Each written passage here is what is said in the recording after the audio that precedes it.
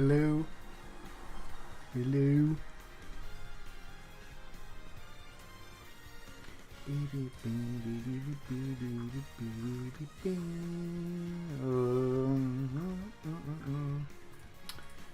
Okay.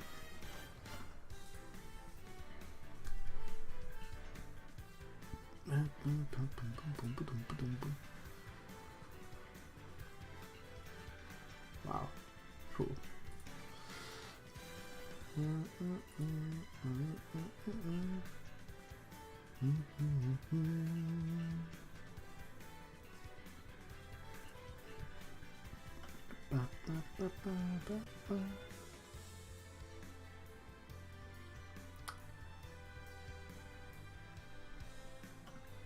me just have this open. There we go. Here we go.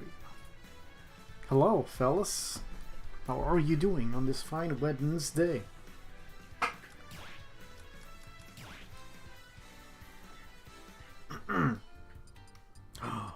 Fusion Samus. Not Fusion Samus. Dread Samus. Metroid Dread. Very good game. Should play it.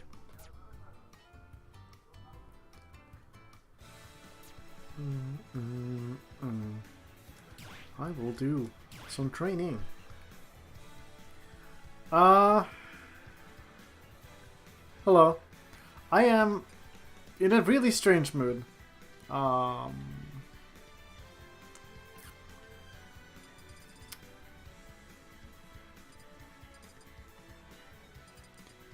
Sorry, I'll get back to it once I figure out what stage to pick.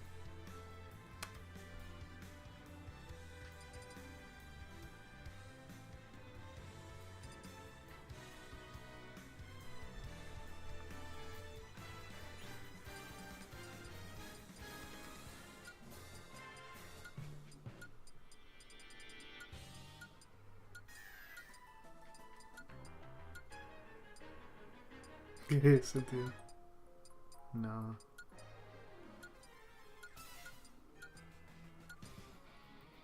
Yes.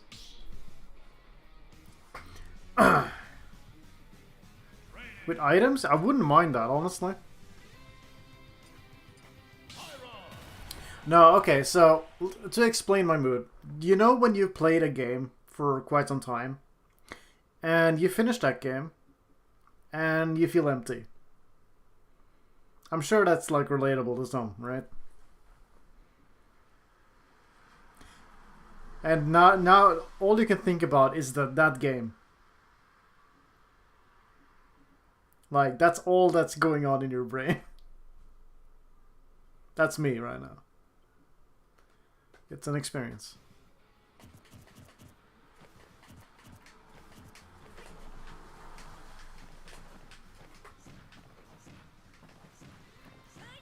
Sonic from 200 generations, yeah.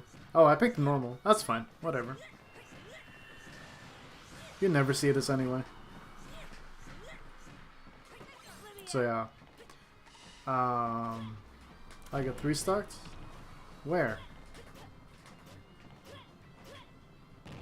Ow.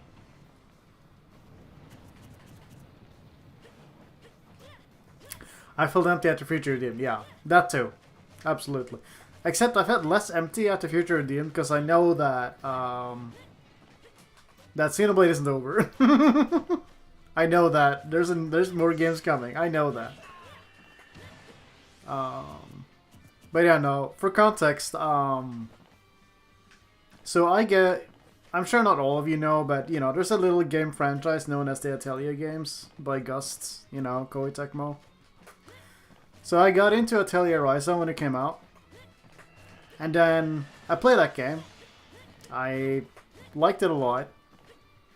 And then I played the sequel. And I liked that a lot. And now this month, and the past month, I've been playing the third one. Liked that a lot too. And now that trilogy is over. And I'm going to miss it. And now I can only think about that. Like, wow, this really was over. It's over. It's Jover.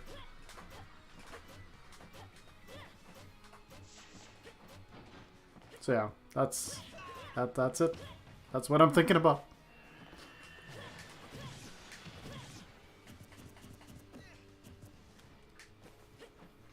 Yeah, it's comparable to playing Xenoblade 1, 2, and 3, and now it's like, oh, it's over. It's the same thing, really.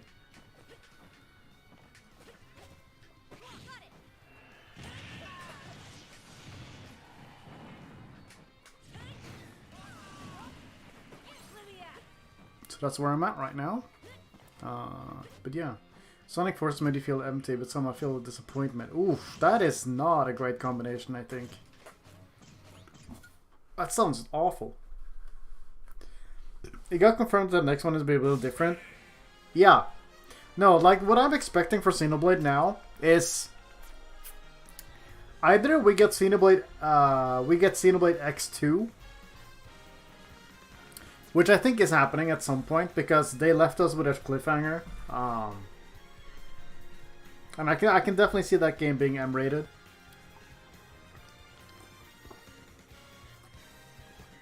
Or we'll get a new like Xenoblade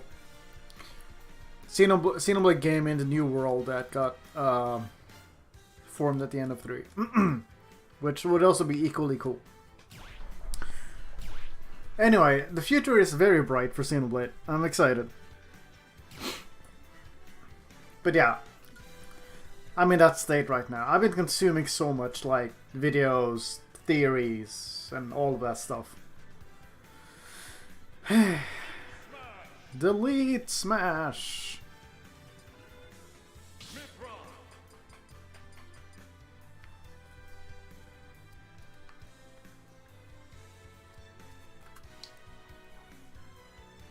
So that's, yeah. I'm just in Atelier Ryza brain rot right now. It's awful, in not the worst way.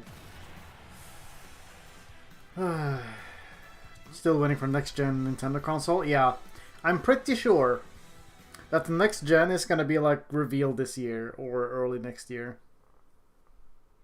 And then they'll reveal that Metroid Prime 4 will be on the new console and everyone will be super excited.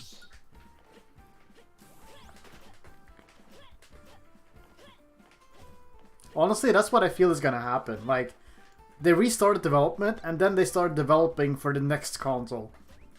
Because, let's be real, the Switch is really on its last legs. It's, like, creaking like crazy right now. Why? Actually, why? Why do you do this to me?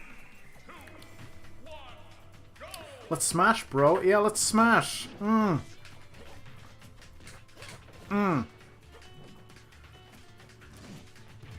Of course you would. Oh. But it didn't fully connect.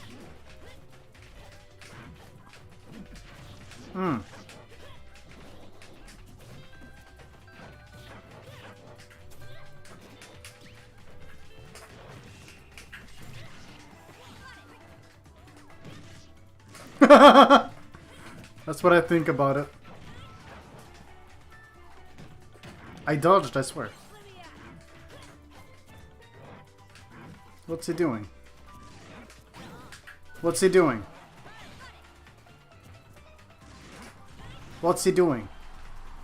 What's he doing? Dude, I saw DDD. I'm already so pissed. I'm not losing to this.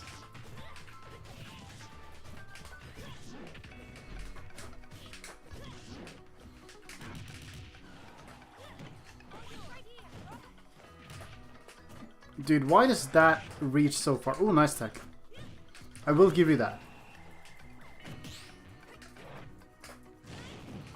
If you were any other character, you would have been so dead. Oh, I'm alive.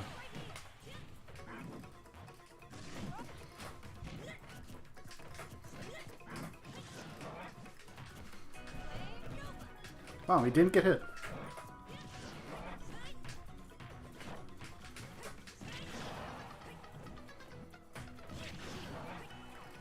What is he doing? Yeah, super armor.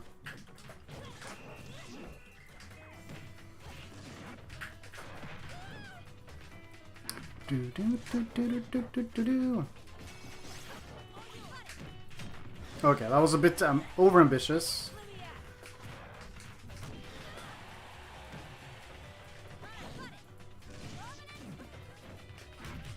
Why does that connect? Actually! Like, I'm behind it, and then the move just decides that, nah, actually.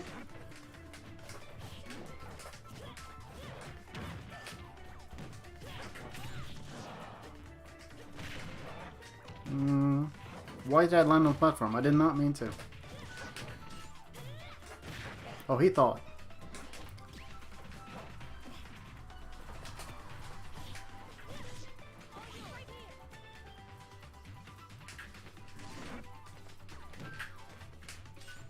I'm too far away. Yeah.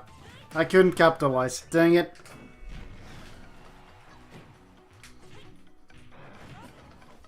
I went really far down there. Really? I guess I didn't space that properly then.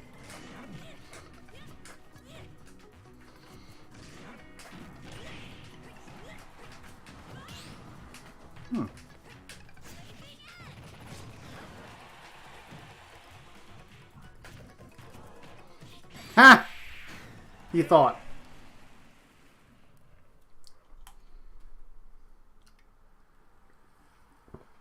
That's it. I'm not fighting him again.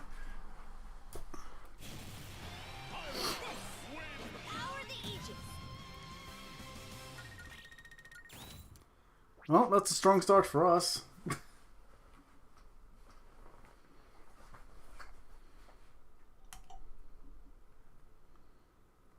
Yeah, like, I'm actually really, like, when the Switch released, it was already behind, like, really far behind, like, hardware. And, like, I'm surprised that games like Xenoblade 3 can run. At all. Like, the tech magic that Monolith Soft do to make the Xenoblade games run on the Switch is, like, crazy. Like, they still... You still see, like, performance dips and stuff, but the fact that they run at all is really impressive to me.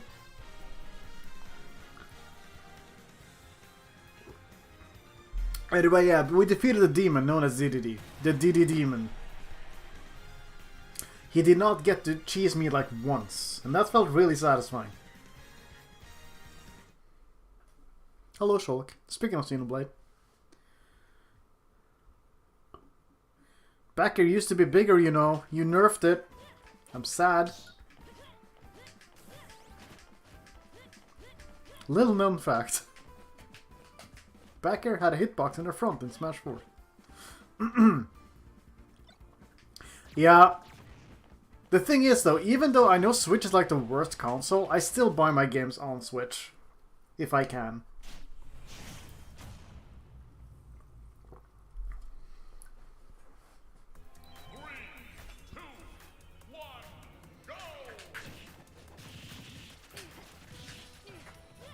Oh, I can already feel the dips.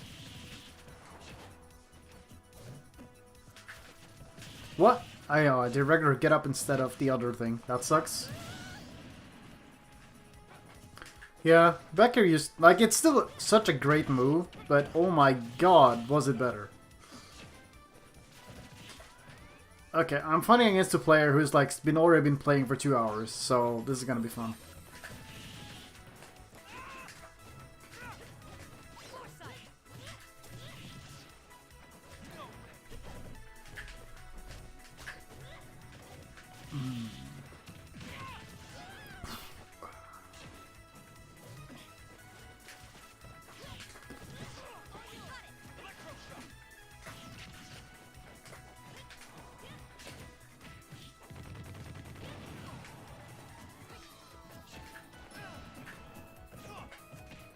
Oh, he thought. Wow, that's so lag I can jab out a shield? No way. You can't stay there forever, bro. I meant to 4 there. But we take those.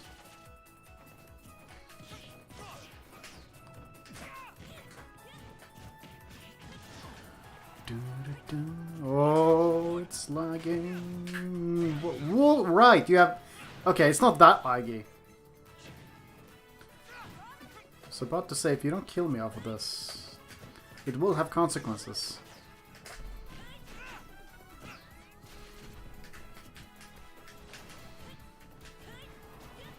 One of these. Huh? Wait, what? What frame is Pit's neutral air? That should have been not punishable by any stretch of the imagination. Pyra back here does go crazy. I think it's one of my favorite moves, actually. Like, it's so dumb. I die that way, and I think I will die that way. I should have.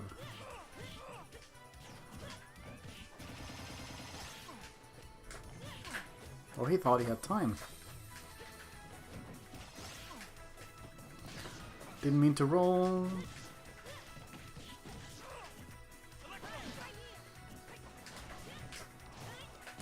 Almost caught the roll. I'm alive?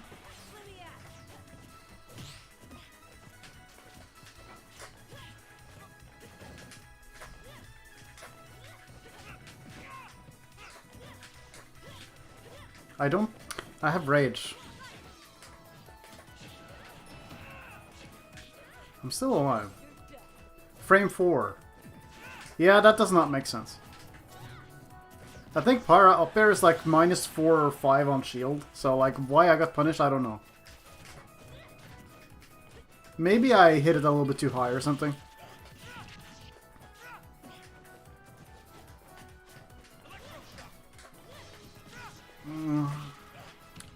What if you wanted to punish anything?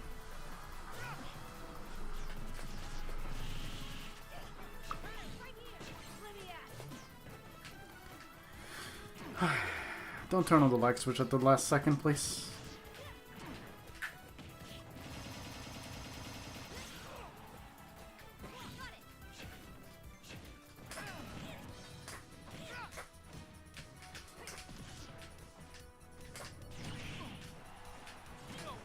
Oh, you were dead, sir.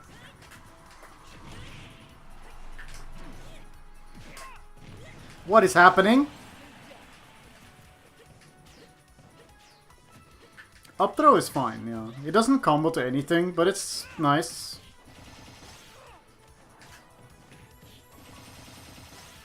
I guess I'm just jabbing now.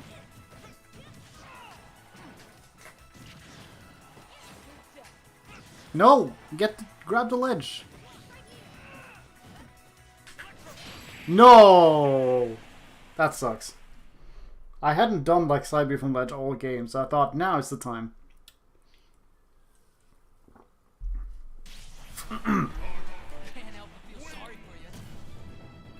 Anyway, I don't want to play you again, because that was very jittery connection.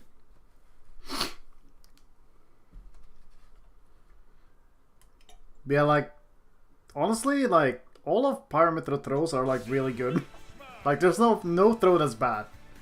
And that's really rare, I feel like, for a character. You always have a couple of duds in every moveset, but yeah, no. Pyra Mythra throws just have use cases everywhere. No, dude, that's bad. I do not condone up B from ledge, it's terrible.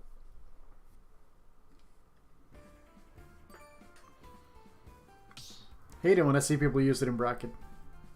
And it doesn't work, because of course it doesn't work.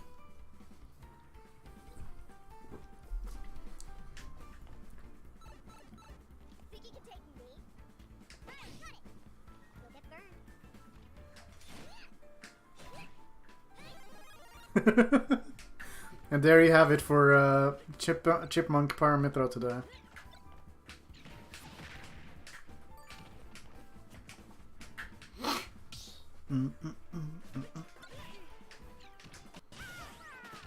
A bruh.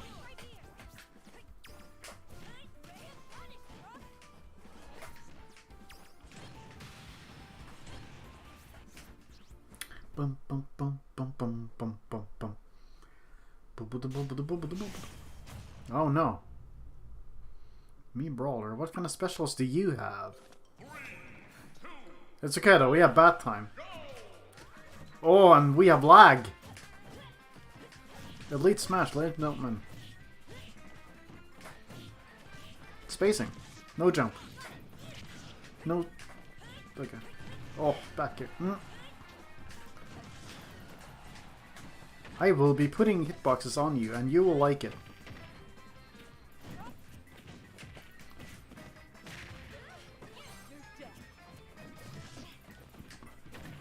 Ah, it didn't work this time. You went for it all.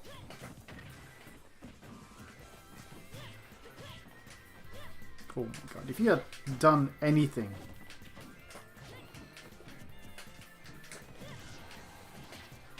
Oh my god. CSS looking ass. This time it worked. Hello site, hope you're doing well. Oh. Again?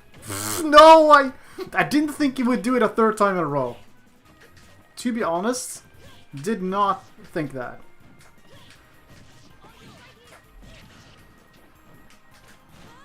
How did I miss? Brawler is kind of annoying, not gonna lie, yeah. Thank you. God, I need to get better at frame trapping with Pyra. Dude, you're such a lanky little guy. Why did that hit? I was under the platform. No, no, no, no, please grab the ledge. Yeah, I know I didn't hit. I'm just, you know. You see, JT, some of my questions are rhetorical. They don't actually need an answer. Oh, anyway. I need to get him in disadvantage. Yeah, that's very topical. I made a video on it very recently. Thank you.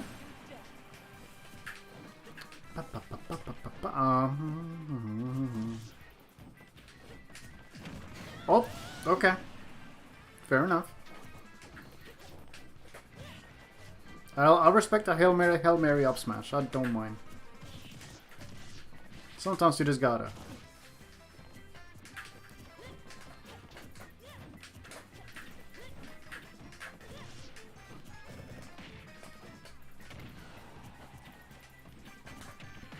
My parry came not out. That sucks.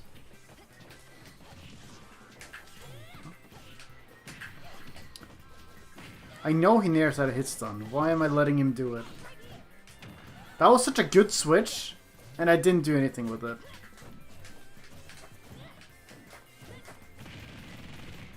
Oh my god, am I dead? Oh my Jesus Christ! Okay. Alright. Does that move out iframes or something?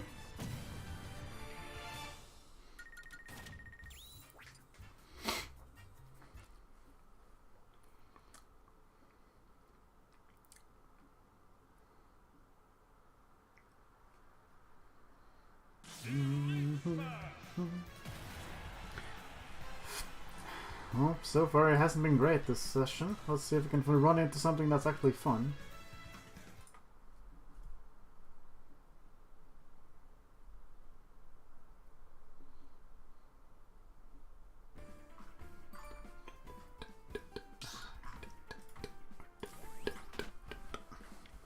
Oh, it has iframes. Okay, good to know. I was like, I saw my attack go through him. I'm like, oh. Hey, Apple.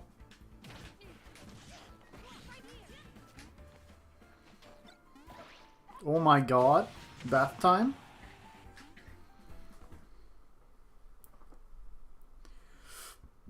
TM?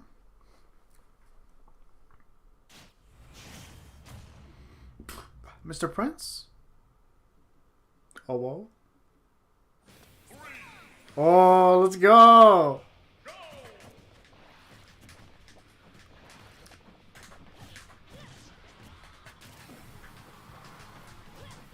Why are you... Are you jamming out? Peak fucking music.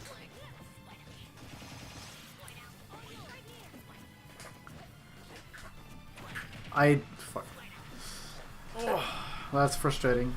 You know when you want to empty land and then attack, but you end up doing an aerial and you get so much landing lag?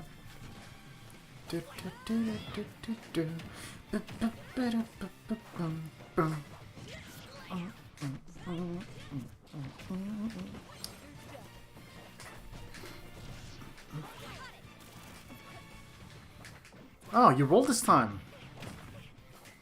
Very bad air dodge. I might just die here. Not if you do that though, that's terrible.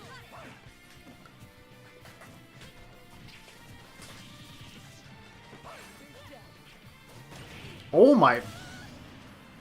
He hurt buck shifted my up B with down air.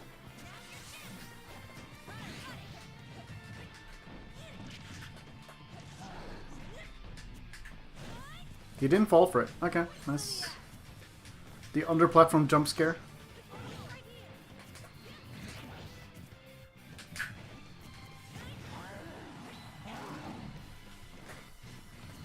Yeah, I wasn't sure where he was going to land to there.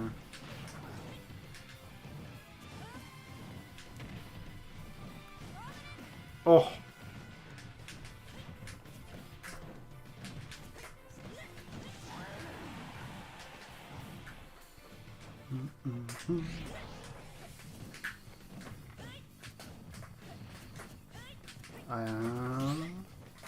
I like how we're both staying the heavy hitters for no reason. This is so funny.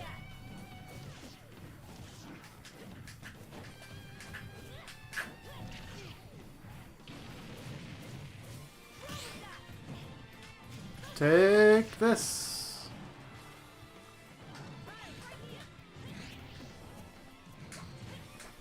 There you go. Yeah, dude, when I heard this the first time, I popped off, dude. I love it when Xenoblade games has like actual proper boss music that's hype. It's so good. Xenoblade 1.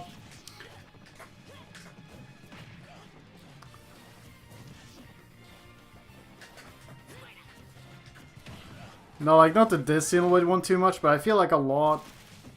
Like, the battle music isn't as peak as people say it is.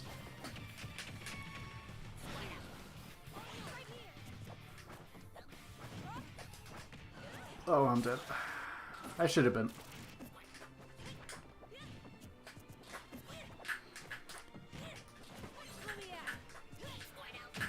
Oh. The aggressive landing. God, I don't know how to approach Squirrel. Not gonna lie. He's so small. Yeah, that's the...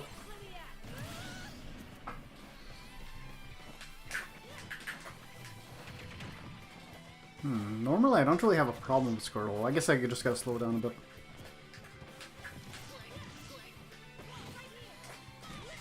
Bam, bam, bam. That's a re-grab, right? No, it's not.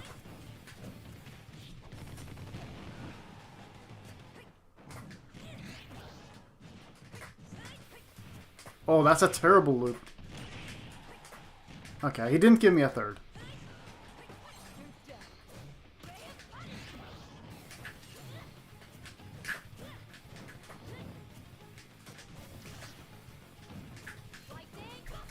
Oh my god! Charizard is so big I can Lightning Buster under the platform. Excuse you? How did it miss?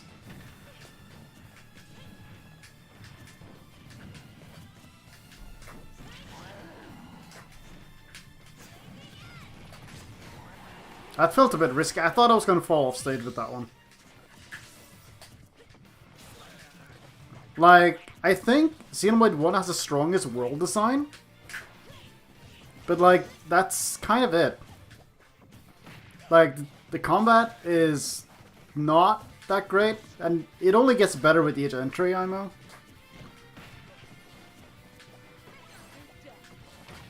Like, on a first time playthrough, I think the story is fine. But on a second time one, I feel like it gets worse. Because you see all the... not plot holes, per se, but... There's a lot of the writing that leaves a lot to be desired, IMO.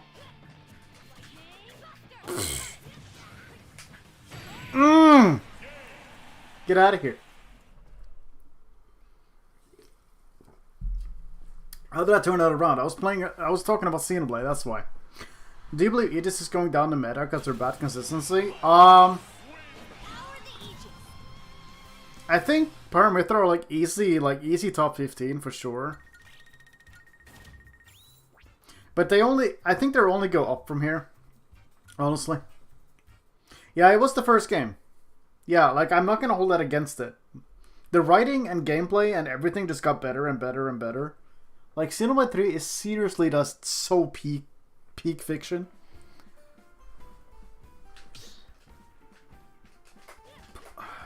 But yeah, no. Honestly, I think I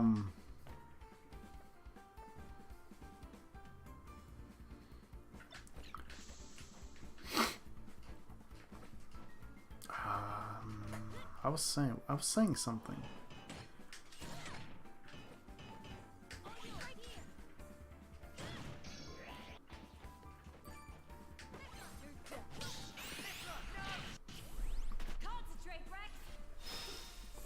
But then no, like I think the more people play Aegis, like the better and more consistent they're gonna be. So I think it's only gonna go up. Because now we're in the era where people have learned like all the counterplay, and now the Aegis mains have to like just adjust and adapt and just learn new things. Essentially, I think it's what it boils down to.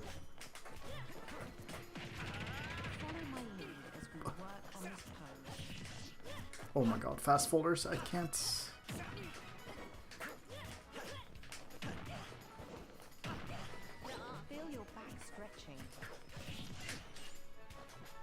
You did it anyway.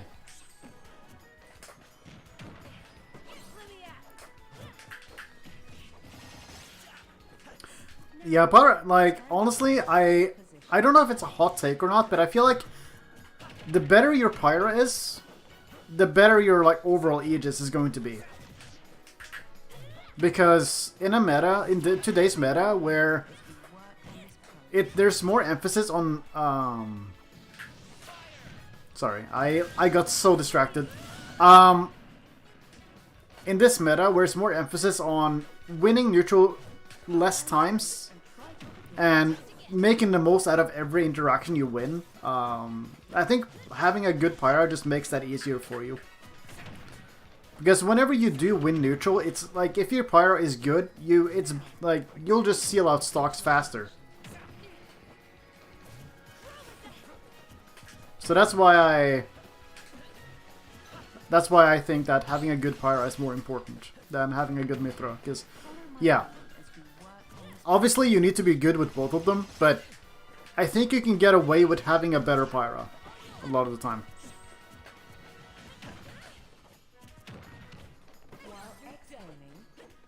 And honestly, except for like a couple of top players, I feel like people do not, and I mean do not, practice Pyra enough. Like, there's so many people who, whenever they switch to Pyra, they have no idea what they're doing.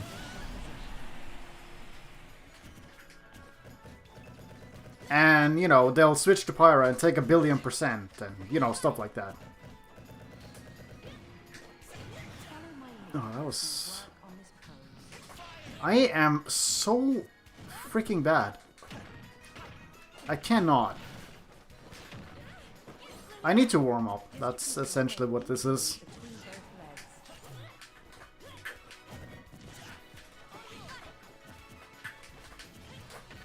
I had that roll. No, the thing is, there are people like me who prefer to play Pyra, but like, I find a lot of people click with Mythra faster because she is mashy, or you can use her like to mash with. And people just can't wrap their head around like Pyra's more slower, methodical gameplay where positioning is key.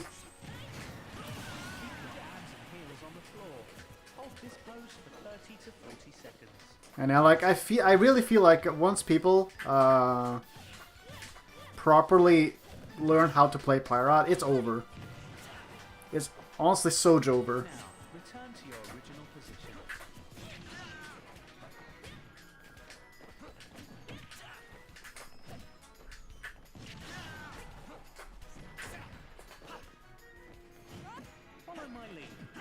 And like people just need to put in the effort. Because the reward is gonna be so huge. What do you mean?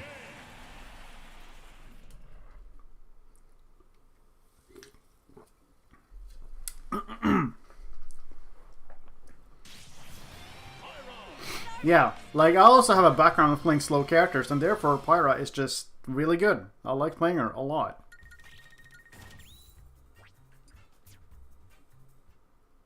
And that's why she's like far, far better than my Mythra. And that's why I can just blow people up a lot more.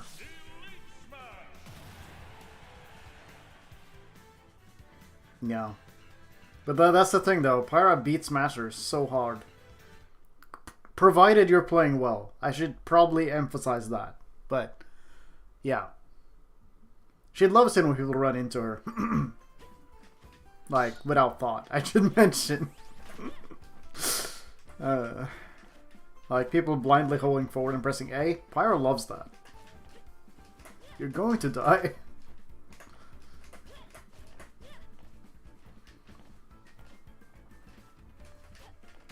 Yeah, but that's the thing though. Sonic can also be played really slowly if you want, right?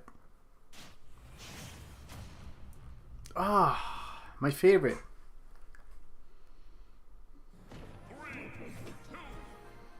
Good luck, have fun. I don't know.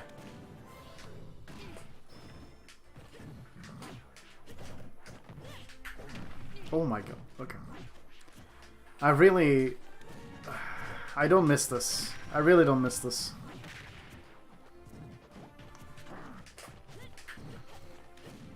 You know what I find really funny about Sonic in general? For some reason, people hate on Sonics when he is probably the most aggressive Sonic player we have. What am I doing? Okay, let's try to be a little bit better.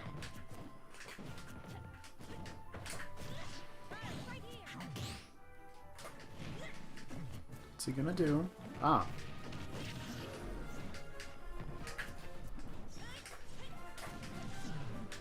I really low profile that one. That was a bit too early.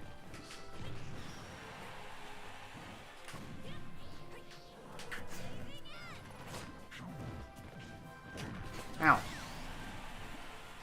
Yeah, he only camps when it's necessary. Like, there's a lot of Sonic players that will camp 24/7, regardless of who they're playing against. But, like, Sonic's is probably, like, one of my favorite players to watch. Actually. Genuine. He's so good at the game. Unlike me right now. How did I not hit you? Don't tell me he has iframes or not or something. He's the most respectable, yes. I died the same way twice. That's bad.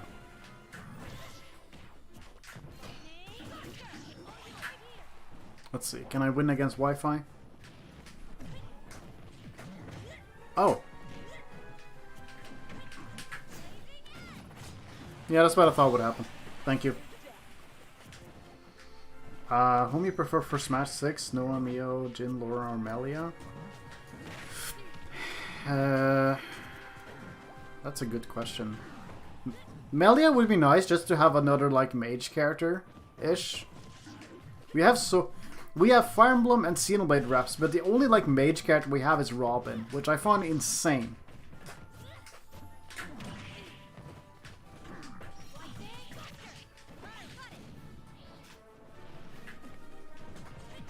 I missed and I'm bad.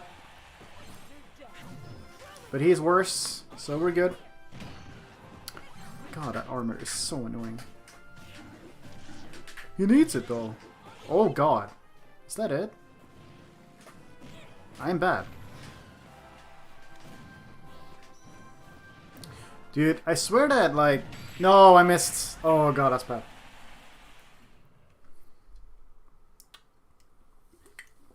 Jin would be great, yeah. I lost my train of thought. This match was terrible.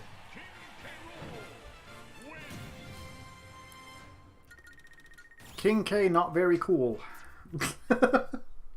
Yeah, I was about to say, like, I feel like DDD players and K-roll players are kind of similar.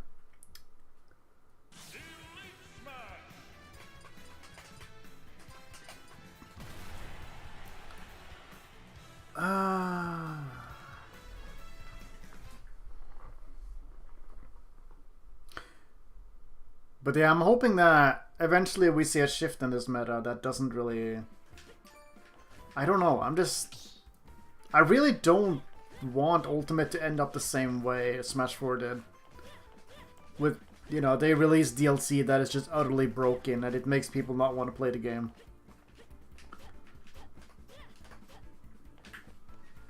But I feel like that might be where we're going and I don't like it.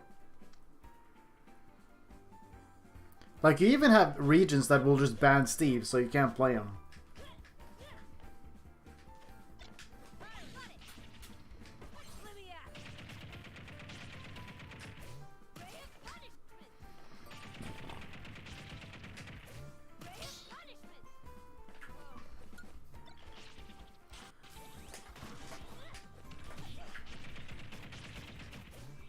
You just don't go the way I think you will.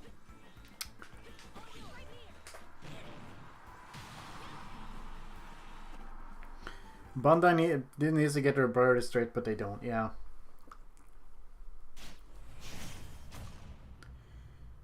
Honestly, what I'm really hoping for... I'm really hoping that Smash Ultimate gets ported to the next console. And they continue developing for it. Like, I don't think I necessarily want more characters, but... if they did balance changes and maybe, I don't know, DLC costumes, that would be great. Okay, good. Really impressive. I feel like a lot of Lucina players will just nair out a hit stun and die, so good on you.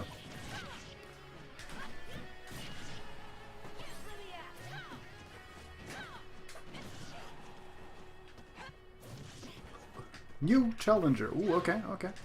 I haven't played Lucina in a bit. Oh. I missed.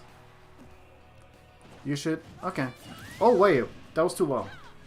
But yeah, that's my hope for this game. You should have died. You should have died for that.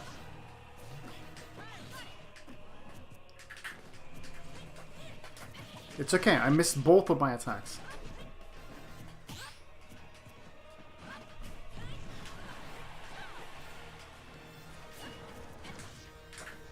Oops, not what I... Ooh, okay. Too close. I have not heard this theme in a while. I was hoping for a second place, but I'll take that too. I mean, Aegis and Chrom are similar in ways, for sure, but I don't think they're the same. That's not gonna work. Oh my god, I didn't even get fast enough to the ground to shield. I don't think I like this theme.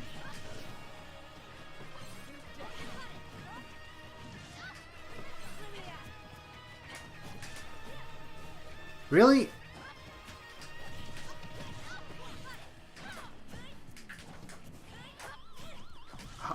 Dude, how are all these attacks missing? Actually, genuine question.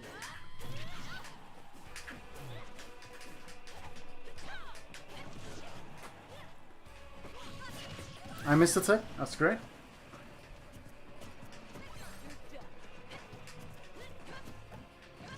Yeah, like I have an Islander plays Lucina a lot, and I've fought him a lot, but the problem is that he plays so differently from every other Lucina I fight, so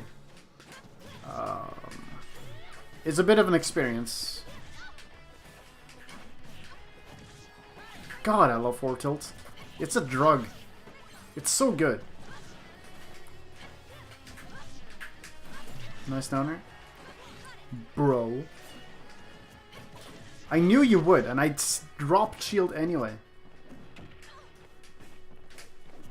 My pivot grab did not work. I'm upsetty spaghetti. Thank you. 69. Yeah, like... Islander plays a lot more like slower and methodical, kind of like me, so we clash. Or he switches between aggressive and slowly a lot, which is cool. That's like something I'm trying to learn myself, honestly. It's so good being able to just change the pace of the game. Ooh.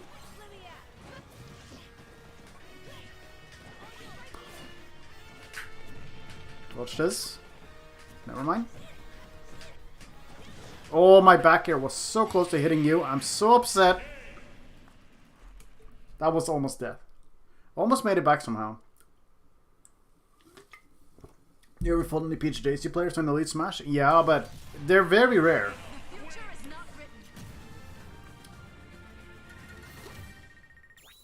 I just hope that a lot of characters get some redesigns and a lot of visuals improve. Yeah, me too. Like, I don't think that Smash Ultimate is a, like, bad looking game at all. But there's like some things I wish looked a bit different. Like, there are some textures that I just don't think look good at all. Like, have you seen Wolf? Like, if you actually take a close look at his model, it's not that good. Like, his fur does not look good.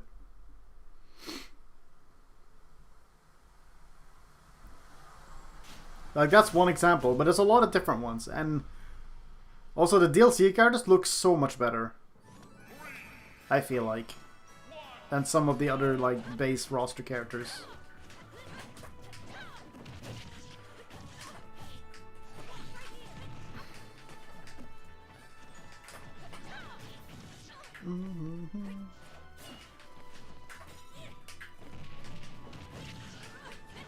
Why did I go for back air? That's not a true combo in any reality.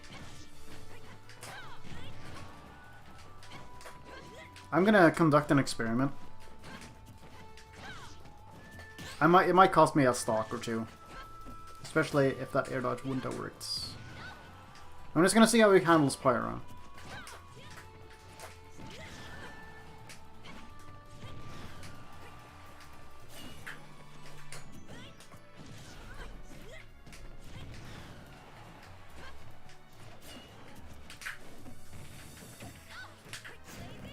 God, that was almost really good!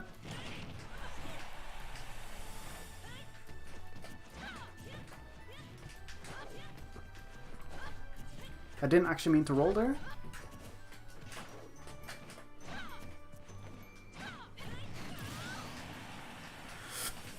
Damn. Oh yeah, Carol's skills don't look that good either, yeah.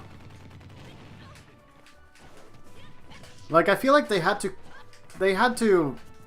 If they wanted this game to run in 60 FPS, they had to cut a couple of corners. Which is a bit of a shame.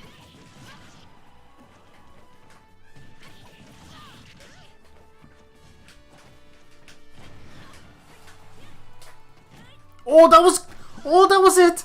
Oh! I'm kind of upset at that one, honestly. That was such a good frame trap, and my downer just didn't come out in time. Oh yeah, Ridley also looks kind of weird, like his scales. Kind of like, K-Rool.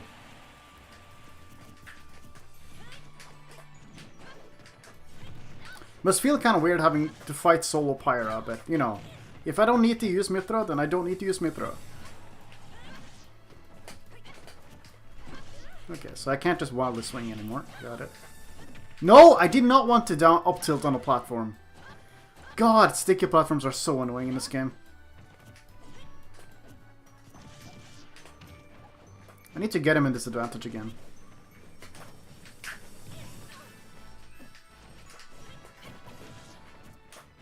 Yeah, he stopped because I was shielding, huh? Ow, that hit?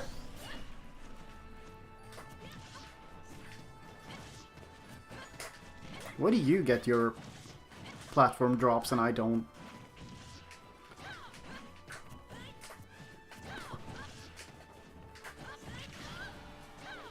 There's that nair I was looking for.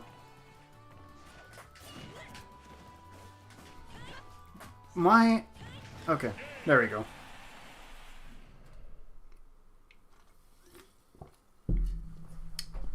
Real Ultimate took 2.5 years to develop? Jesus Christ. In that case, they did a lot. In that case, they did a lot of, that's a lot of good work, yeah.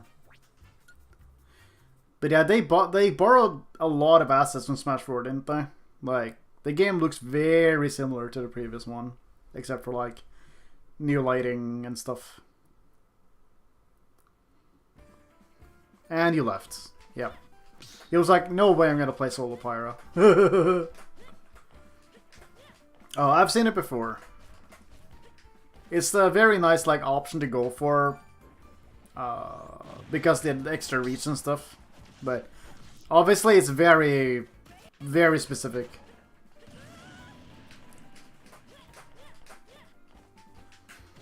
But yeah, I won with solo Pyra. This is what I mean when she just kills smashers a lot. Because I realized that guy was just mashing. So if I just slow down and hit him, everything is going to be fine.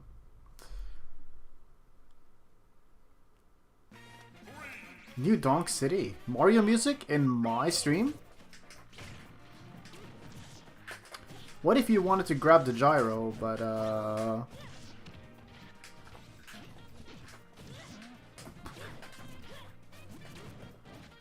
Right, that's unpunishable with grab, isn't it?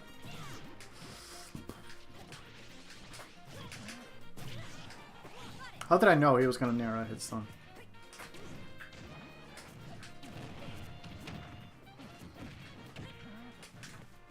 Oh, I wanted to be cheeky with that one.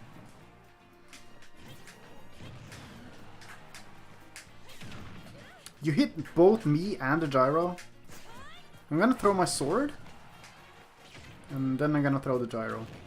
Soon. Do I still have it? Yeah, okay. You know, the one thing I really don't... There's a lot of things I don't like, but... You know that random chance that you might drop the item you're holding when you get hit? That's like one of my least favorite things they did. Like, it's so dumb.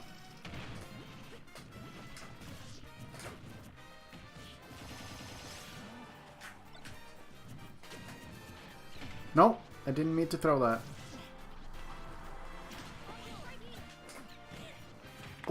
Oh, imagine.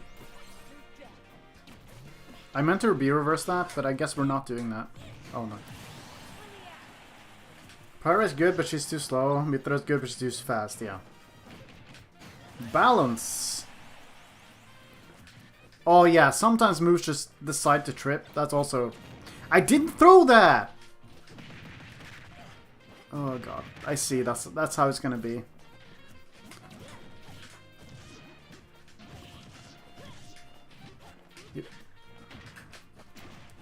Yeah, I'm realizing there's a bit of delay now, so... Oh! I've never seen that get-up attack before, like that version of it. Oh my god, you're so big that actually works. What's he gonna land with? Nair? Who'd have thought?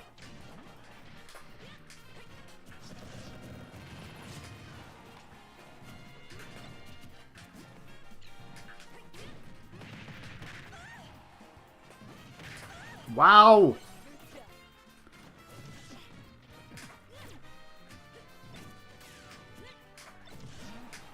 Oh, I re-caught it actually. I'm kind of proud of that one.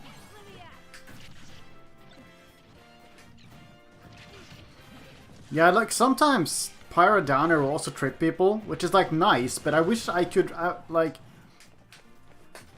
work around that. Like it's not something I can rely on.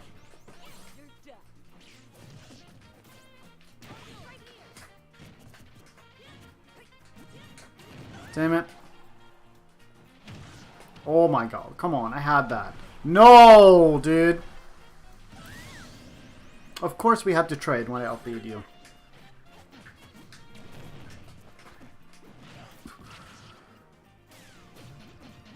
Why that down tilt didn't hit me, I'm not sure. I thought. Yeah, like... It's so random, and I wish, like... And it's so funny when we actually have moves in the game that have a 100% trip rate. Like, they're meant to trip.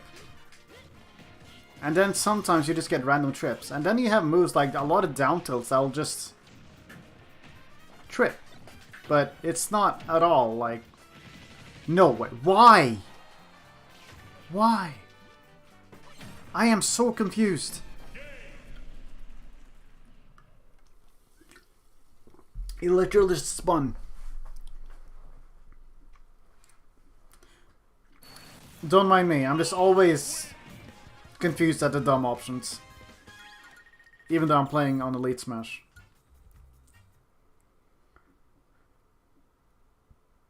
Rob's down tilt makes sense. No, I hate that. I hate... Rob gets way too much out of tripping. Like, that's not okay.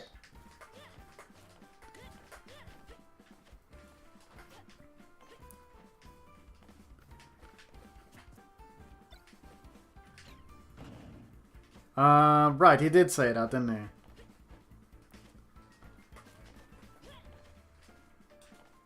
Right, they left, so I gotta find another one.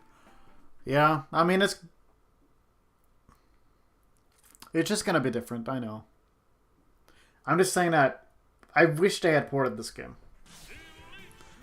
Because it just needs a little bit more in terms of development stuff. Just a tiny bit more, and it would be perfect. This game really needed, like, a final patch, like Smash 4 got. That's all it needs. Just a tiny couple of adjustments to make the game board, like, consistent. Because multi-hits still freaking suck, for no reason. They're so inconsistent, I actually hate it.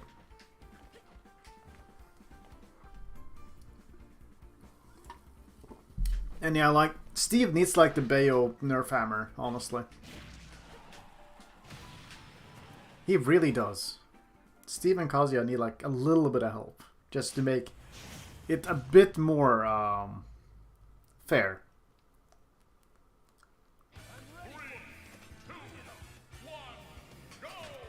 Also, something I realized recently, have you guys noticed how all the annoying characters in Smash Ultimate have something funny they'll do at a disadvantage? Like Game & Watch and his down air, Pac-Man and his hydrant, Steve and Anvil slash minecart, etc. Isn't that funny? I just realized that recently.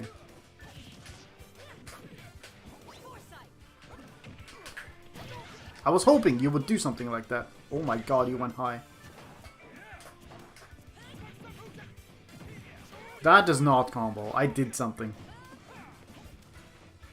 But I guess it doesn't matter, huh?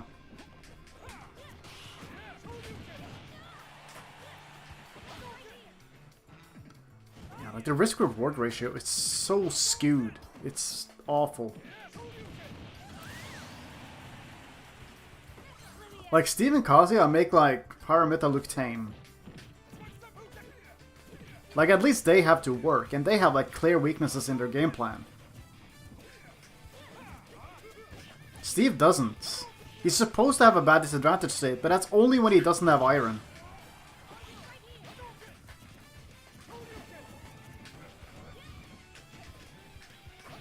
He's doing the right thing.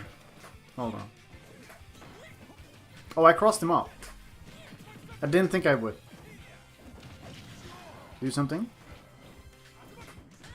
Not like that though. That's a bit much. Yeah, I guess I'm not gonna use Pyra. Like, I guess Ryu would have been a different story because it's a bit slower. No way. God.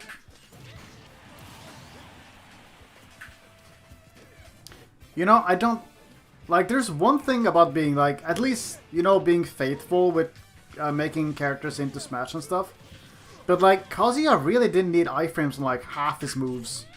It's so dumb. Like, how are you supposed to work around iframes? Like, sometimes you play, for, like, really well and space properly, but it doesn't matter, because he had iframes.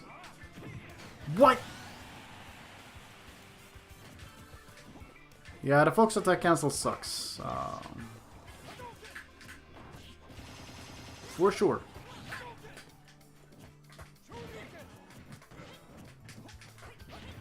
Thank you. I was aiming for back air. I'm not sure if there was a back air. Like, I know that Mythra is supposed to just shut down Ken, so I'll try my best, but... Oh. What? No! What is happening? I feel like characters like Ken and,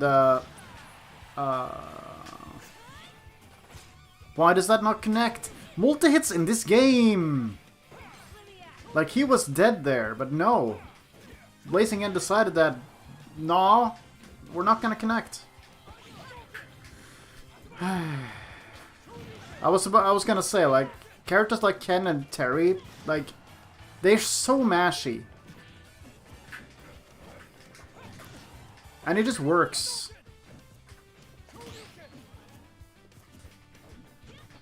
I missed, I'm dead. No, I'm alive. And like, I feel like it's so hard to actually outplay them. Sometimes.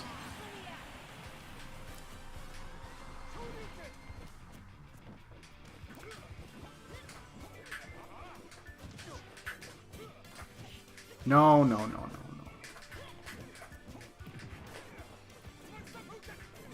no. There's also like auto turnaround and down tilt, and it just gets very...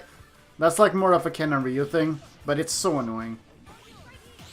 Like, you don't even need to put thought into your ledge trapping as Ken and Ryu. You just stand at roll distance, and if they roll, or if they don't, it doesn't matter. Down tilt. Easy. You don't have to turn around. I'm dead. Should have been. There it is. Terrible air dodge.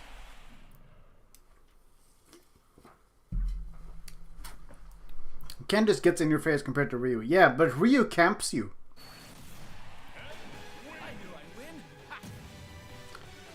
That was rough. Yeah, you tell me, buddy. I don't like it.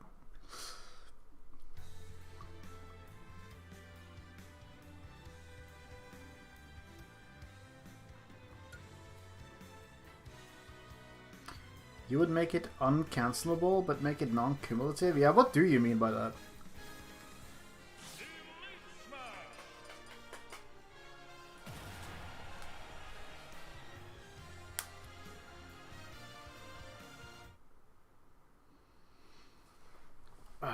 Sakura wants Kazuya to learn every attack in his list, but that's fine.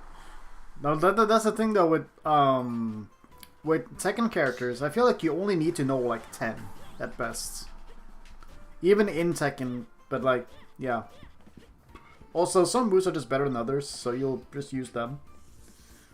Which is exactly what happens with Kazuya in Smash Bros. You only see Kazuya players use like a small handful of moves in general. And then they suddenly find another move and I'm like, oh wait, that's actually kind of good, isn't it? Like, I feel like it took forever for them to realize that up air is just insane. Oh my god. Big Blue, yeah, that's how I feel right now. When you foresight and it doesn't matter. Oh my... This is not gonna work. Oh. Ooh.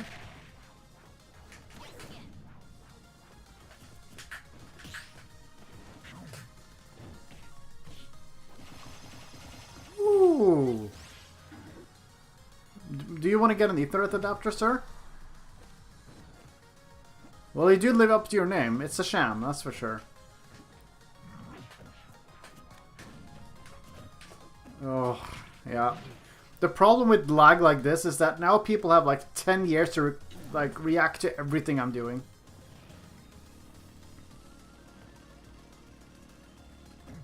Yes, thank you. I love listening to the propeller sound. Oh, this is gonna be so annoying. Are you okay? Are we... Bro, how am I gonna do anything? Ah! Oh, then it decided to be fine. Okay. Please. Thank you. Oh, please. Yes. No. Okay. Oh, please recover properly. I'm begging you. I don't even know if Pyra would be better, but like... Oh yeah, I can't shield that in time.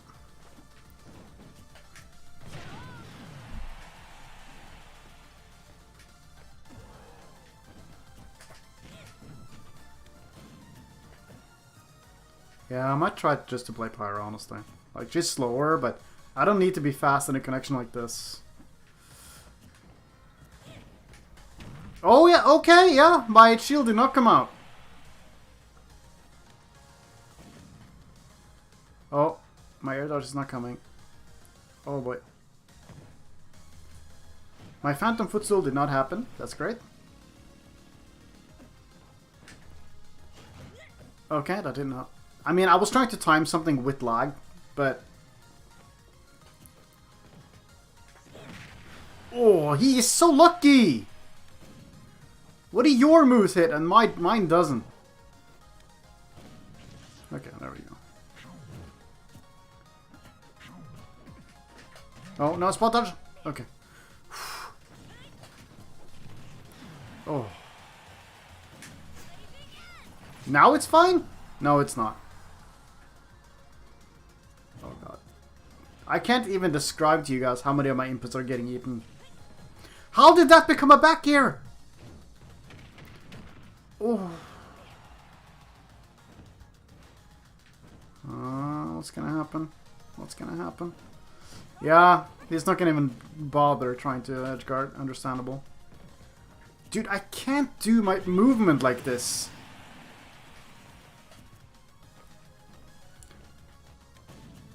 Like, I can't do my funny short hops with Pyra if the connection doesn't allow. Also, yeah, this game's online mode is not finished. No, it needs more work. But I feel like Smash Ultimate Online specifically is like very much the... It works in Japan, so why would we fix it kind of thing. At least from what I've heard, like the online is just way better over there than here. So they're not gonna like put any effort into that. Oh, he rolled way too late. Ah! No!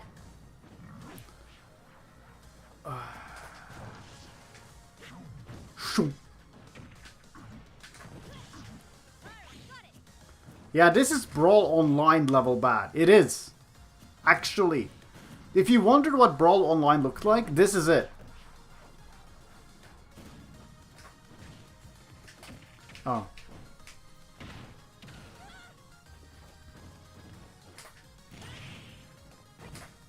Oh. Oh, this is the longest match I've ever had.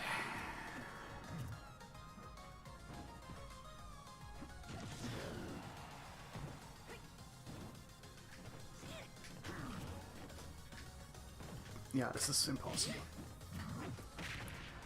I can't do any pressure through movement in this connection.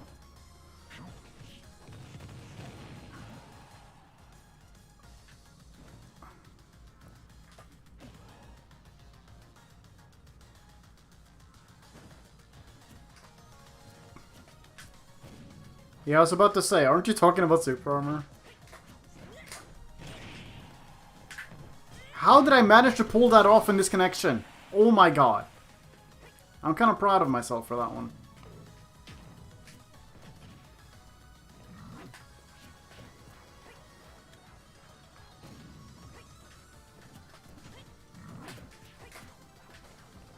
No, that is not what I wanted.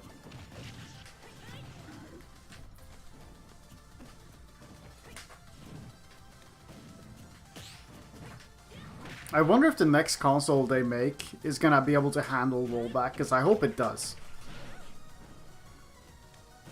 Well, if you're gonna cannon, then I'll be fine.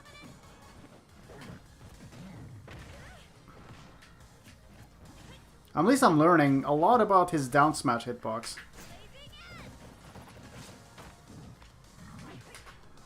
Oh my, no, I gotta stop complaining also. Like, of course it's gonna be bad in a connection like this.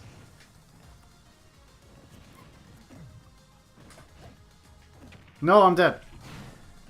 God, one mistake, you know. That was a terribly spaced down tilt, though. Well, I mean, what can you expect? No way. There's no way I'm losing like that. After all this.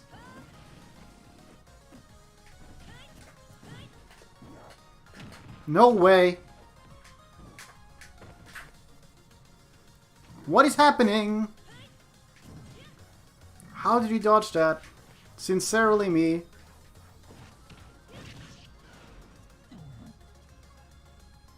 What's he gonna do? My 4 tilt did not come out! I was ready to punish that landing.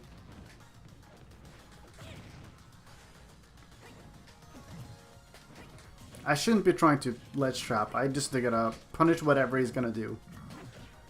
Like that. But it doesn't matter because you have super armor. He needs it. Oh god. Please, no, no, no, no, no. Let me recover and then you can lag.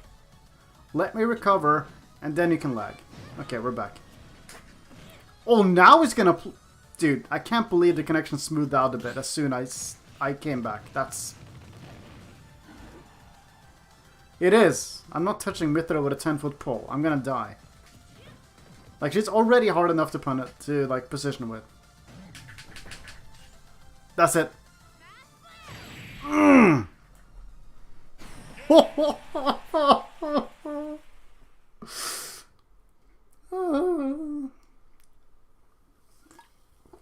That is the worst thing I've ever heard, like, experienced. Oh my god, that took like 10 minutes. Oof. That was rough. No! Yeah, he was down smashing like crazy. To take an example from Smash with the modern controls, so what's stopping Smash from taking theirs? Right! I mean, I know that Smash was always meant to be a party game.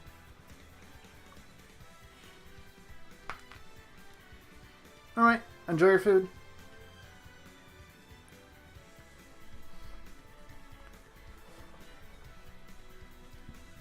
Like, Smash is just never gonna be like the fighting game people want it to be. I know that. And people have tried their best to, like, play around the funny mechanics and rules that Sakurai put in. I missed it. Do it again. No. Hello, Omega. How you doing? On this fine Wednesday.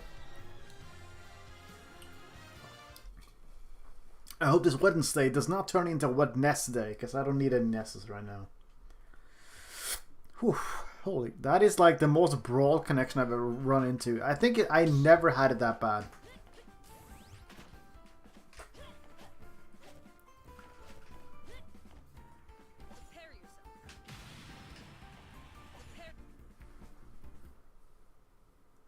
Prepare. Speaking of Kazuya, thank you for the remembership, Omega. Oh, playable connection. I say that, but oh my god, I forgot. You have like semi-tough guy at low percent, don't you? I can't move. God.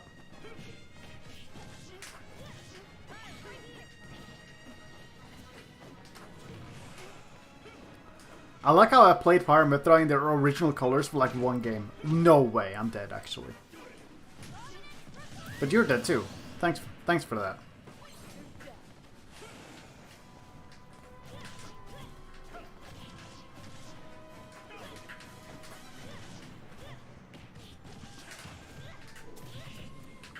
No! Up smash doesn't work on him! Dude, why do you have that? No way that comboed! That worked so well last time, dude. Why don't you do it again? What?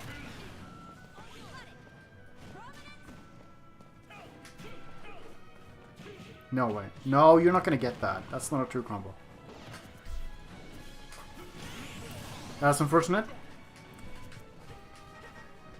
For you!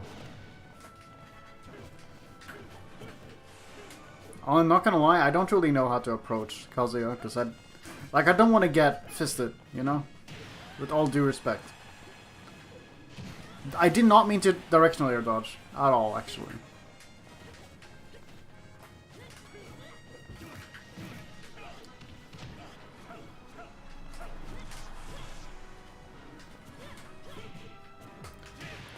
If you're only going to grab me, why didn't you do the other funny thing? God, I really don't like using Pyra against Kazuya at all.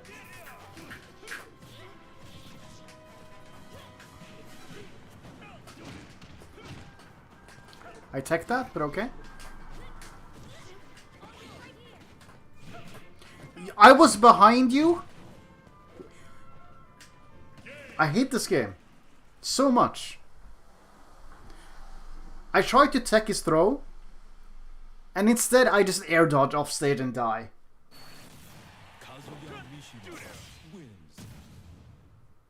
Oh. Fantastic.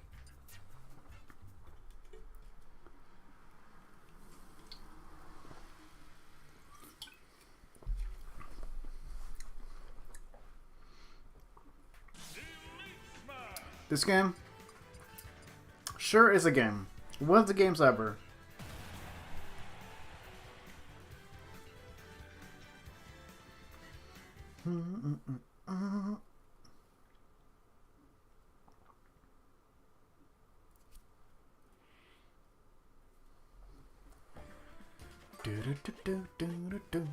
But now we have blue aegis.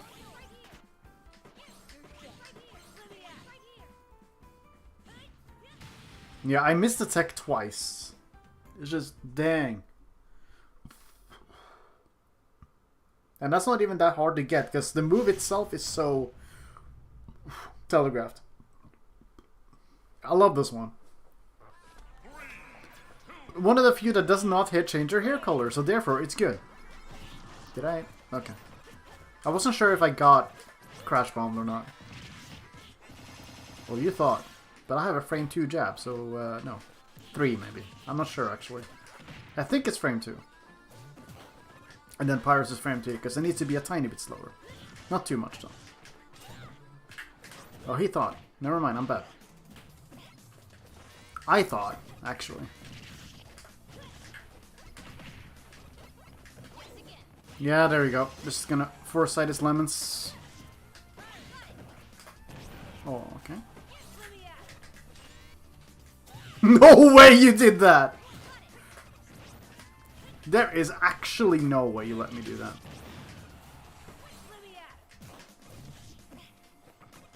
Dude, I love how big up B is. Like, when you're standing on the ledge and you hit them and you reversal them, and it's so fun. Oh my god, I spaced perfectly around that. Okay, I did not grab the thing on the way up. That sucks. That was the only reason I air dodged.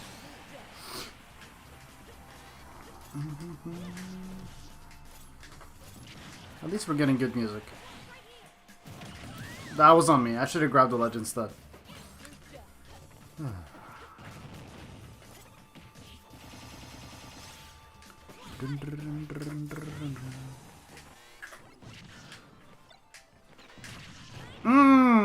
How does it feel?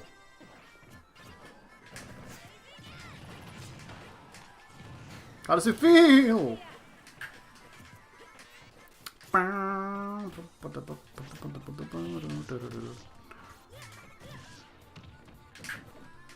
Yeah, that's a very perfect pivot grab I did there. Jesus.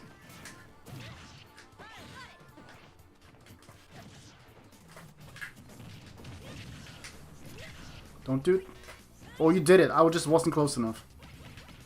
Crazy.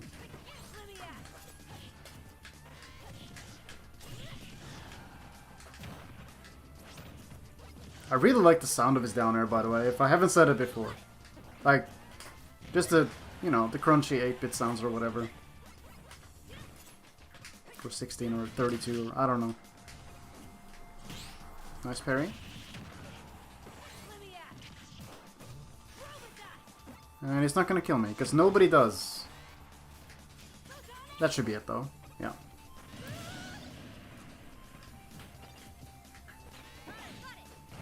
Oh, that doesn't get rid of it. Okay. It's not like, Oof, I thought I was gonna die.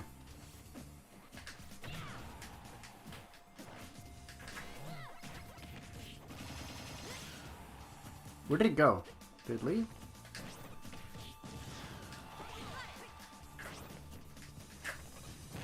You low-profiled! There we go. Do you only play Aegis? Yeah. I play Corrin and Shulk sometimes as well. Byleth as well.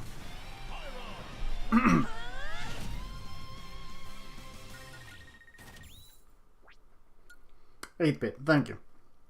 There's so many bits.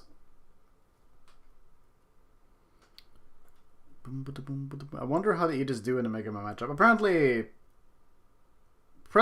well, because Mythra can just continuously foresight the lemons. Now, I don't play Pichu. I value my mental health.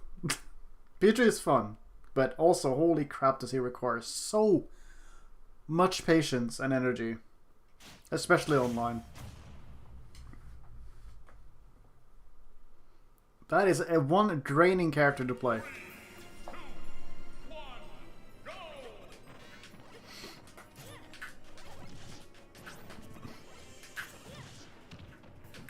Ah.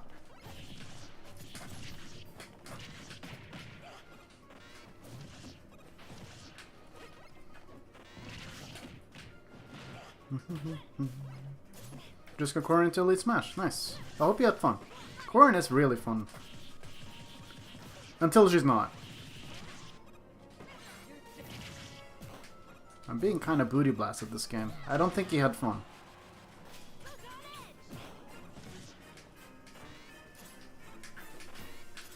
Oh.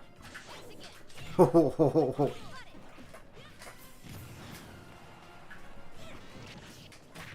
Every time. Let's see.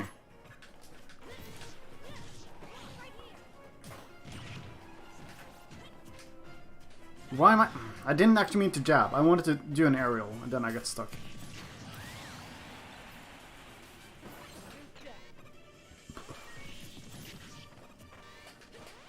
I was gonna say, can you just foresight the tornado thingies?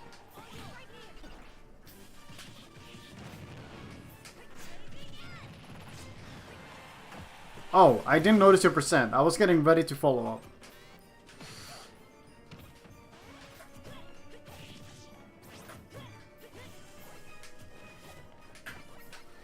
Missed timing on that one.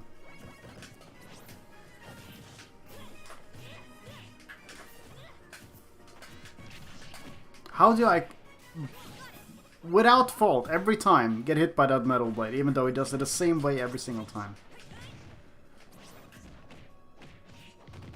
Sorry, my jab is frame 3.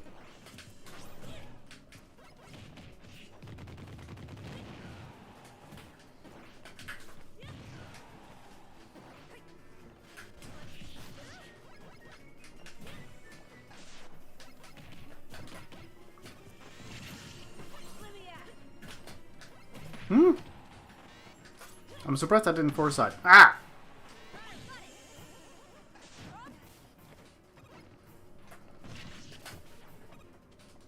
Yeah, I wasn't sure about what to do there, but it's fine. Oh, I had that. I should have just waited. I didn't need to do much there at all. That doesn't hit on ledge? I thought it did. I was like not sure exactly what to do. Wow, that hit. Nice. You got 30 characters into elite? Dang. I could never.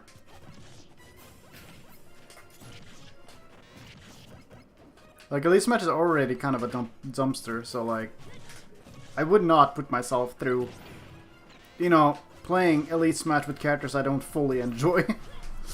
That sounds like not great.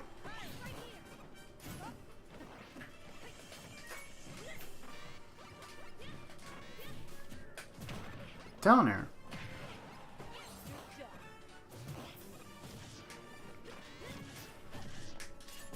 Thank you. Dude, he always recovers high like that, every single time. And then so you switch to Pyra and you can't get in, and oops.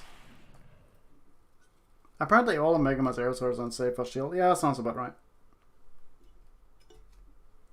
Mega Man is weird to fight. I didn't really force that as much as I should have.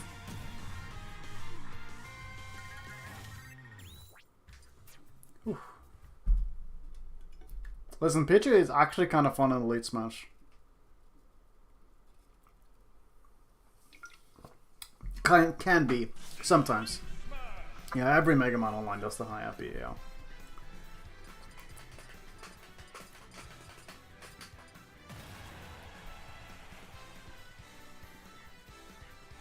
Like, I still have a really big collection of Pichu clips I've gotten on people. It's like crazy. Can you go Bile through Corrin? I probably could, I don't know. I haven't played him in a very long time though, so I don't know if it's gonna be good or not. Probably gonna take like 10 games to get used to the character.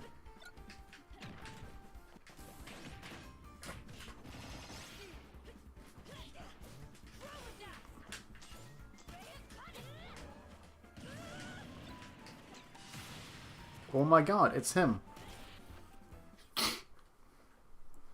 See, I get Lugia on first try. Speaking of characters with terrible textures, there's Wolf. 3, 2, Oh. go! Like, I think the model itself is fine, but oh my god, the fur needs so much work. I don't need to mod Lugia in, I can just get him. I was about to say, don't do it. And then you did. There is no way you side beat again. Like, I always, like, Wolf players are so brave when they recover with side B, because you don't snap to ledge with that one, right?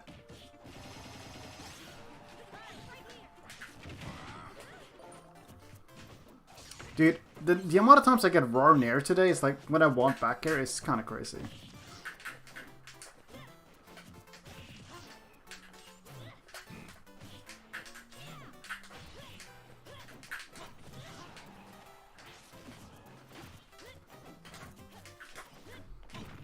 Ow.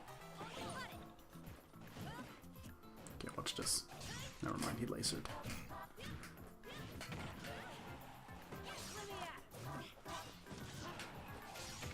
Yeah, okay. Thank you for stopping me. That was a dumb option. Like, I wish there was a point to, like, what am I trying to say? Like, if foresighting is, blaster. Like, there's, like, no point. I don't think Wolf gets slowed down when you do. Oh, speaking of which. There's a blaster. I'm sorry for the misinput. Listen, you can't camp from behind. You're behind.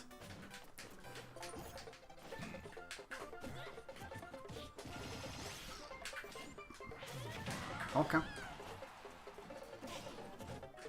Nice. You know, when you know, when you actually shield a get-up attack, you have, like, so many options, but people, for some reason, go for grabs still. Like, you can very easily kill people off of that.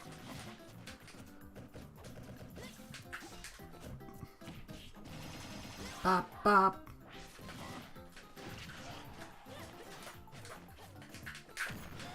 Oh, Jesus. Almost died from that.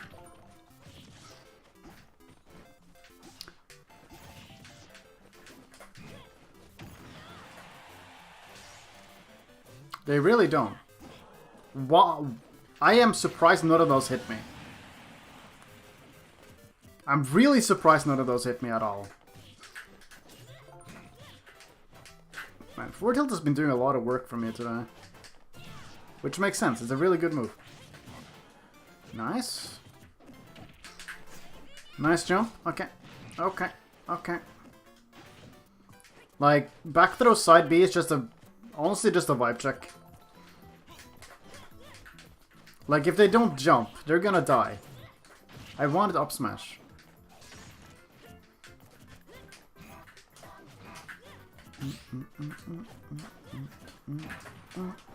Oh no. I hate that. You mean Pyra comes out fast? Yeah, frame 14 if I remember correctly. So now I gotta work from behind. That really sucks. No. Oh god, if you reverse that, that would have been disgusting.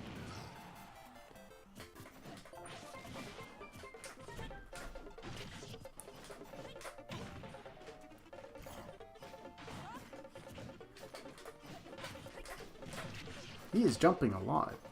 Did you know?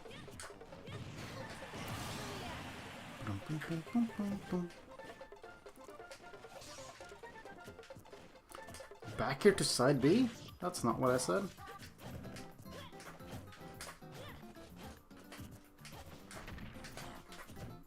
Okay. I think he's actually adapting to what I'm doing, so I gotta play better. No way, bro.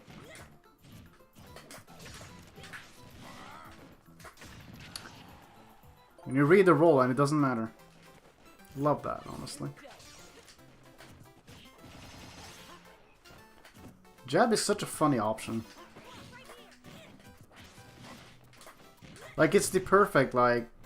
Are you just running at me?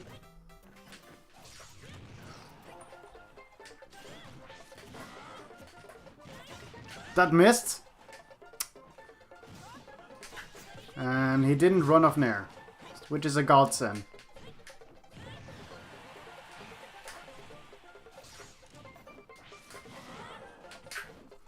No, I missed! He still does not Nair me. There it is. But now it's too late. That was a really good recovery. Oh, he didn't. Spaghetti.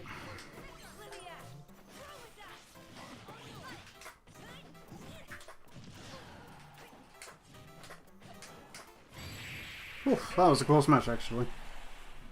Oof. I felt like I threw that a bit, honestly. But hey, we defeated the toxic cat. Everything is good in the world.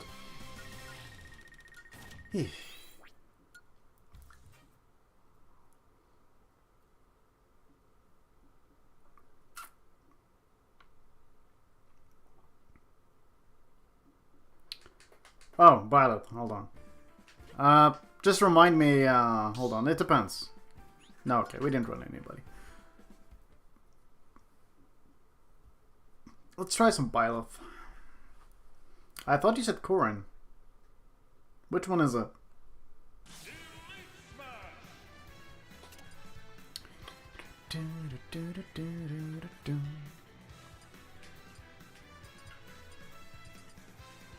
Oh my god, they're so far behind in GSP at this point. That's crazy.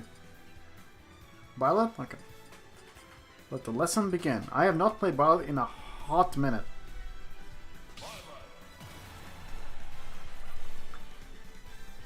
Honestly, Byleth is really hard to go back to when Pyra exists.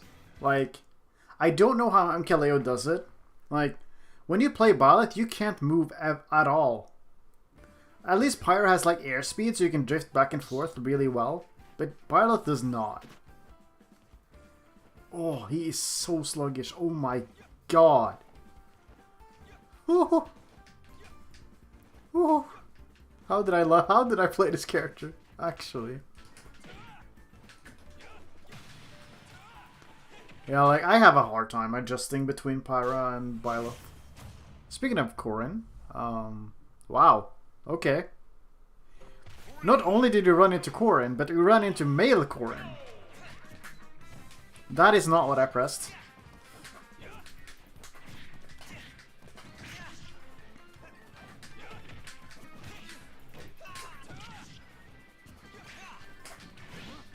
Wow, almost had him.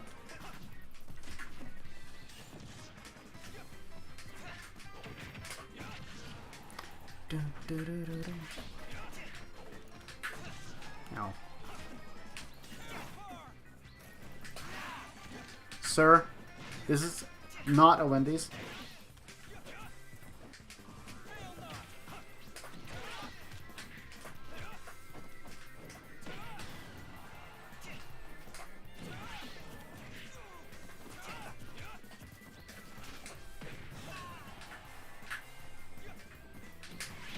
Oh, wow. Whew. I thought I messed myself up there. No, I wanted the back here. Okay.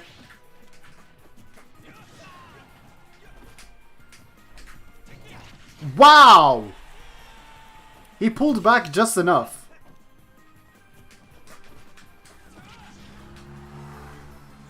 If I had neutral beat immediately, that might have worked.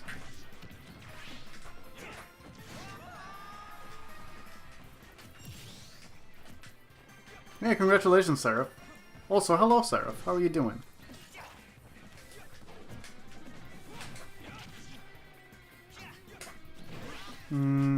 Okay. I like how some things between Ballad and Aegis are like consistent, like back throw dash attack. He is mashing.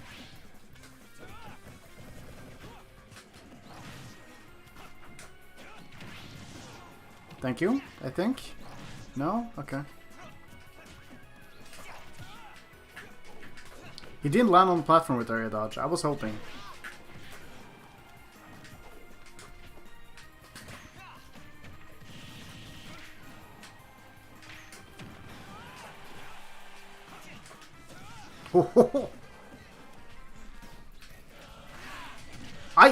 Are you kidding me? I jumped over and then I wanted to like I wanted to grab him and then I turned around. I did not mean to.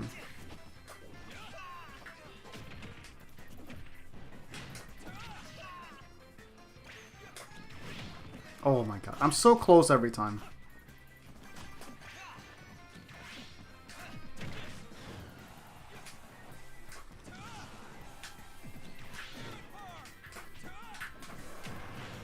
Alright, the dragon sounds are different between male and female. I forgot. Ow!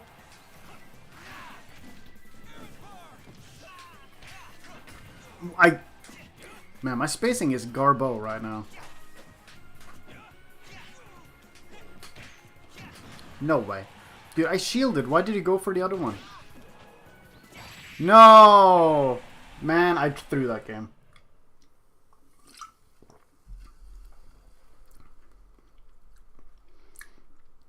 Terrible.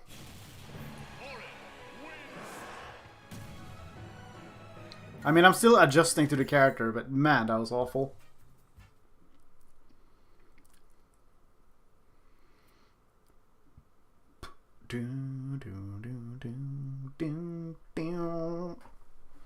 Is he gonna stay though? No! You don't want to play the farmland matchup?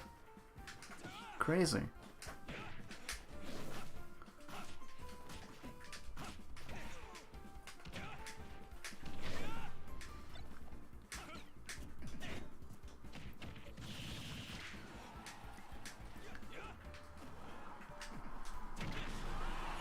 Gotta find someone else. Yep.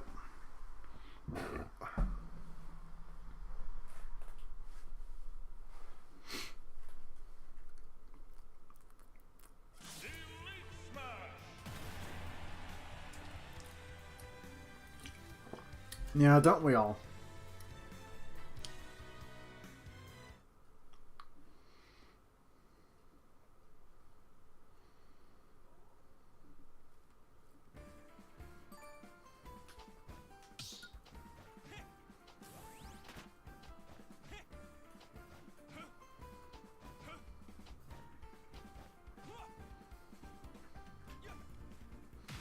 Meta Knight is cool, yeah. There's so many people to play him. Oof, yeah, that's the character I want to play with Violet, for sure. Mm-hmm. Yeah. Oh, on FD? You shouldn't have. At least we got Psycho Soldier, which is a good one.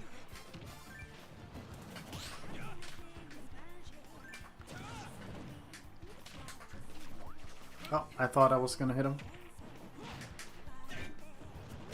I almost had that read too.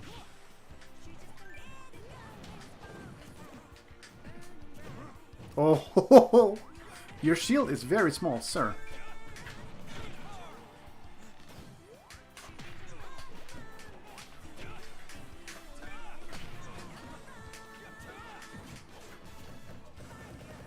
That sucks. Oh no, this is the English version. I don't like that. Oh, he thought? That's awful. Oh my god.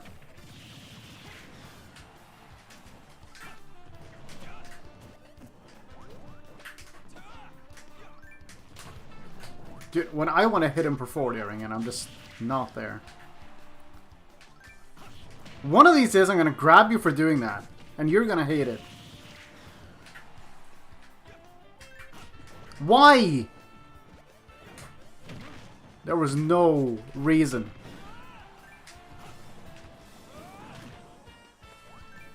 Now he has axe. Yeah? Oh my god, for real?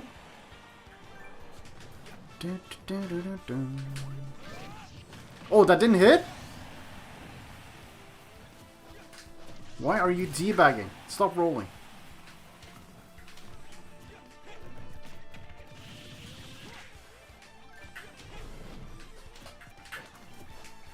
God, this matchup is sauceless, dude. I mean, any matchup with Villager is pretty bad.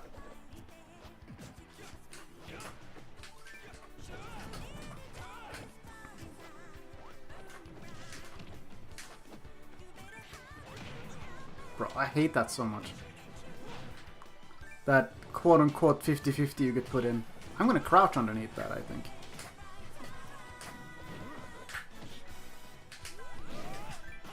Yeah, go!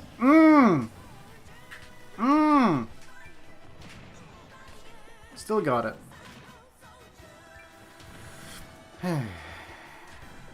Yeah, no, that's not gonna work. Stop it. I know how to recover, unfortunately.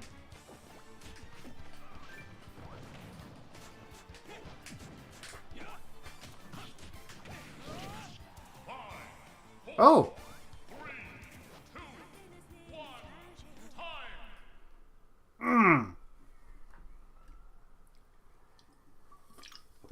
Thank you for reminding me. I didn't see the time at all. I don't pay attention to that. No hesitation. I finally got that spike though. That's always satisfying.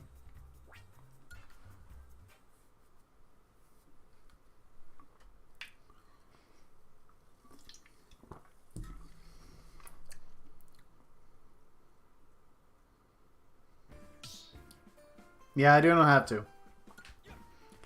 No, why did I stay? Okay, get my rule set, please. Battlefield, battlefield, battlefield. Come on. Come on. Please. Yes, okay. My rule set. Let's go.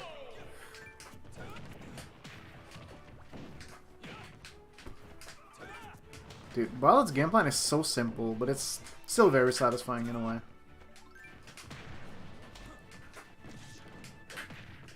Of course.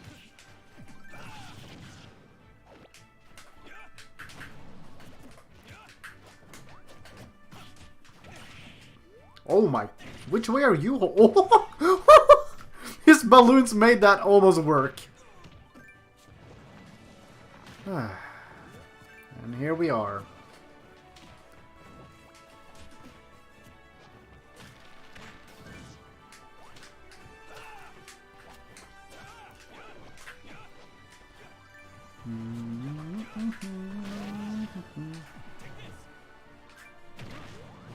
That didn't kill the tree. That did though. Listen, I gotta use the axe on the tree. It's just how it is. That didn't hit him. I'm so sad. That is not what I wanted. Sorrow spot? Okay.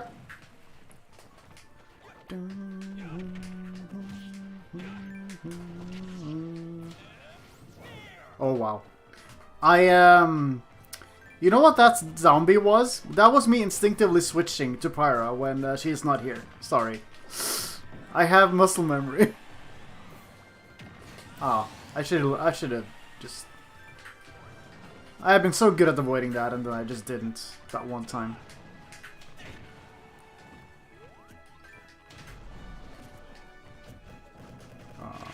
Okay. What? What do you mean it didn't work, actually?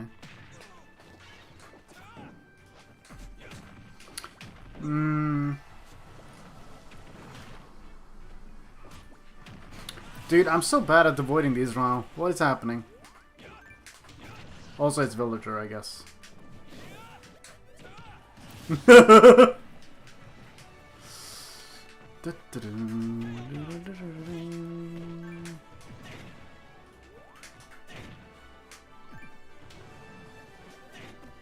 That is not the way I put that, but it's fine. Okay, he got me. Fair and square, he got me there. Okay, that's fine.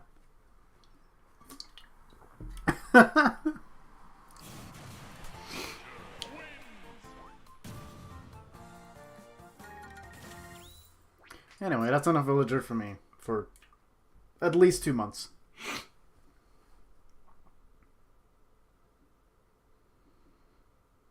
Yeah, Dalby goes under the ledge. You can 2-frame with it, but it's like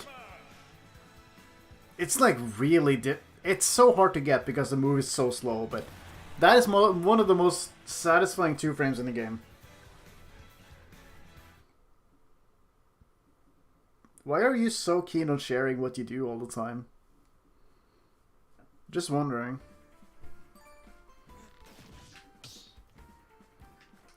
There is a lot of, I would have done this in this situation. I'm just noticing.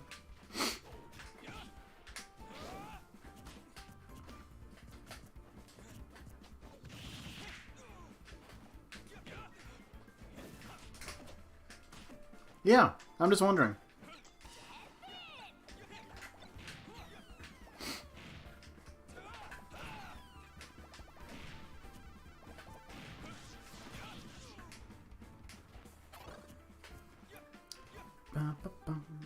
We are not finding anybody. Let's re-queue again. I swear this has been happening a lot more recently.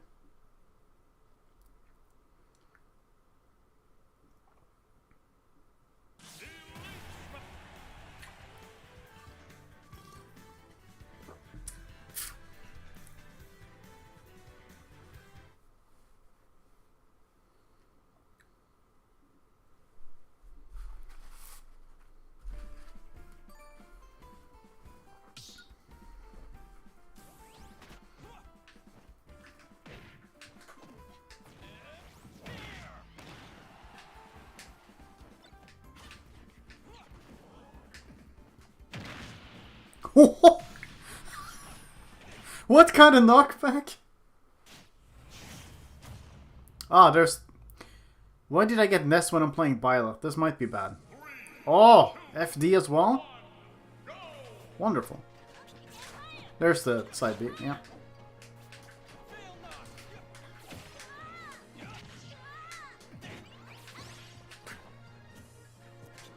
Yeah, had a feeling.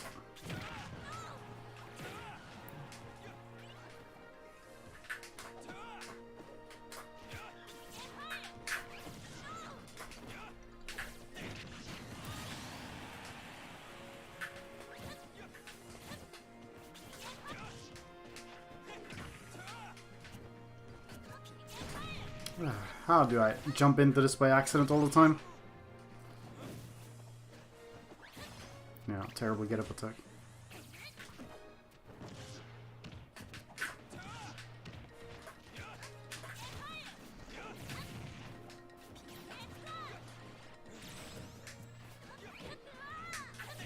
Thank you.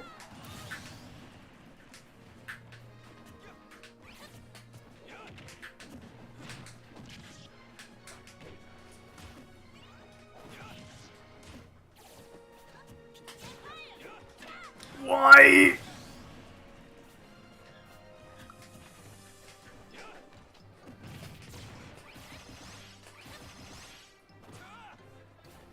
Man, that is such a Pyra Mythra thing to do, the up air. I didn't actually want to do that right there.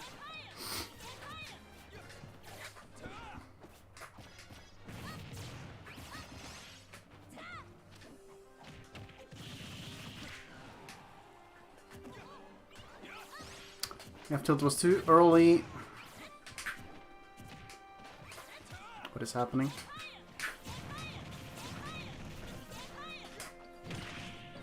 I almost killed him, Jesus. No, no, no, no, no, not the rapid.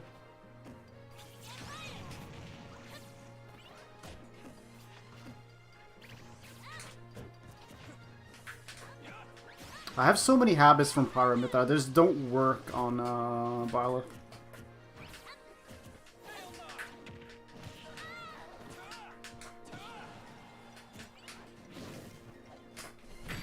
There we go. Bye. You know, considering this, it wasn't a bad match. Yeah, the thing is, Lem, is that it comes off as backseating, and it's honestly kind of annoying. Even if you don't mean it that way.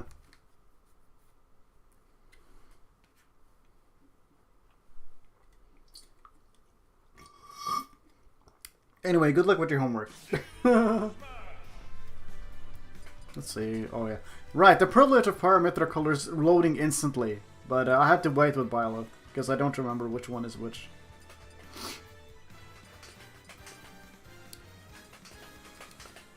Let's see. Wow. I miss playing Pyra Mythra already. There it is. Which color do I want?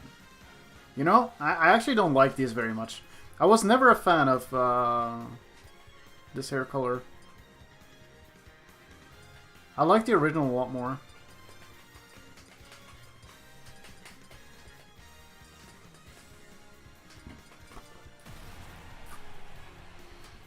Well, let's do a couple more Byleth and then I'll switch to Corin and then we'll see what happens.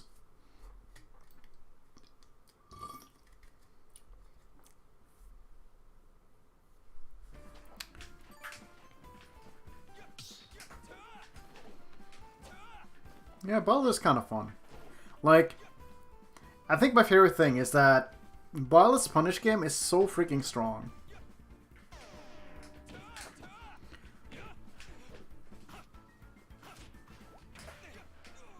But I feel like Pyra is just a better version almost, but there's like no character that hits as hard as Byleth does whenever you get a big, like, good hit in. It's so satisfying. Like Force Smash. Like, fun factor for Byleth is really high, I think. I mean, obviously it depends. But, yeah.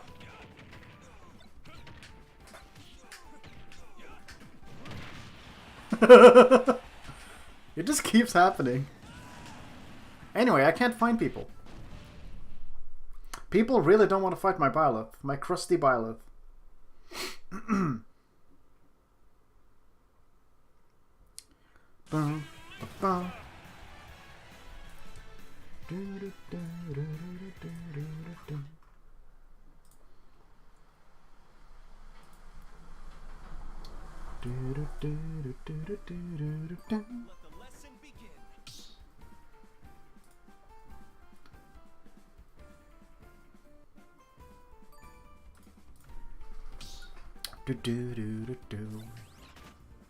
I keep finding this rocket.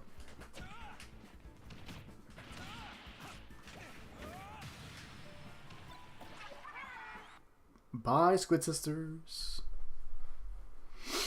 See you next week or something. Ah, Kazuya, but with... Okay, okay, hold on. I want to try to spike him with up B when he lasers off stage, if he does. Ah, yes.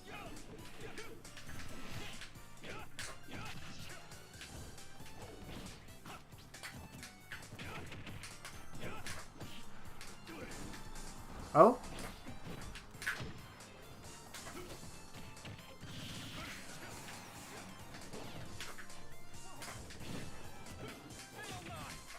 Oh. Only drag down? Why would you side B?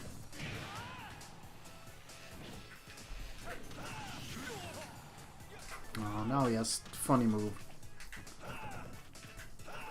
I thought he would go forward, which he didn't.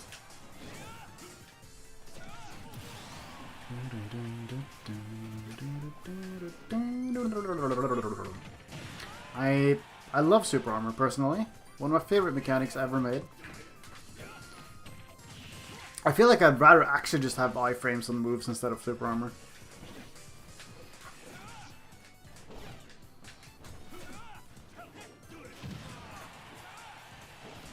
Yeah, fair enough. I did an up air. It's not the best move out of hits them. I should probably do like forward air or something instead.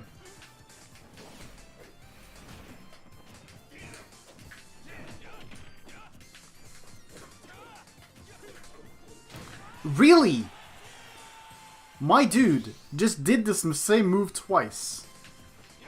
It didn't hit the first time. I'll do it again though.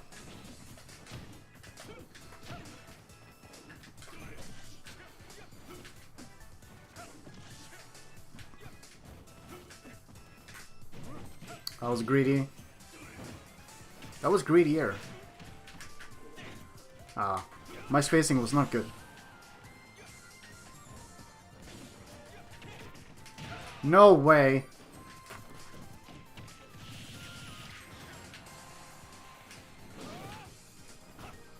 Huh? How did I miss? Okay, he rolled backwards. I thought he would roll forwards or into me. That's 40, 30? Never mind. I guess you have to use like the big like input version or whatever. Not a good trade. I pressed the grab button. What is that? Why is that a thing? Like, why can't you input like smash attacks and jabs and stuff with the Z button? It makes no sense.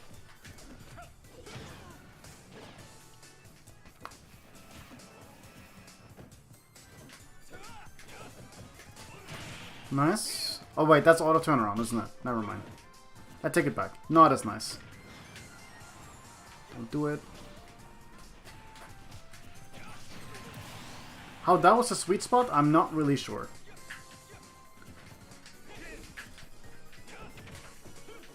No way. Oh. Well, if you're giving me space, I'll jump above you.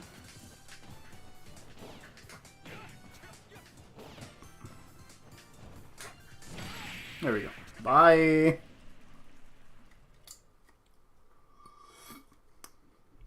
Alright, let me try some Korean. See how that goes. Favorite color is the green male one and the red female one. Dude, yeah, the red one is so good. Like the Edelgard one is actually really well made. I think he rage quit actually at the end here. Each battle a chance to grow. Did he rage quit? Hold up. Yeah. yes, he did. I mean, Violet robs people. That's one of my favorite parts about him.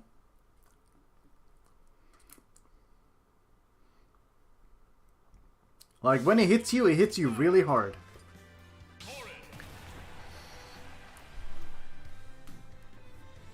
That is funny. I also really like the Dimitri color for Violet. It's just good. Like, I like it. It's well made. I don't really think Violet hasn't like any bad colors per se. They're just nice. I just prefer, like, if you are going to make recolors for like the characters in Ultimate, like I like it when you also change the eye color. But it's so rare. Like, if you are representing a specific character with an alt, then change the eye color as well. Oh my god, it's all ogre now.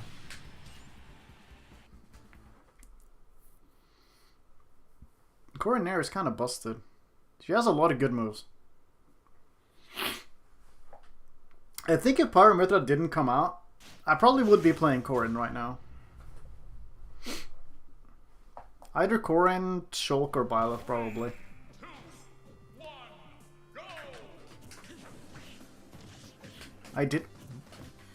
I did not mean to do any of that. Oh my god, I was really messy.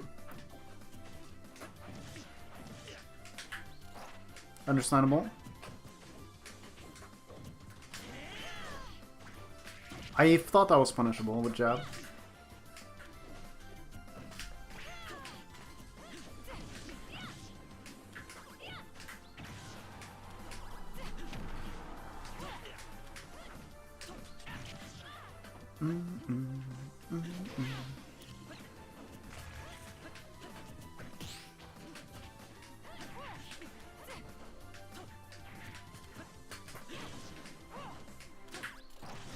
Not a sweet spot.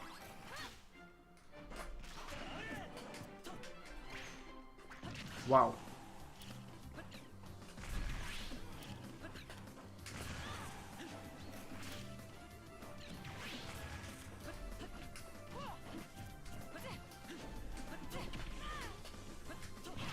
Understandable. Oh, that's not good. That's terrible. Whoops. Wow, I forget she does not drift at all. I'm so privileged with Mythra. Actually, I'm so used to being able to drift a long way.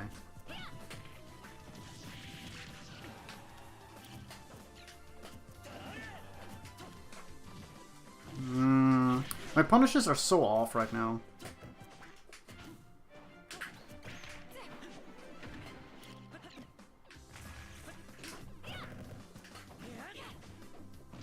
God. Everything I do is like way too late.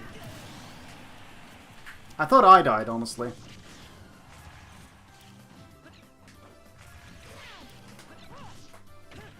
Why did I pick that up?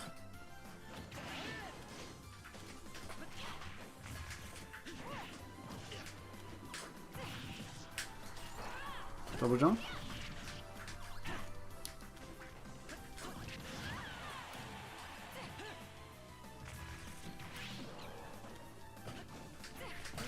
Nice.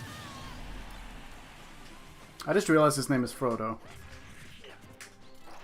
This guy does not air dodge normally. Like, there's always directional every time. Like, I'm hoping for a normal one, but he doesn't do it. I hate forward smash with all my being. That is one of the main reasons why I do not play Corrin that much.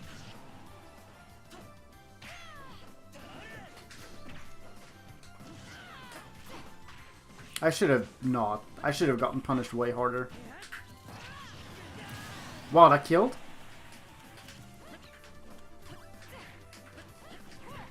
I can win this. I just gotta play perfect.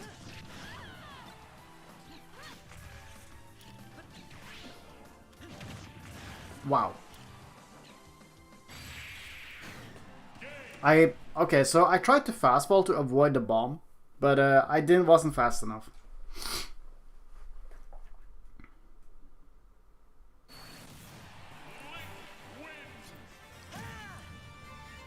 By the way, I just want to make it clear that I have played Corrin before. Yeah, I used to main her. Just so it's said. Just so it's out there.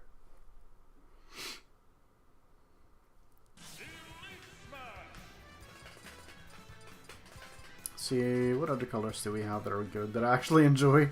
Corrin does not have the best colors. I wish they were more inspired.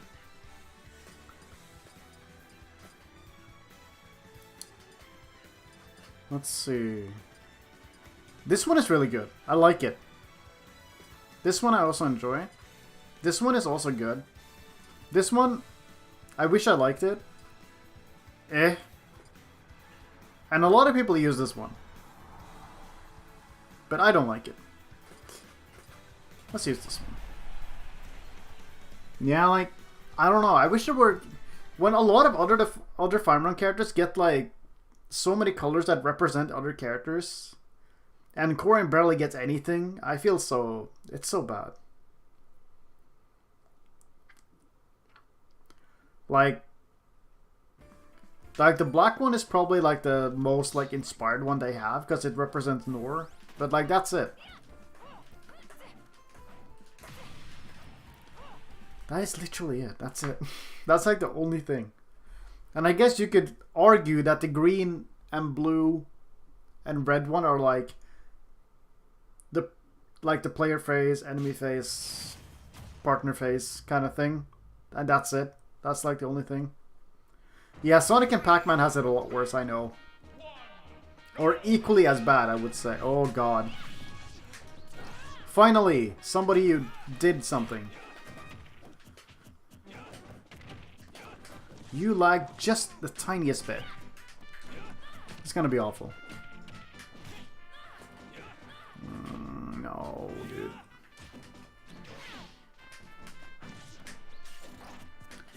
I hate Force Smash with all my being.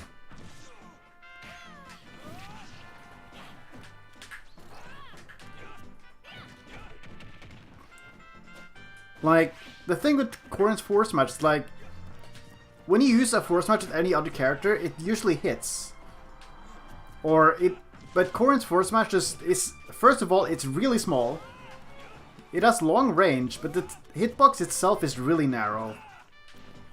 And then it just clanks with everything.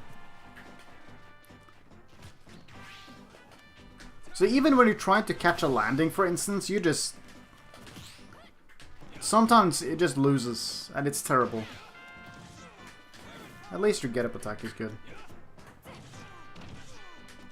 It's juggle o'clock, sir. Never mind, I'm bad. This guy actually dash dances. That's kind of funny. You're not gonna edgeguard me, okay.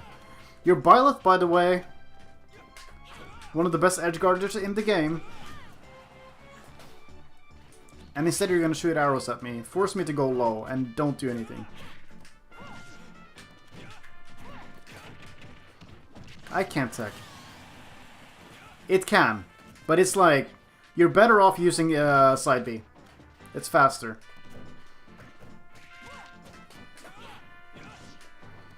God, this is such a mess. Oop. Did not mean to do that, but that's fine. Right, that's not a combo.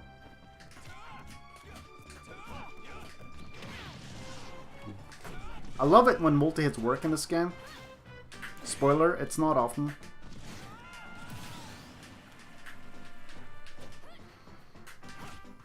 Okay, fair enough. Why you do...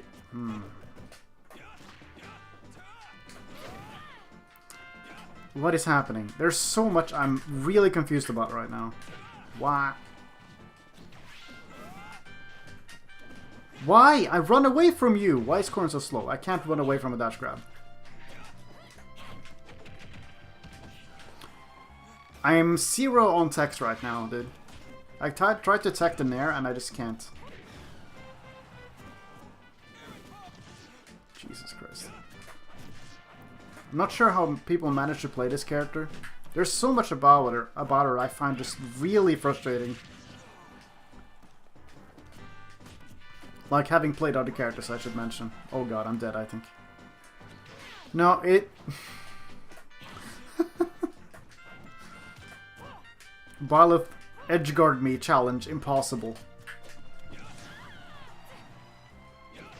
Oh, now he does it. But unfortunately, I upbeat, so it's fine. Yeah, I also want to play doubles more. Doubles is actually really sick. That was great.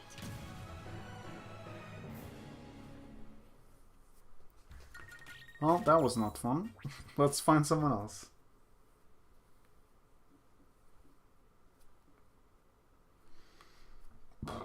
I played more doubles in... I played a lot of doubles in the beginning of Ultimate, actually. And I enjoyed that. But I never really... The thing with doubles, I feel like you need to find a partner and you need to just grind at it. But that's really hard to do. Like, people are just not interested in doubles in this game. It's always singles or, you know, playing casually, but doubles is really unpopular as a game mode. I mean, I get it. It's really hard, and you have to, like, have good synergy with your partner and stuff like that. But Inkling and Cloud sounds like a really disgusting combo in doubles, actually. Especially when Especially when Cloud has a lot of like throws that aren't kind of useless. So when you have a partner you can combo off of, it's a lot better. Bro.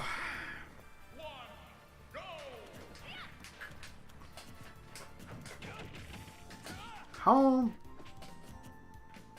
Okay, I'm gonna roll out of there. And he rolled backwards for some reason, even though I'm not there.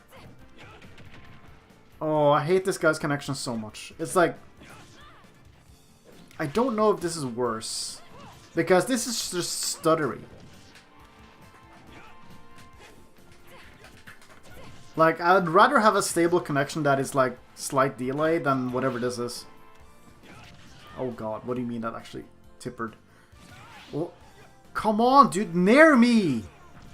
Please, it's free! You won't die in the process. I promise. That was a backer. I'm upset. Let me get it again. Never mind the upbeat.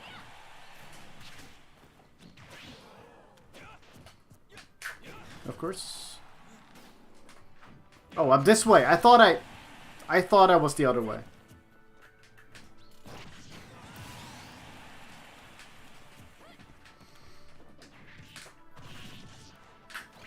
Understandable.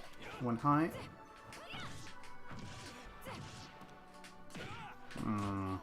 Whenever I try to push my advantage, he always just forward airs. Yeah, that was a terrible downer. TBH.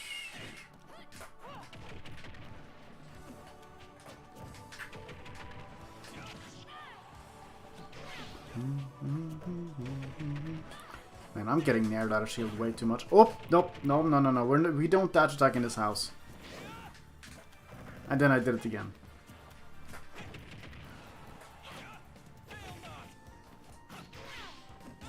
I survived.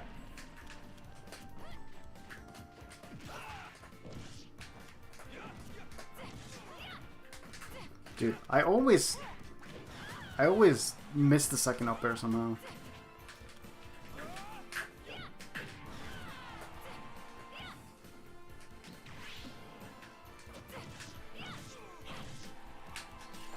Ah.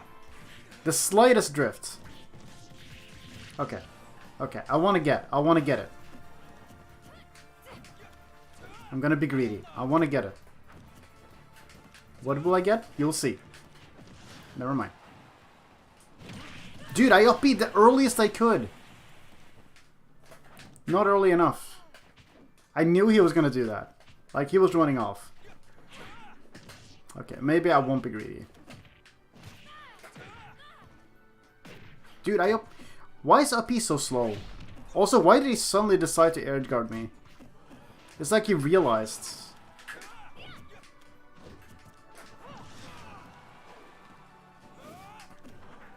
No, not what I wanted. Yeah, it's too late for the thing I wanted to do now, so...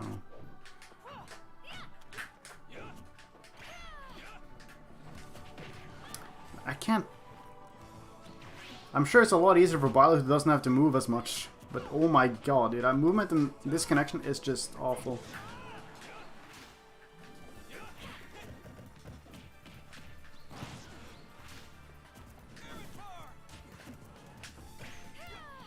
I really hoped I was gonna hit that.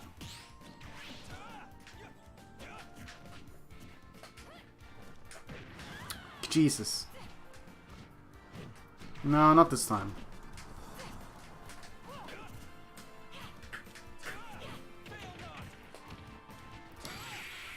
Oh, I'm so tired of this connection. I can't hit the text ever. I hate how inconsistent this connection is. Like, it's so bad. Can I run into someone else? Please? Also, welcome back, Raheem. Hope you had a good, Hope you had good dishes? Question mark? Oh, that was terrible. Jesus Christ.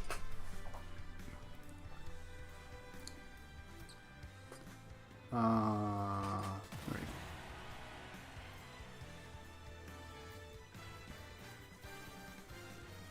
Where's Lord to go? Thank you.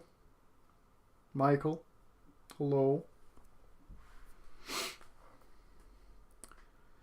Let's try to not be bad. For some reason, Corrin is always the character I struggle the most, like, adjusting to. Out of all the swordies I play. Byleth was not as hard as I thought to adjust to. The Corrin has been really weird to me. Ah. Right, that's... Yeah, that's not the... Definitely not the worst part.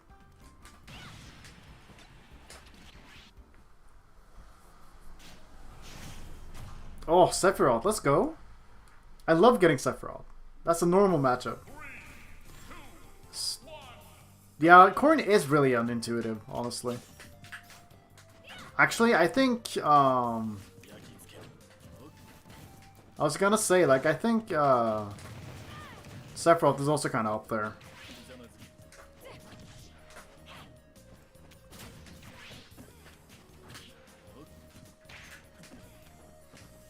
Okay, let's try to get something going here. Okay. It's really gonna be one of those, huh? My Nair somehow missed that.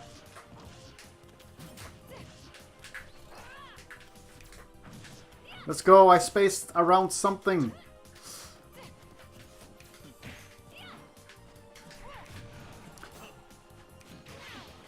Was I find Corrin's Nair to be like strangely inconsistent? Maybe it's the... I think it's because the hitbox isn't like consistently around. Because like the part 2 is like shorter than part 1. Because you swing the arm and it's just not as big. Jesus Christ.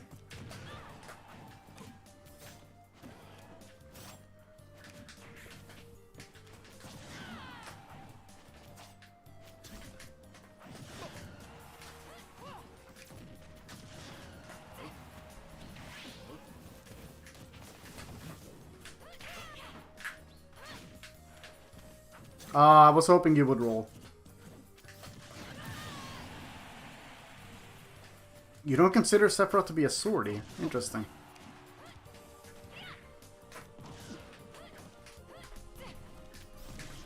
Wow, that hit me. You know, if I had known that you were going to counter...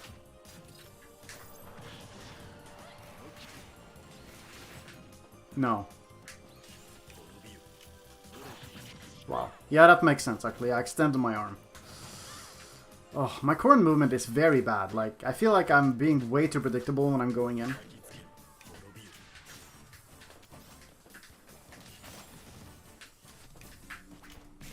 Wow. There we go. Up air broken. Yeah, he definitely is. Like, if he's already... Like, he's already doing so good.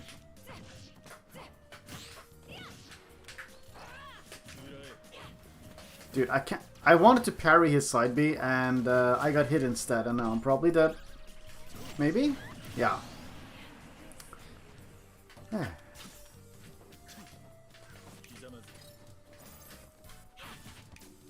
Is he just gonna stay in the corner all game?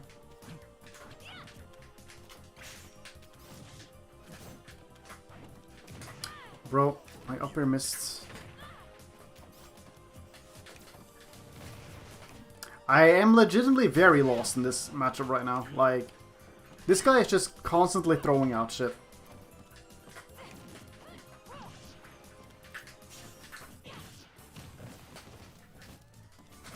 Just gotta find a way in, I guess.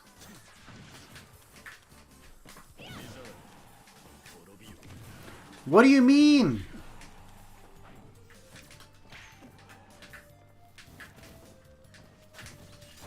There we go.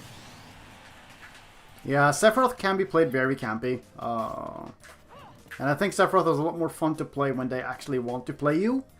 Like, this guy just doesn't want to approach. That didn't hit.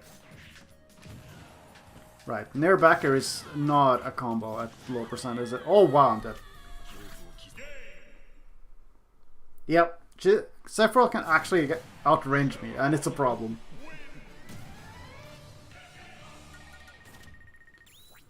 Yeah, Sephiroth just plays his own game, I feel. Sometimes. Yeah, I just hope he stays though, actually. I would like to continue. but I feel like he might not. It is a -2? It felt like it.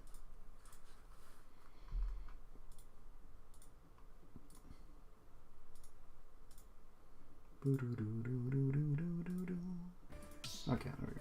Wow, nice.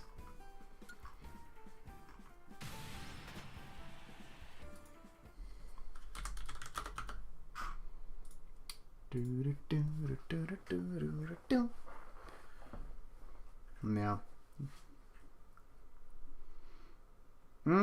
Yeah, I guess. I don't actually find playing Pyra against him to be that bad. But then again, she's also like actually not as slow as people think.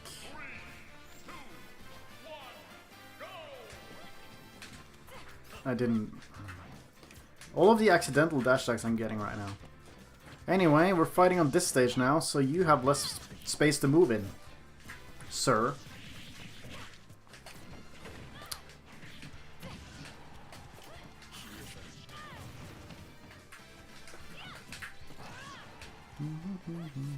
Wow, why?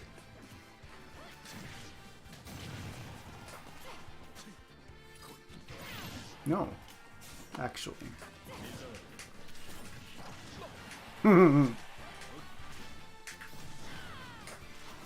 Nice, he got me. This is already feeling like a much faster match. I am just landing in everything he does right now. It's so bad. Wow, Sephiroth, you're light. Did you know? Dude, why does dash attack do 16%? It feels kind of good.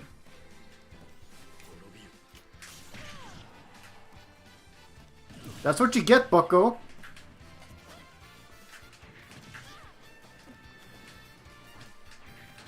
My Nair just... That's what I mean. Her Nair is so weird to time.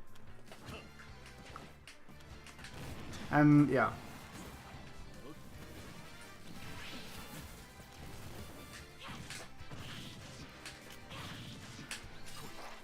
If I had held that a little bit longer, there would have been very dire consequences. Up throw? Okay, I guess. Yeah.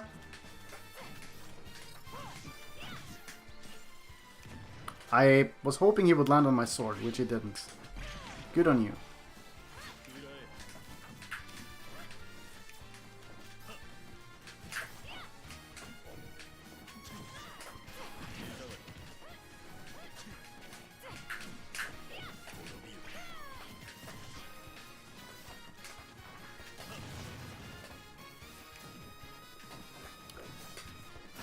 Oh, Jesus Christ. This is annoying.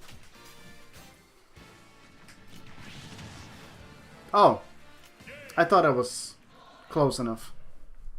Oh, at least the audience is with me. That's nice.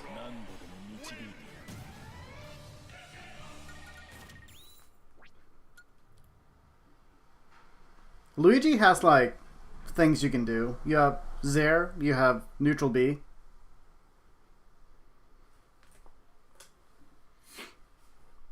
Let's see. Did he stay? I feel like I can do it, but he's like side being at every given opportunity, and it's like I have to just look out for it. I have to be ready for it. It's just kind of annoying having to constantly be watching for stuff.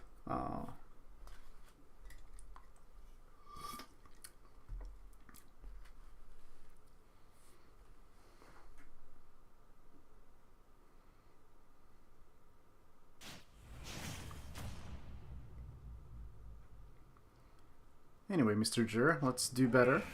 2, 1, go!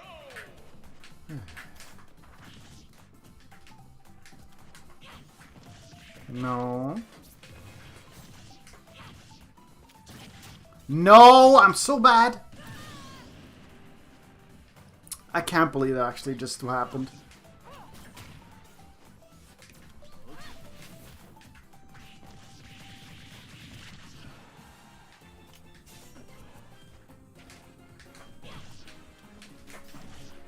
I wanted to up air. Oh. Wow. That's the thing too, like I never really learned the timer for his orbs. Like it gets longer and longer, and I know like there's a specific amount.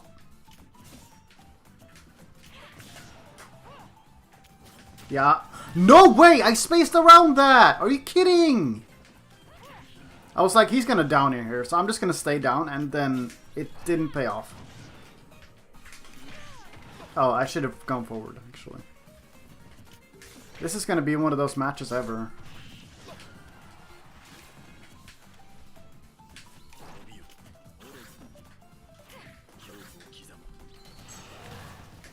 Haha.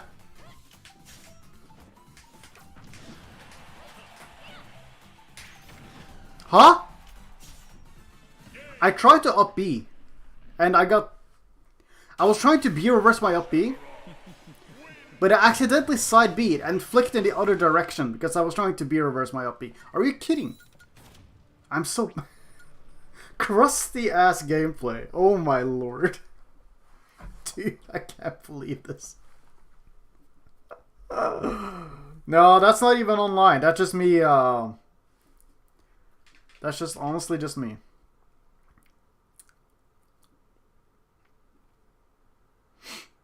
Like, I misinputted. There is a difference, actually.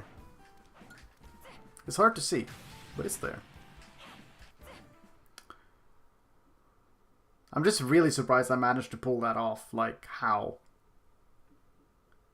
How do you get a side B out of an up B? Like, that does not happen very much. Like, I've seen it happen a lot with, like, when people try to recover with Mythra or something and they side B instead of, you know. Oh god, not this song. Or this stage. Oh. I guess that's not a combo. God, that ignorant downer. I hate it so much. I'm gonna make you stop doing it at some point.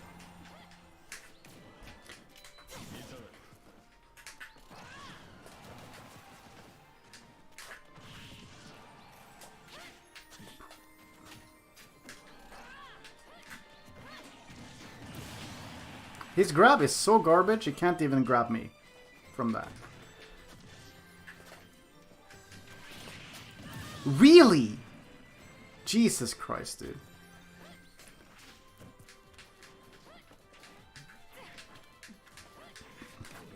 I wish my Nair could just hit him.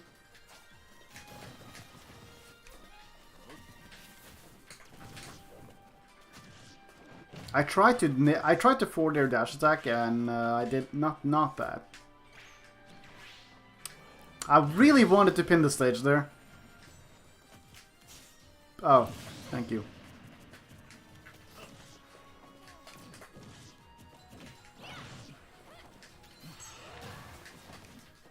Nice. I love it when I actually manage to avoid the orbs and everything else.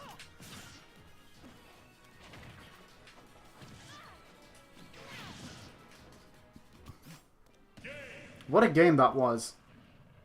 Incredible gameplay from both of us right now. What is happening?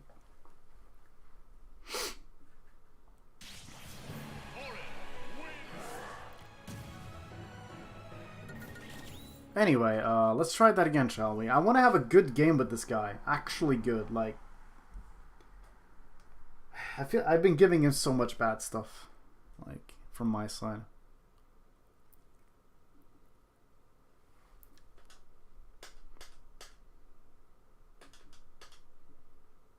Loading screens. They are plenty. I don't know. I wasn't paying attention, really.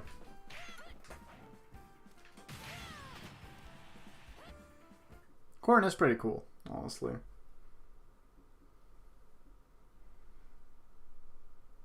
Definitely one of the most unique sword fighters we have. That's the thing, JT. You never really truly know. And that's the beauty of online. Watch this. Almost worked. Dude, what is up with that up air? Actually, like those up airs he's doing. Yeah.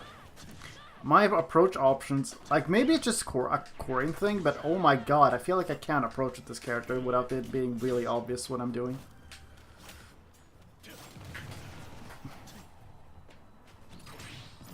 No way. Yeah, that's what I thought. No way.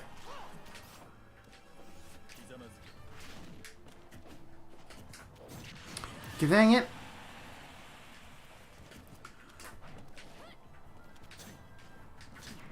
Yeah, it's really funny how Corrin is actually a really nice and likable character in everything outside of Fates. Like, Corrin is actually really well written in anything outside of Fates, because Fates was a really badly written game. Yeah, this guy just... he knows exactly what he needs to do, and it's annoying. How do I make this back? No way that hit me!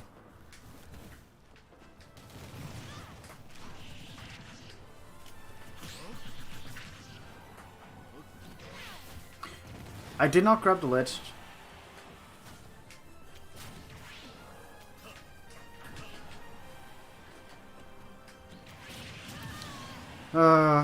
Man.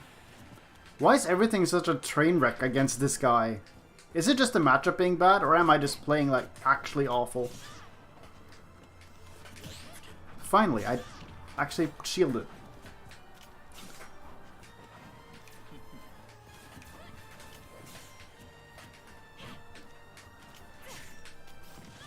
What do you... I shielded, dude, that...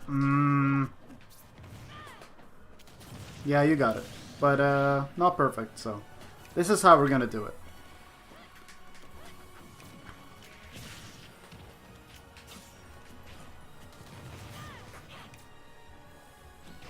Like, I know I'm not playing perfect by any means, but Jesus Christ, this feels really bad in general.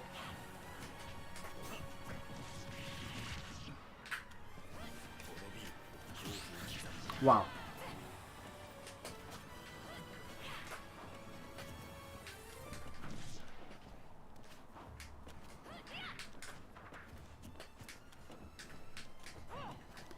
Like, he's just camping me at this point. Why?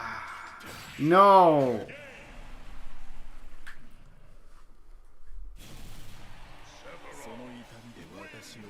It's okay, Ray. Corrin got better in everything outside of Fates. She's fine. Actually. Like, you can play, like, Fire Emblem Warriors or Fire Emblem Heroes or whatever. Even, like, Engage portrays her better. Because those games have better writing.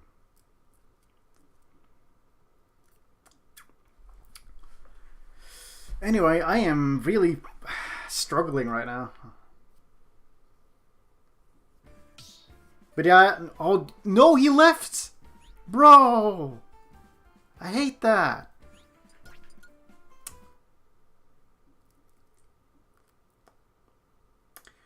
Oh, I hate it when I can't actually just stick with a matchup and just try to learn it. Like, I know that matchup was bad, but come on. But I know, I agree. In Fire Emblem Fate specifically, like, Corrin is very bad. But, you know, that's just because the game has really bad writing. If they ever remake that game, they could make a lot of changes. Just saying. Okay, let's do a couple more with Corrin, and I might hop back to Aegis or something. So far today, Corrin has not felt very good to me.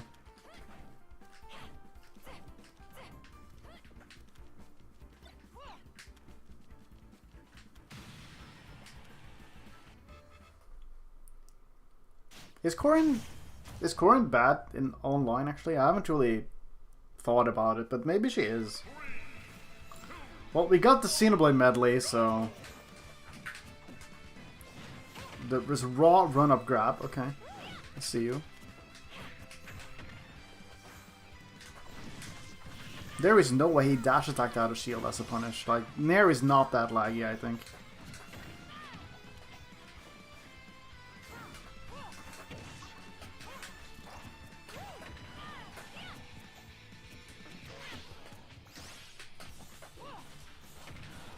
Bro, this guy is pressing so much. I wish I could stop him.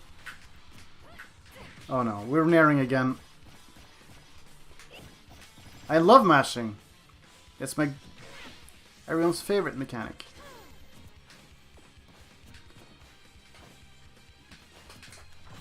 Got him. What? Hurtbox shifting.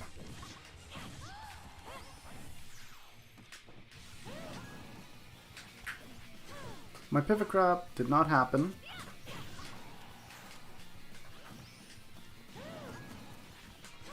Oh no. Oh yeah. Corner's recovery, very underrated. I think it's pretty decent now. Now you have back air, you have, you know, up B. Oh my god. Take that, Luma.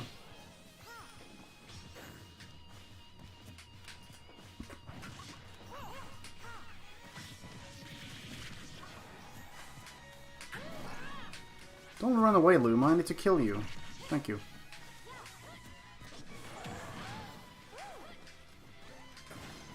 Okay. Interesting.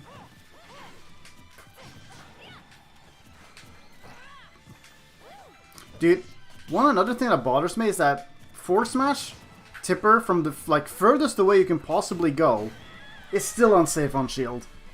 Like, why? I like made all the necessary like positioning to make it as safe as possible, and you still can punish it just fine. It's like one of those things that really should have like, yeah, I don't know. I don't know what happened, but I feel like I'm playing a lot better all of a sudden.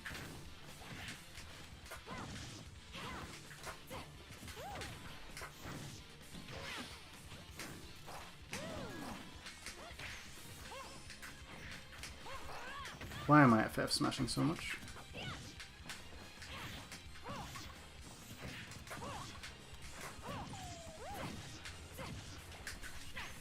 Huh? What did that miss? Oh, wait, hold on. Okay, we can do this. No, I got a short hop. Take that, Luma.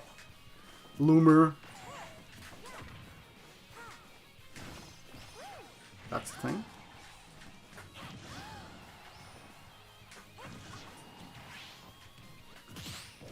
Got him.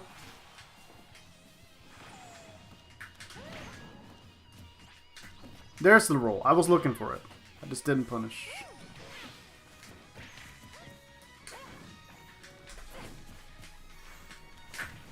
Wow. That takes me off guard so much. That like really max spaced back here with Luma. Anyway, bye Rosaluna. Rosaluna? Rosaluna. Yes, Rosalina. Thank you. There it is. God.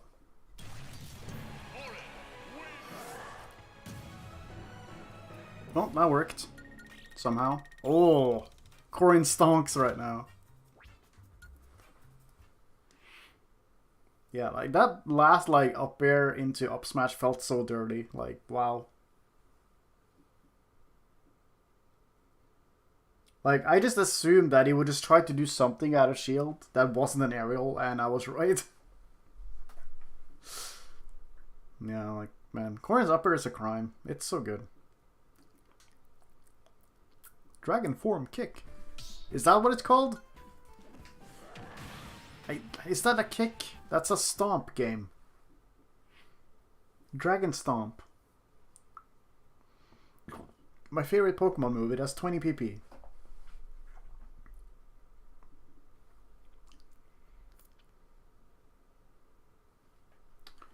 Bim bim bim bim bim bim bim bum bum bum bum bum. Bum.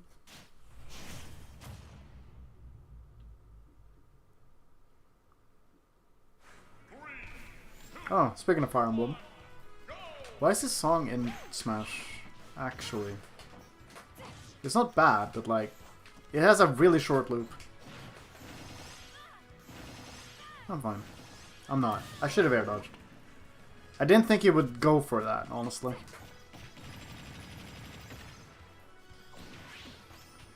I guess he just, you know, no harm done, you know? Might as well do it.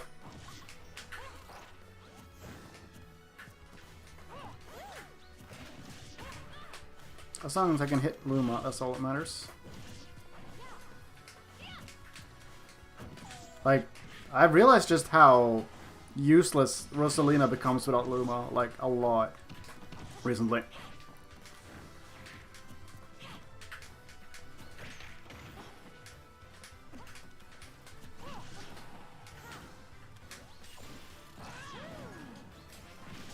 Oh, if you, I didn't realize you would roll. Oh, jump. Got it. Why do people still fall for this?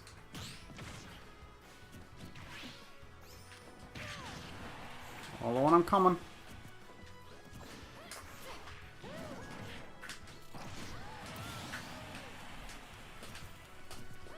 Like, she loses so much, like, pressure overall without Luma. Also, kill power. Which is why I love this matchup as Pyra Mythra, because Pyra can hit Luma once, and yeah. Oof, I had to up you really early there. Oh boy.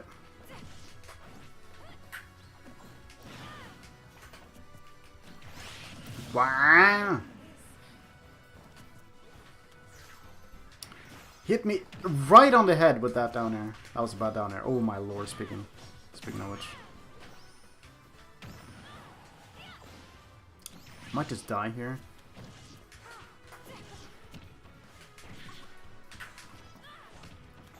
Dude, Rosalina Nair? People don't talk about that enough. It's so good. Like, for real. Like, Jesus Christ. I was about to say. Like, I feel like any Nair that goes, like, you know, like a little circle, very good Nair. He really is taking his time up there. Nice parry. That was really, really obvious. You had it. Really? I'm gonna check that now. Like, I swear that Corrin Fortier is not that unsafe on shield, right? I want to say it's like one of the more safe moves. Fortier. -4 on shield, yeah. I must be doing something wrong. Really must I? Yeah, I guess I should just shield more after Fortier. What's the worst solo character? Or worst character? Ganon, solo Rosa, solo Popo, solo Olimar.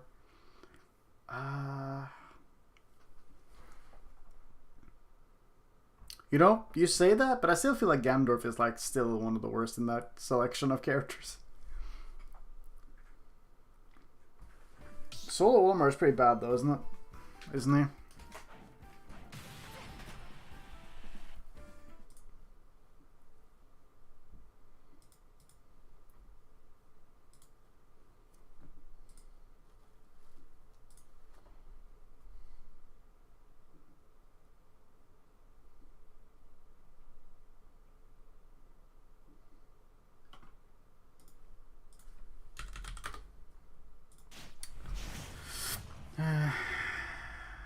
Ganon doesn't have...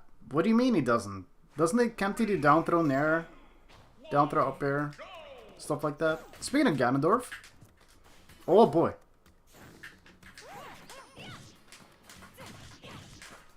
I think my biggest problem with Corrin is that I still play her a lot like you would Smash 4. That's a problem.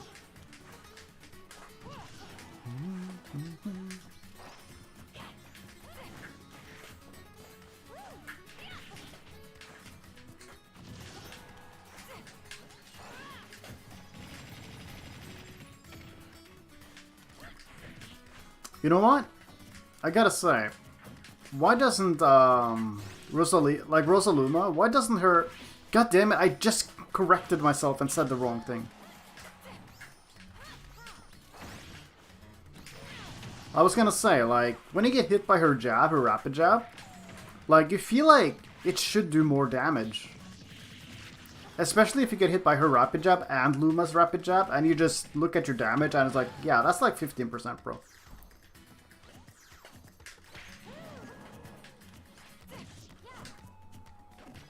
I grabbed first! No, that's so frustrating. Oh my god. What do you mean do grab? Why is grab teching so bad in this game? I wish it was consistent. Just isn't. Okay, we can up throw now, or no?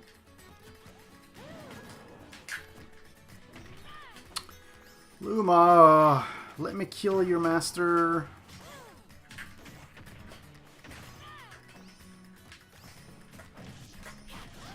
I meant to up air again. There it is.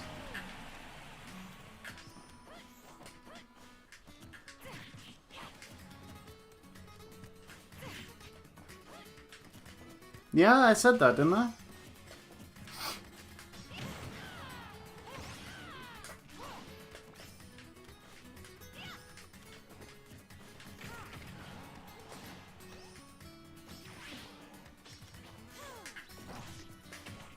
God dang it. I feel like whenever I don't play Pyra Mythra in this matchup, I struggle so much. And it's just because of Luma, really. Like, I need to, like, whenever I get rid of Luma, it's so much easier. Oh, Luma. You know, if Luma's gonna die, at least make a noise every time. So I know, because I can't tell sometimes. And Luma's already back. I sure used my time well.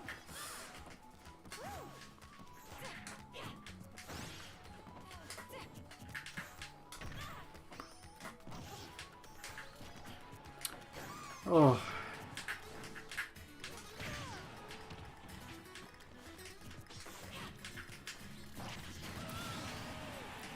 That's satisfying at least. You know, I feel like even Force Match could be a bit stronger than it currently is. Like, you don't actually... Wow, okay. Jesus. I feel like you don't really get that reward for hitting the zipper. Like, even at like 90, it doesn't really kill that well.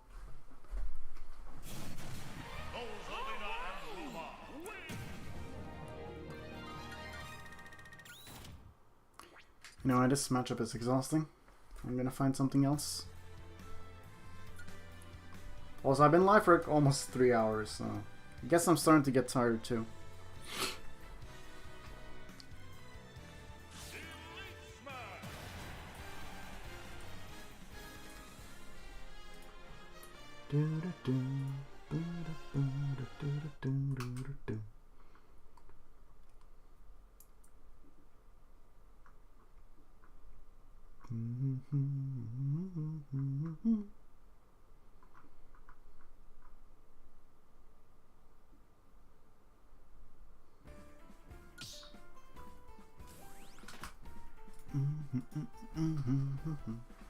Oh, hi Spindrift. I was wondering when you were gonna show up. I guess YouTube didn't do its job, which it's honestly expected. You know what? I feel like YouTube has been worse than usual recently. This past couple of weeks. Like, really bad. It's like terrible.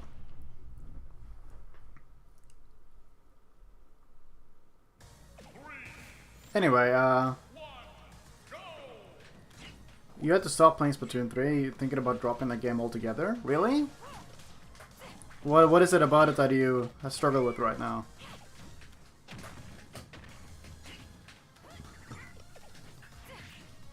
Oh, that sucks a lot. Anyway, people requested some Corrin and Violet, so I'm playing them right now.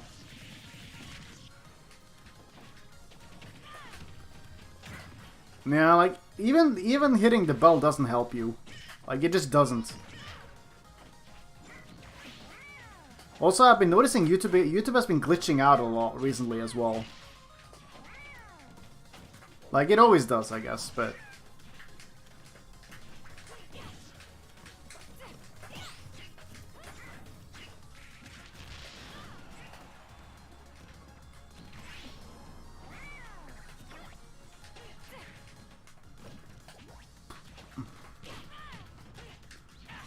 I'll probably come back to this topic. I feel like I need to focus because I'm like my autopilot really sucks. So like if I don't focus and actually think about what I'm doing, I usually just lose really hard. Wow. Turn around, please. That too, yeah. YouTube unsubs you from people too, just at random. Wow, that actually worked. God damn it. I hate it when I get stuck on a platform and take like 50.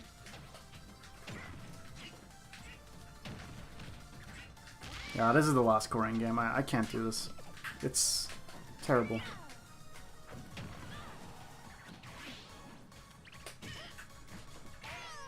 What? Sometimes I wonder what people think of when they do certain options. Like, what were you covering with that down B? Oh yeah, yeah, I honestly, I feel you a lot. The thing with Splatoon right now is that whenever there's a new season, I play a lot during the first like month or two. And the last month, I don't play that much anymore. I'm just waiting for the next season. And yeah, the map design just really sucks. I don't know why the Splatoon team like insists on making Tetris maps that only follows through one way and you don't have flank routes, and it's just awful. Miss anything cool? A bit. We had a couple of cool things happen. I destroyed a DDD today. That was good. I destroyed a nest today, and that was also fun. No way. Why did I get sent that way?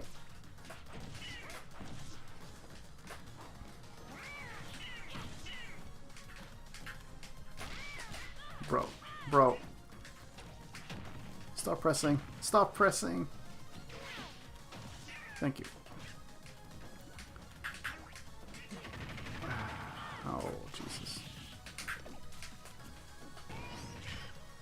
Did I always make that sound? Oh yeah, the Brawl K rule. I almost forgot. That didn't kill. That won't. Yeah, I mean, YouTube is already a big mess. I don't know if changing the CEO is gonna help. Like, there's something fundamental about YouTube that needs to be changed, and I don't know if that's gonna happen. But also, YouTube has become way too corporate. It's the problem. And now they care about money more than anything else. No. Dude.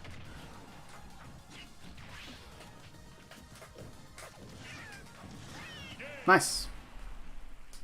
Just down tilt twice.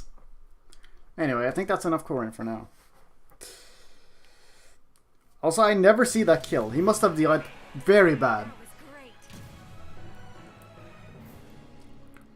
Yeah, like I've seen plenty of there's plenty of people who obviously people always have things to complain about with YouTube. They're like, the list does not end. But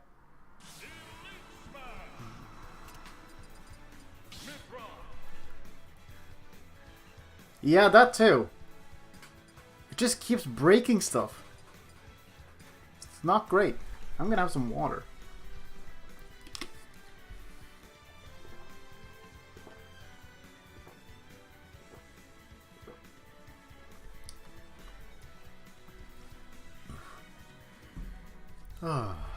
Yeah, I mean, there's always the there's so many things about YouTube that it's like such a big problem. I don't even know where to start.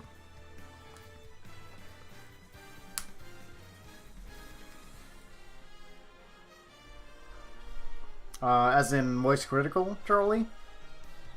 Or, somebody else? I mean, he always has good things to say. But yeah, like, I just want to I just want to let it be known that, like, you know, I have had a YouTube channel for like minimum like 12 years or something. Moist critical. Oh yeah, okay. And I'm still not even at 5K. It's insane. Like,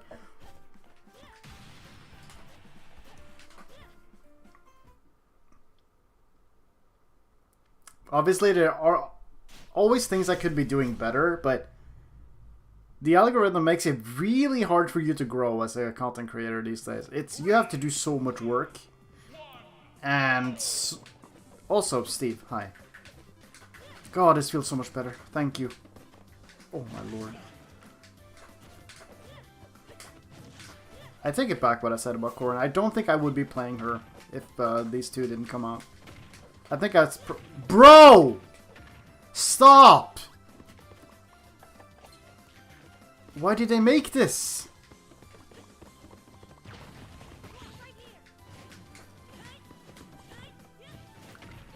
This is awful. But yeah, like, I've been going at it on and off for like 12 years. And like, I've been making videos for a lot of different games over, like, of course, like, whatever I've been most interested in. And I remember very fondly that, like, I wanted to make Smash videos. And I couldn't really do that until like 2013 when I got my capture card, and 2014 then Smash 4 came out, and that's when I really started making videos that I wanted to do. And even then it was like awful. Why am I... Get off the platform! Oh my lord.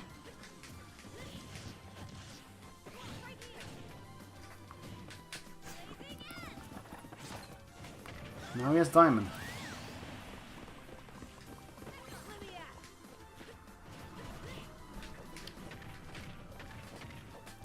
God, I want to leave this planet already. I hate this so much. I'm really not in the mood to play Steve at all.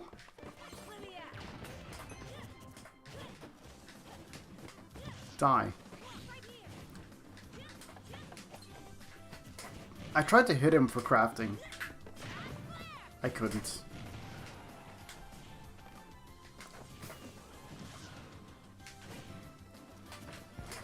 He has so much iron, holy crap.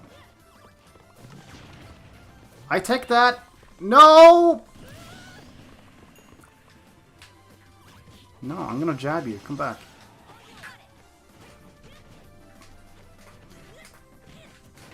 You know what? I'm pretty sure that Steve is just a, like, straight up upgrade from Sonic. Like, except this side B you really have to respect, because you could be... Oh boy, oh boy, oh boy. Okay, we're good. This side B can actually straight up kill you. Nice.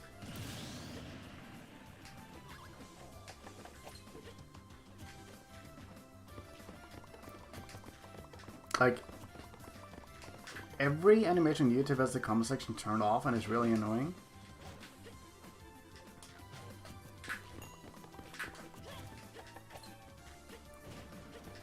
Like, I wish I could just wait for Steve to be done, but he never stops mining. Like, Steve has no incentive to interact with you.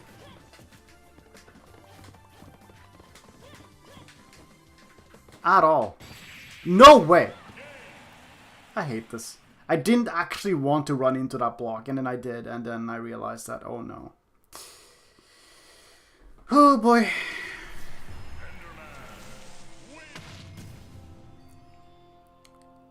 Why did they make Steve? Oh. I'm so agitated, oh my lord.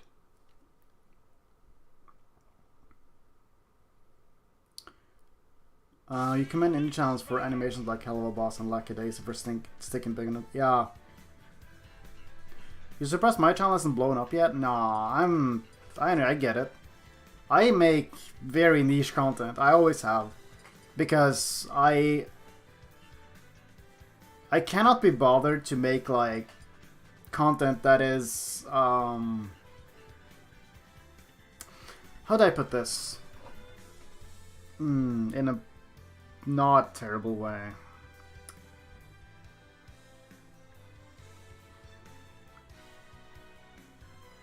Like you, how do I put? Like you will never see me like.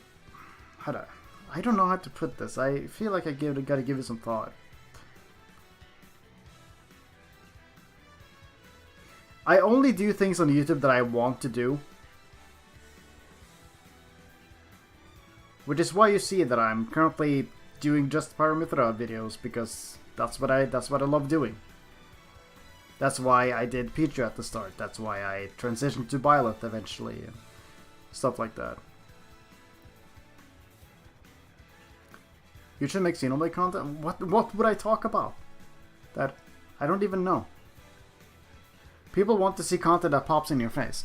People want to see content that is overly freaking edited.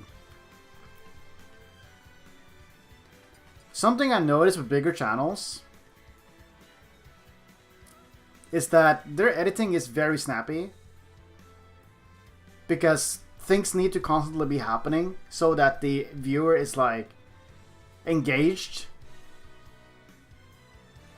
Like you see like they're constantly cutting to stuff, doing like zoom ins, zoom outs, a bunch of stuff like that. So things that are happening on the screen. You gaming with followers? Not today. I should do that soon though. And like, yeah, I understand why it's done, because people you gotta keep the attention of the audience's attention, so they don't click off. And that makes me very sad, personally. Like, people are editing their videos in this way because people's attention spans are nothing these days.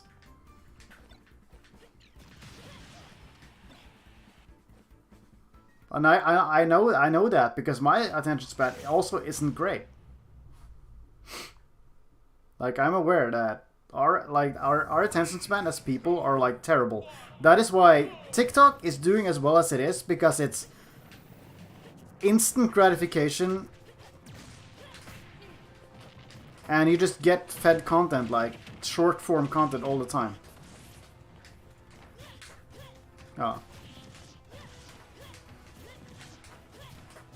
And that is why I know it's bad for my channel, but that's why you don't see me over edit anything. I keep things very simple.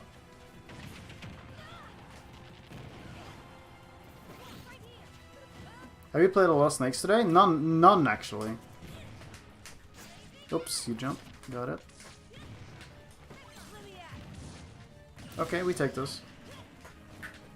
You can just spray up, turn your brain out with TikTok. Exactly. Wow, that clanked. It's hard to condense a 5-minute video into 30 seconds. Yeah, that too. Like, when you constantly have to make videos for, yeah, short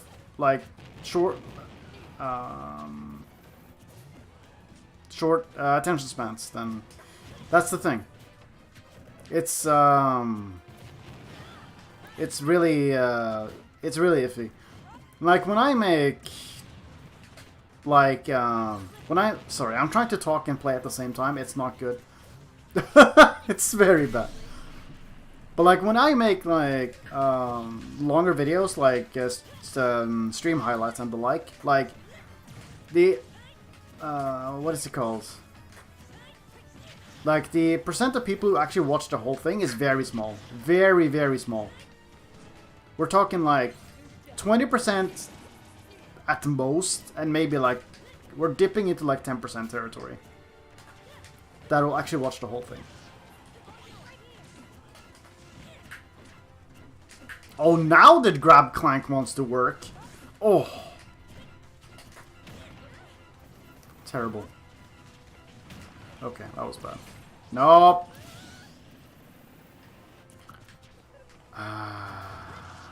Can someone remind me to get back on track with this topic after this? Because I really want to talk about it. He does that every time, bro. Every time.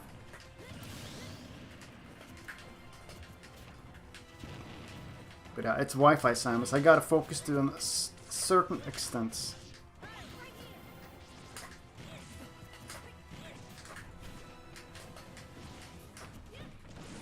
Really?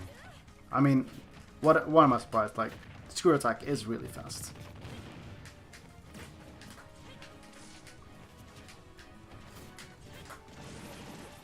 Ah yes, dash attack, spot dodge, up B. The classic.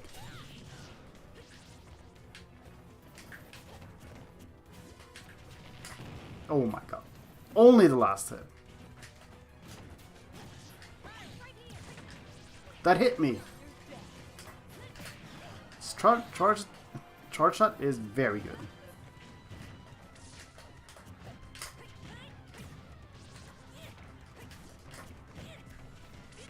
Wow!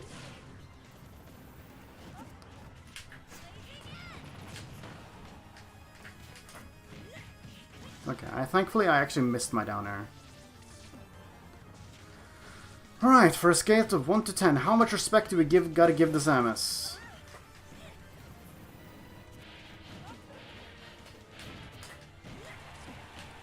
Okay, I should have spot dodged, I'm sorry.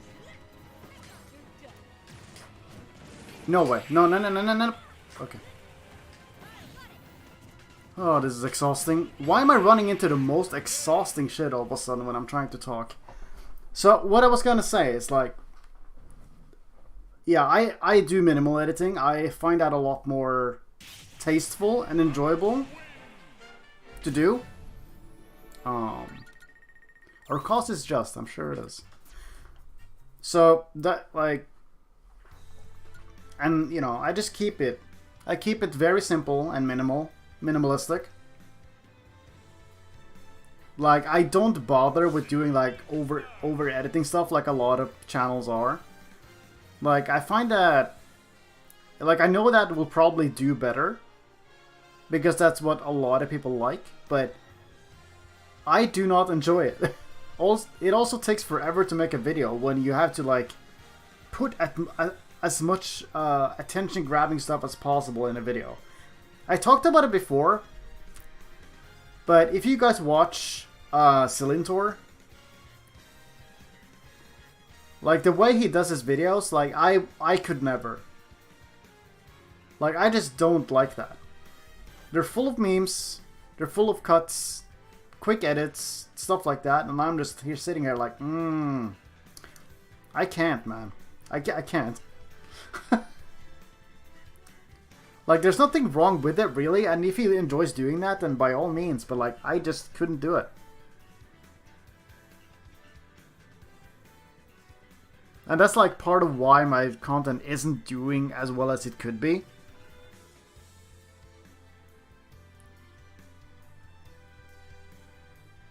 Like, I could be doing a lot more to, like, grab people's attention, but, like, I don't. Anyway, what I was going to say. Like, my stream highlights are probably the most, like, jump cutty that I do. Because you gotta cut out the fluff, you know. Like, there's a lot of downtime in just gameplay. But those, like, those videos don't do that well, as I said. But whenever I do a guide, or, like, something that's, like, a couple of minutes long, people really pay attention to those. Like, the viewer attention on, like, stream highlights can be, like, somewhere between 10 and 20%. But whenever I do a guide or something like that, something like scripted and better edited, the viewer attention is, like, somewhere between 40 and 70%. Like, people really enjoy that stuff. But they don't do as well because, you know, it's niche. But people still, like, really enjoy watching that. Oh god, dude, no, not the metal pipe. Bro. Yeah, like, that's the thing, for me, like, I have grown out of that meme content era. Like, I do not enjoy that anymore. I don't enjoy making it, I don't enjoy watching it. Like, that's why I kind of stopped watching, like, yeah, Silintor, King of Skill, stuff like that. I just don't like it. It's... I almost want to say it's kind of tasteless now. It's just quick edits that, yeah, like, it can be fun, but when that's all the video is, it just, I don't know, it doesn't appeal to me.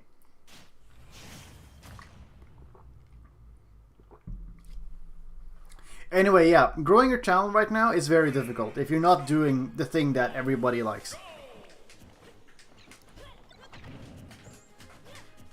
Can I stop running into zoners? I want something good. It's overdone, yes. It's overdone, it's overplayed, it's overstayed its welcome. Can we do other things now? Oh wow, he landed on the platform.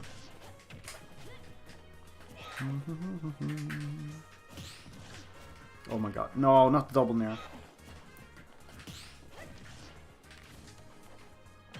Dude, do any of you guys watch Beefy's Match Dudes, actually?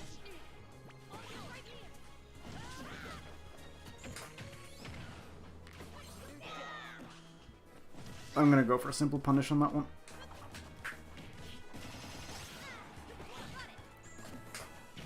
Oh my god. I hate it when my punish is right, but my timing is so freaking off. What in that? What are you doing?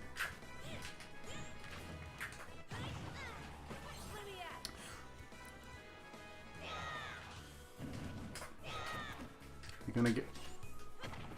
I had you! Yeah. Like, my point wasn't to actually talk about your content at all. But they did a video where they let somebody else edit their video for them. They picked out 3 editors. Just to, you know... I think it was like a celebration episode or whatever, so they wanted to let somebody else do the editing. And, oh, dude, it was so full of memes. All of them. Like, everybody did the same thing. And the comment section was just... They hated it. And they was like, please don't do that ever again. Oh my...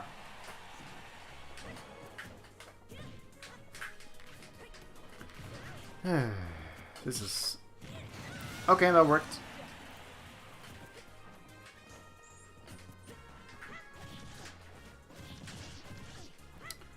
Channel is small at the moment, but it's due to inconsistent content creation. I did stream today, though. Nice. Yeah. Growing your channel is a lot easier when you have free time. Like, my heart goes out to all the content creators who actually make videos and you work at the same time, because the channel just doesn't have enough revenue to live on. Oh, nice. Paid editors love memes, yeah. It's true, actually.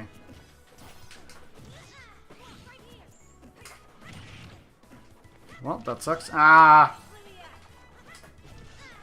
This guy is gonna get blown up for doing those downers at some point.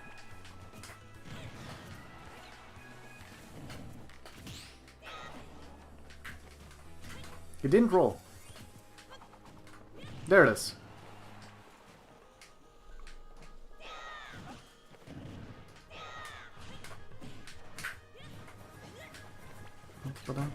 Oh my god. Oh, that was so close to being good!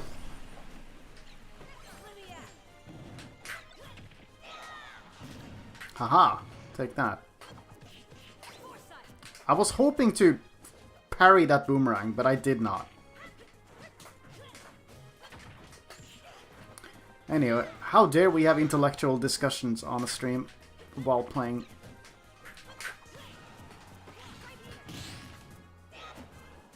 What's he gonna do? Oh, that's the roll. Content creators had to be aware of tone whiplash, like suddenly changing his style of what makes you can. Yeah, exactly. That's why I've really found my style of editing that I like doing, that isn't like overbearing, and it makes me feel like, yeah, this is me.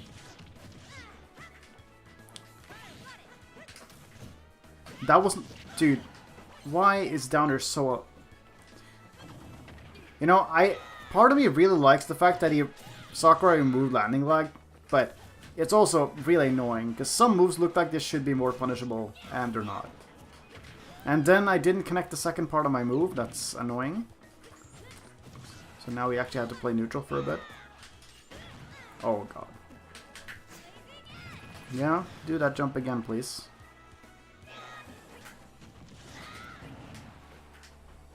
Down here? Yep. Oh, he double jumped. How dare you.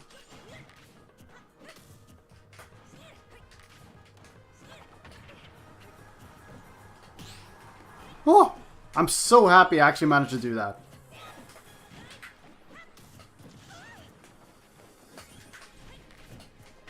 No, nothing there.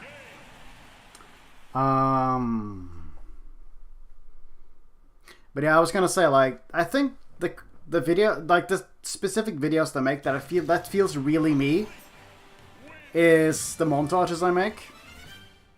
Because I don't make them super flashy. Like, I don't. Like, again, my editing is very minimal, like minimalistic. Like, I make like more subtle edits.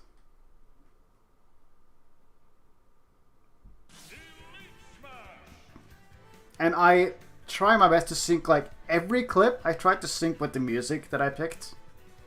And that's like the most fun part about it. And I really enjoy making those, and it's so much fun. And I think that that's like the one thing about my channel that I really enjoy.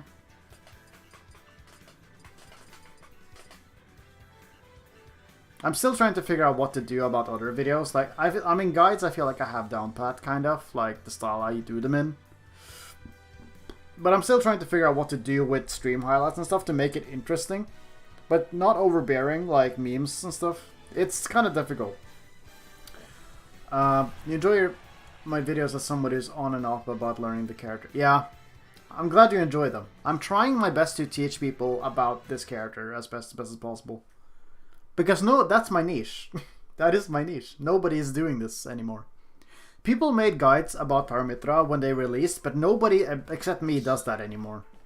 There's like a couple, but yeah, I'm like one of the few. So I'm trying my best.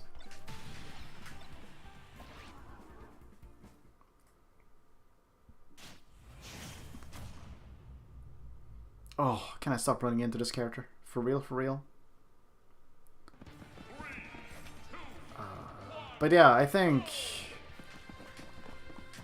Anyway, oh my god, really?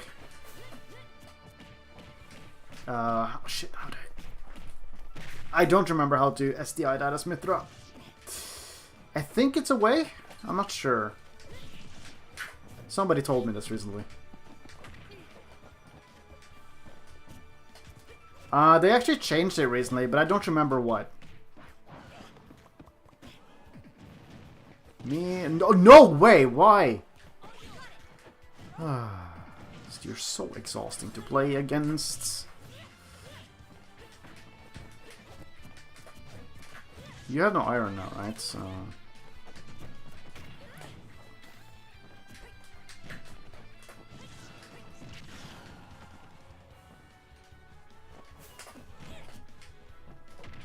Just dash tech. No, you do. Like, I can't believe people say this character is easy. And that you don't need any guide for it. Like, of course you do. Like, I think there are parts about Pyra Mythra that are not intuitive, and that's why people are struggling. Oh! My air dodge angle was not good enough. No, Steve should not be in the next game. Oh my god, are you flickering your shield because you want to parry?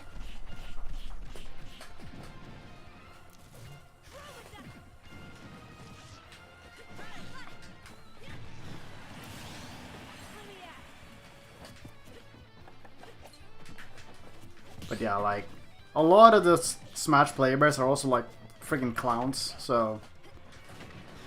They're clowns that will parrot whatever the top players are saying. Or whatever their favorite content creator is saying. And they will not form their own opinion, they're sheep.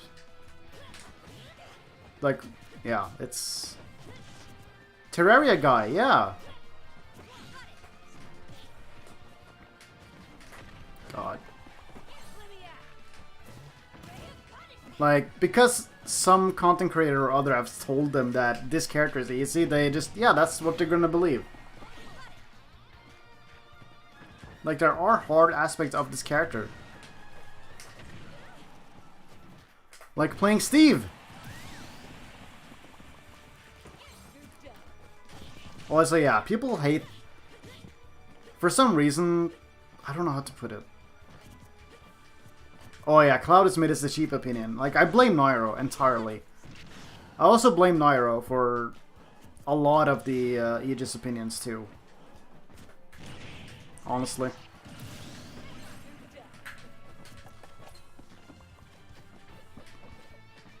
I mean, nobody made poly guides.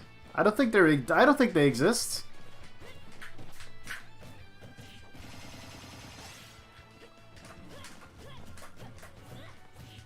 I'm gonna up tilt on your shield and you'll tell me how it feels.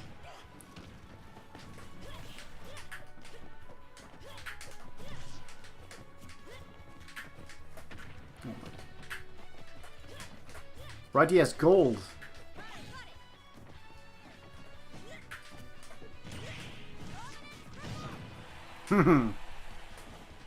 Yeah, just doing that for damage, honestly. Also, I wanted to land on the block to not have any landing lag. What do you mean that missed? I timed it perfectly. Oh my god.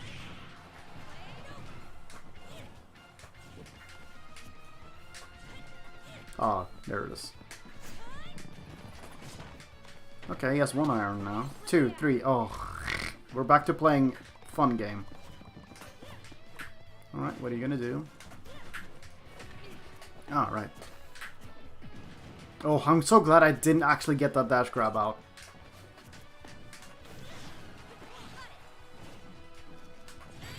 There we go. Man. I can't believe people don't think power movement is great. It feels really nice and graceful when you're good with it. Yeah, Nairo has way too much influence. He is an influencer.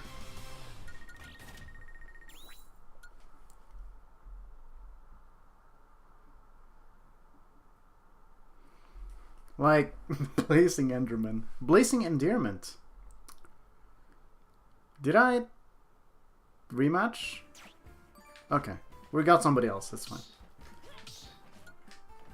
Like, people think she's like so slow and stuff, but like, she feels really good.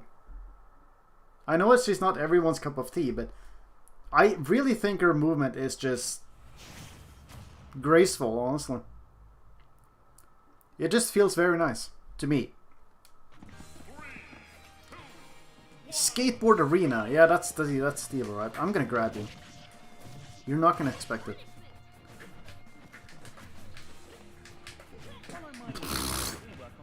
Of course. Steve is just Luigi in a nutshell, isn't it? Like, in disguise.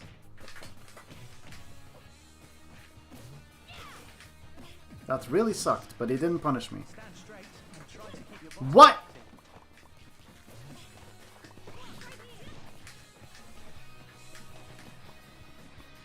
I hate it when I get stuck on a block and you do like the stupid wall animation. Pyra is faster than Robin, ironically. I mean, they're similar. Because Robin also has really good airspeed and you can just drift around.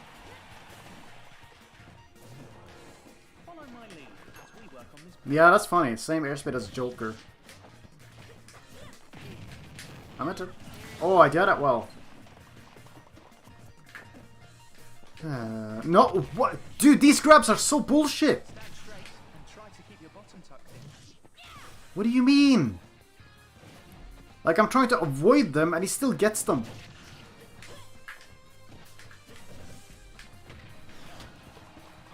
Now, return to your original position.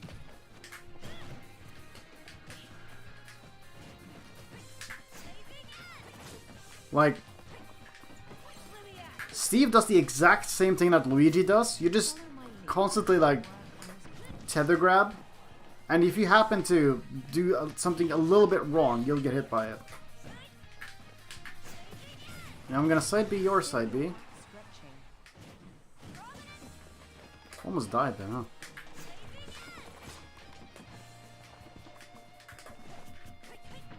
I missed!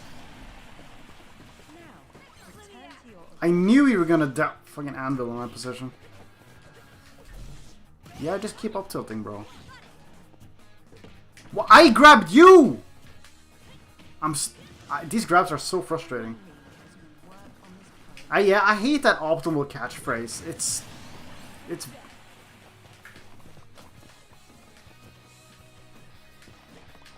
at least Luigi has no Minecraft. That's true. But Luigi has 0 to death. That is actually very easy to SDI out of, so whatever. I mean, if you don't know, you don't know, but he still has some. I tried to hit him. Oh, my brain is already fried trying to play against this character.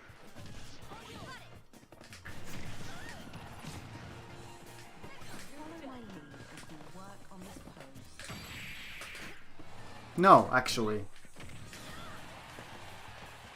Thank you for block. I would have died probably. No way, that hit me. I need to find someone who isn't Steve. I'm just getting frustrated. It's not fun.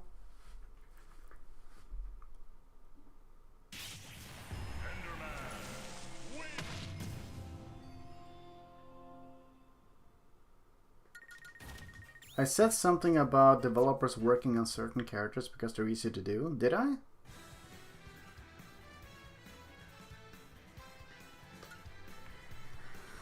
Oh my god.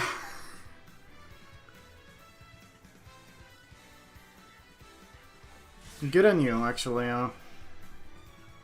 It must be nice playing a character that beats Steve. I know Pyra Mythra can beat Steve, but online it feels impossible.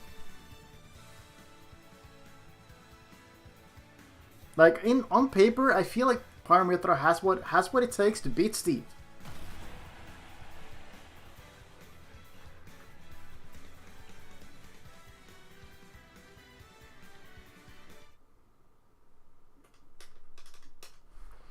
Oh, Lord.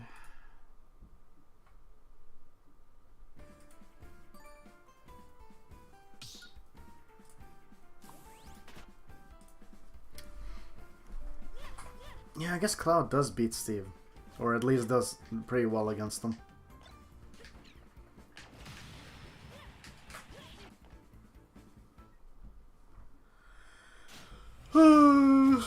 That's much better, thank you.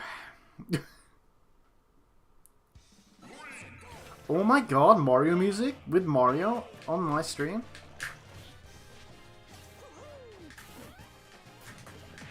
No. I got hit by the ignorant fireball. Do it again.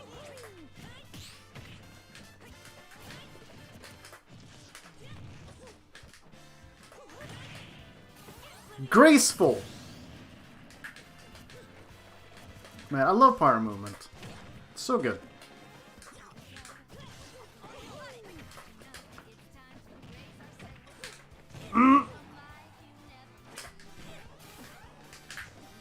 What do you mean? I hate it when with Pyra specifically, I pivot grab, but she's so slow that she ends up in front anyway. So, like, it's really awkward to time.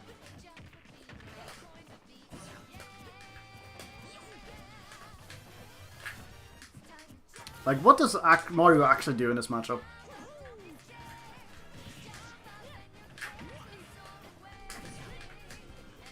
He says Huzzah, actually. Don't do it. Told you. Of course. You're low on Pyro moves. Well, I should have gone for something guaranteed, I guess.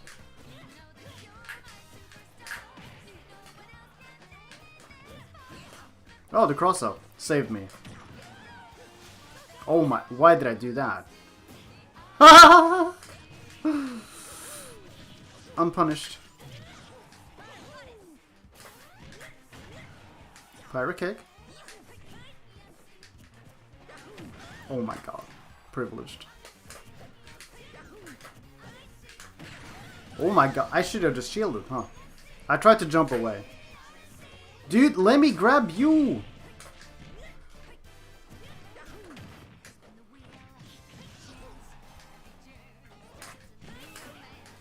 Mythra dropping in bracket.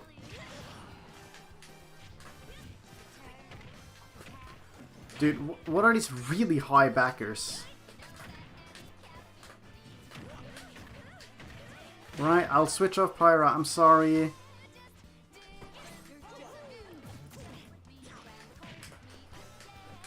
Anyway, I need to... It's time to stop mashing, I think. Never mind.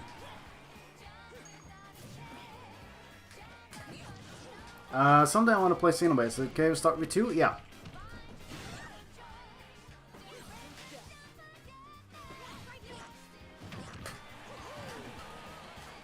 You can start with 2. Just make sure to not play 3 first. That's a terrible starting point.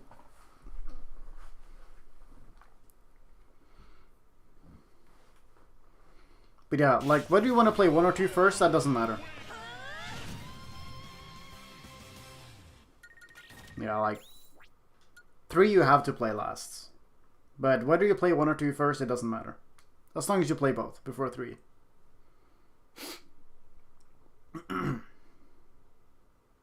Like, technically you can... Xenoblade 3 can be your first Xenoblade game, but you would get like 10 times more enjoyment out of it if you played the other 2 first. There's just that much stuff that would... There's way too much that'll fly directly over your head if you don't. Man, I really got Mario once and he didn't want to play anymore. Crazy.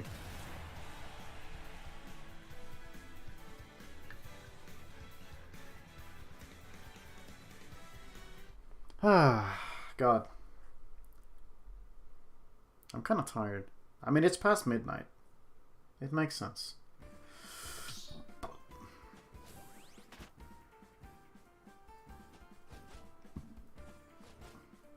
Speaking of which, bit of a sneak peek for you guys who are here about the next video I'm gonna do.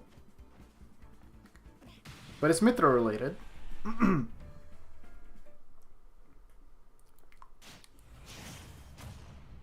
Speaking of, Robin. Oh my god, Metroid Prime 2 confirmed. Remastered. Oh, this matchup is terrible for Robin. Like, even Solo Pyra does well in this one.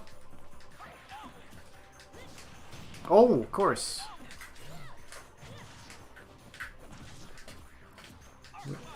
Yeah, that's what I thought. Mm-hmm. Mm-hmm.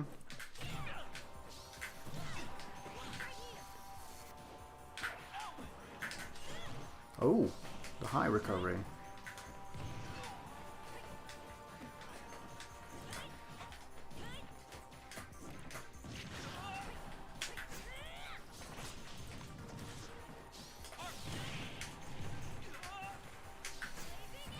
Yeah? You want to charge out there? Be my guest.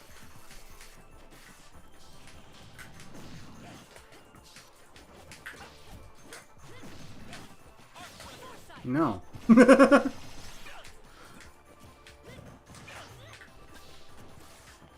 this song is so sick. I really hope they remaster Metroid Prime 2 at some point.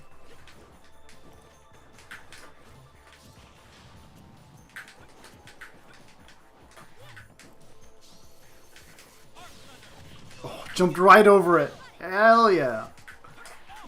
Oh, I almost went off stage with that one. That was kind of terrifying.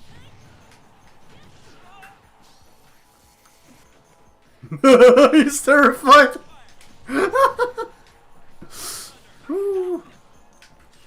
Oh, I thought. Okay, he's not that scared.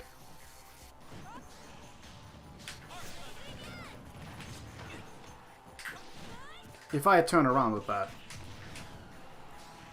There's the book. Are you gonna throw it? Yeah.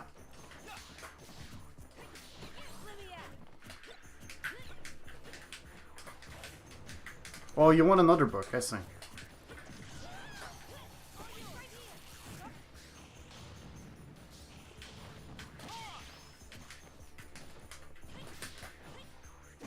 Wow, he just did it. Okay. Yeah, like in theory, Robin is really like good, and Robin has a lot of good things about them, but yeah, having limited resources really sucks. Oh, clanked.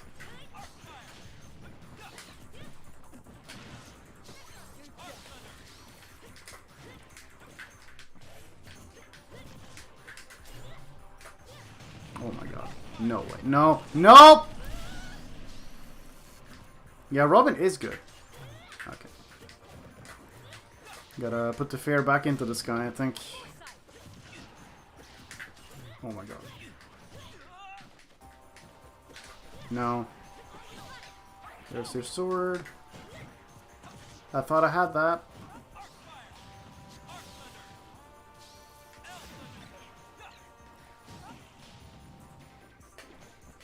Robin really doesn't have that much power when you know what to do. Oh wow, that still hit me.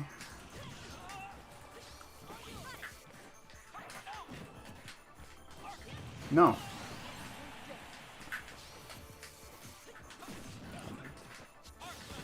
Nice. Yeah, it's terrible, but only if he's actually in oh my god. Disadvantage. I jumped into that. Whoops. That might be terrible. He threw the book the other way, so maybe it's not that bad. I'm dead. Yep. Yeah, this matchup is pretty fun, honestly. It goes... I feel like it goes pretty hard both ways. Xenoblade, yeah. Myra sure has opinions.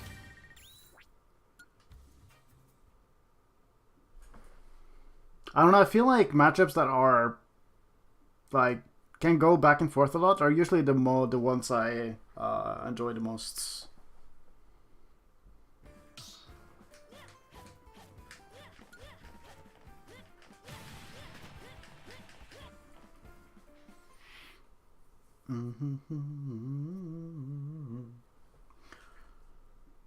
You know what? I don't really want to talk bad about Naruto or anything. Like, he's probably still one of my favorite people in the community, but I kind of find him a bit obnoxious to watch these days. 3, 2, 1,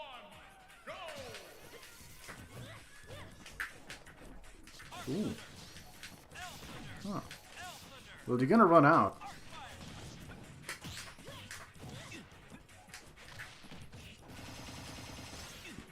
Is this from Snake? Metal Gear, I mean?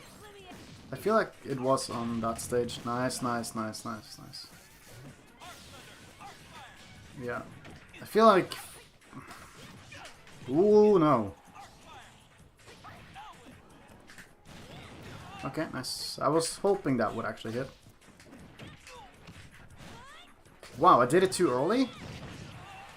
Ooh, never mind.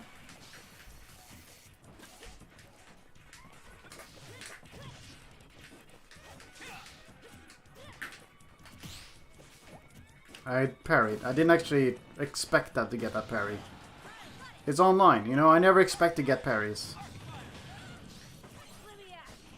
Oh no. Nice. I DI that way. I wanted to SDI out of the fire, but I just couldn't.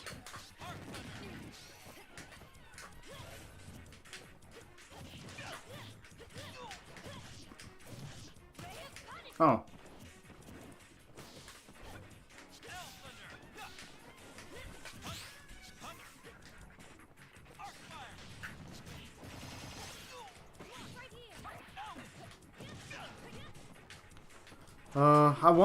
I really wanted to down tilt up air, but I got a nair instead, and that just didn't go as well. And which character from 3 would be the best for another rep? I'm not sure, honestly. Bit of a hard question. I mean, I would... Personally, I would love Rex. But he's already in this game, so probably not. I just love Rex. Rex is such a good character. I hate how much hate he actually gets. I keep getting... I want to up air, but I keep getting the wrong moves. But if they were to pick a Xenoblade 3 rap, it probably would be Noah, I think. Or Mio, or both. Yeah, he got me.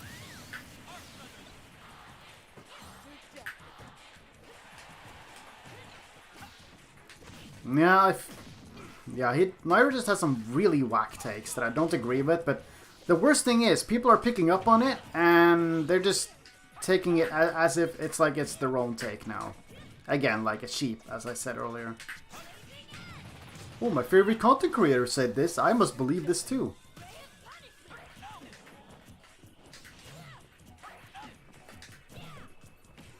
Oh, he thought.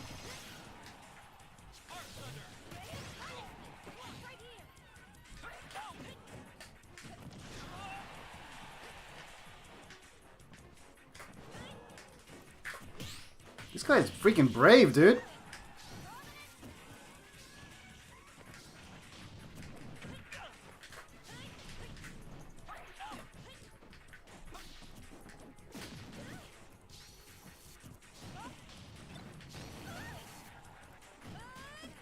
I would rather not talk about why Narya was banned.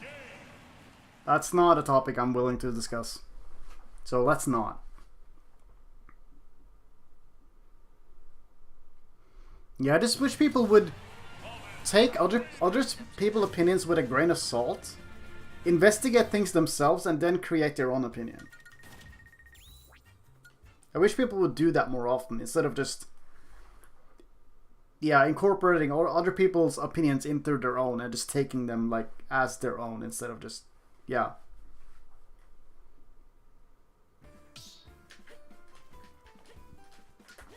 Oh,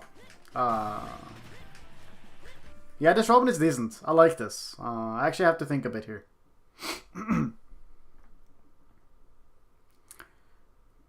Yeah, Robin is like a character I really enjoy fighting because I've played. Again, let's not bring up people who are banned. 3, 2, 1, go!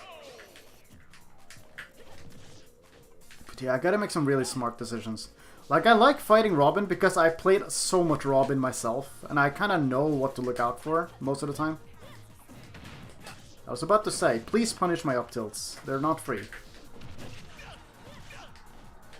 Like, I used to main Robin in Smash 4. I played Robin quite a lot in this game too, but I don't think he's main material for me anymore.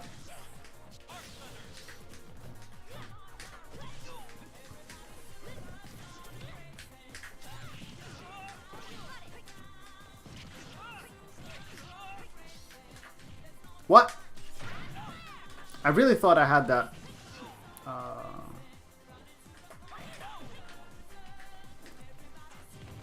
I really thought I had that timing.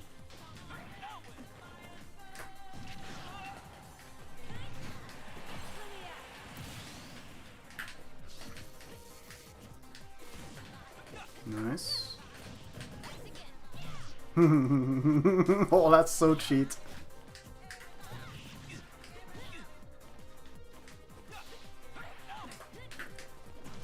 Damn it! I should have just shielded, huh? It's fine. Ah, I missed the timing.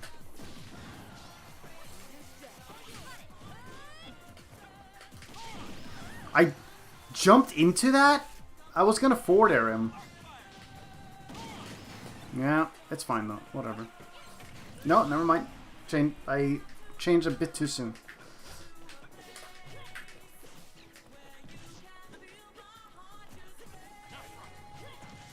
Zero's still on YouTube. I mean, if he has changed himself and become better, then yeah. Yeah, this song actually good. No! Buffer! I hate you so much. Let's stop running into arc fires, shall we? Or rolling into arc fires now, apparently. Okay, now he doesn't have it for a while.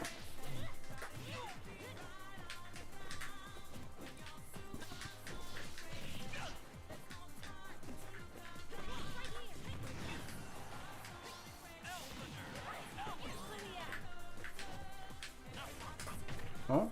Oh. I love it when people are actually aware of the stuff. This is great. Oh. Nice. Okay, this guy is good.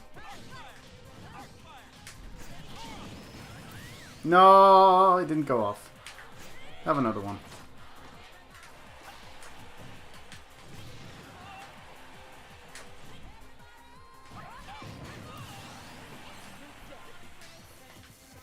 Okay, that's good. Good for him.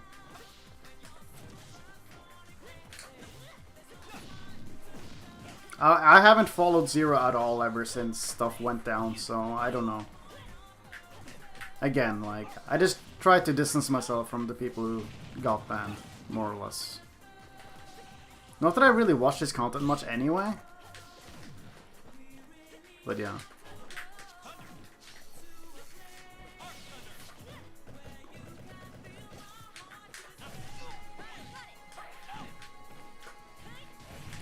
I want up airs. Please give them to me. The amount of accidental backers I've gotten against this guy is kind of insane.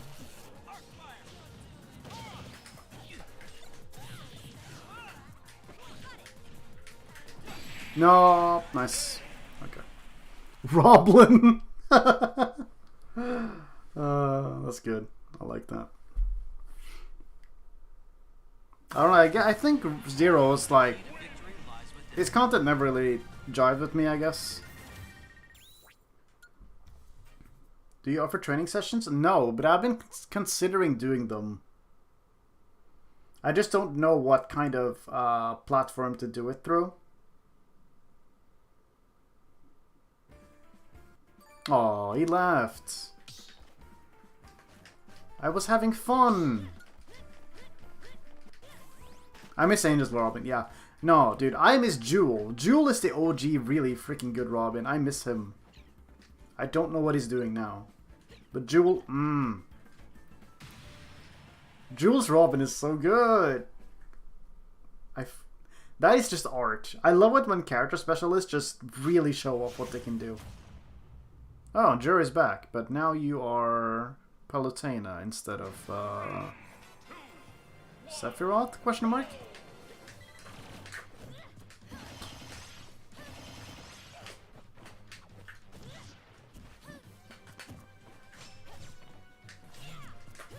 Yeah, I should have realized. No way! And this is why you don't recover as Mythra that much. Like, even when you're snapping the ledge, it's so easy for people to hit you.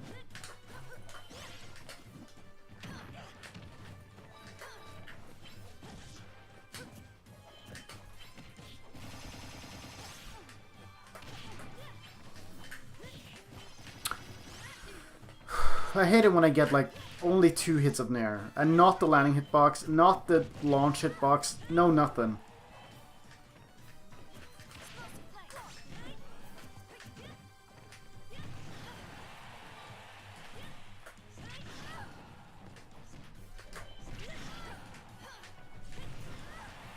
Dude, die?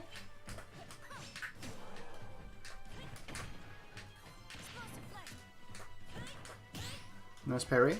Oh my god. It actually mattered.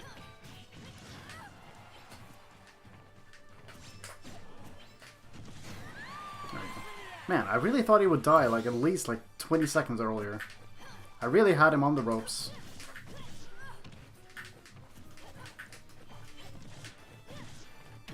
Of course. Back air hit stun.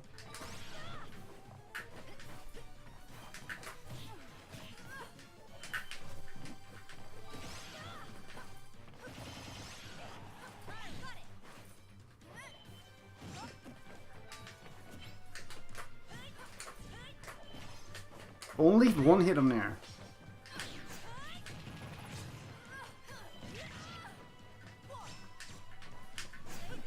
Oh, you went underneath? I missed the parry.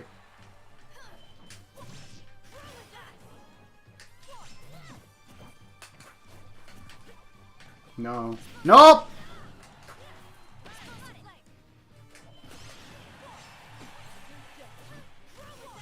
This might suck. No, we're good. Oh, that's a bad blazing end. Ooh.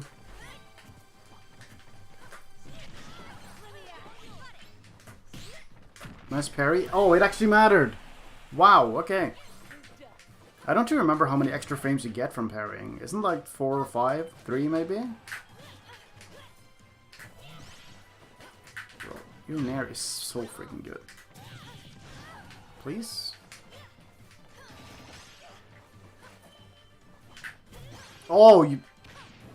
What did you get stuck on the platform like that? Please?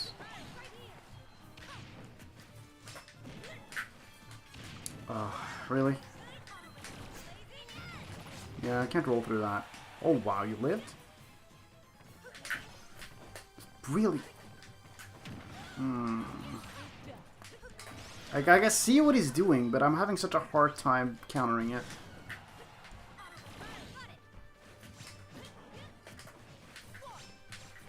Nice.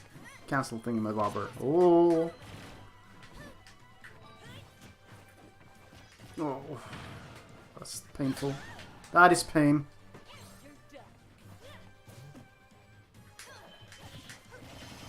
God! I hate getting a little bit of nair.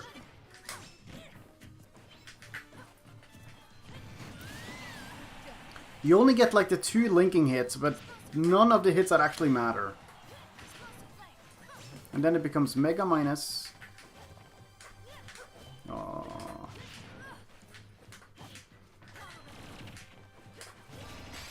You just did that? Okay. I guess he had nothing to lose at being at 14%. Anyway, yeah, I have been considering like doing lessons or something, but people have been like saying that you should do it like through different stuff than Metafy. Like doing like coffee stuff or yeah, literally anything else than Metafy, because apparently you earn more in other through other platforms. So that is something to consider. But also, part of me is like, am I really good enough to give people advice? You know? That kind of stuff. Because I do have a lot of knowledge of this character, but like, I don't compete or anything. And I feel like people really value that you're a competitor or something. But I also know that there's plenty of people in the community who give lessons, but they have like, they don't really compete anymore. So I don't know. Something to consider for sure.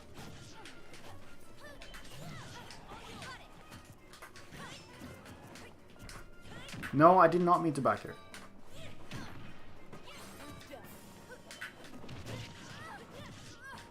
Also, unrelated, but Palutena is like the please run into me character.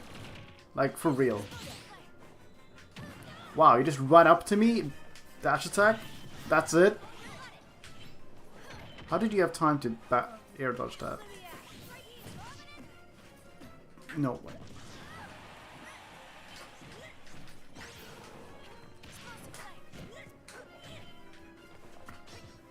No! I hate this. I wanted to punish him for charging, and then I hesitated and I did nothing. Oh, that is the actual worst. Oh, I wanted to foresight. That didn't work.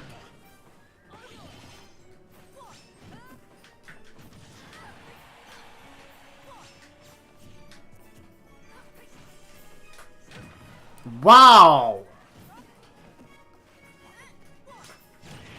Okay, at least that's a guaranteed kill.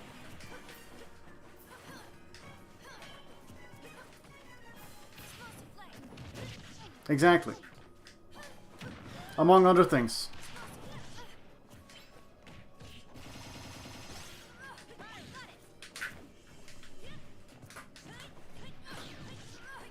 Cute attempts. That is not what I pressed! That's sad. I wanted to neutral B his shield, and I ended up side B'ing. Oh. Yeah, that's the thing.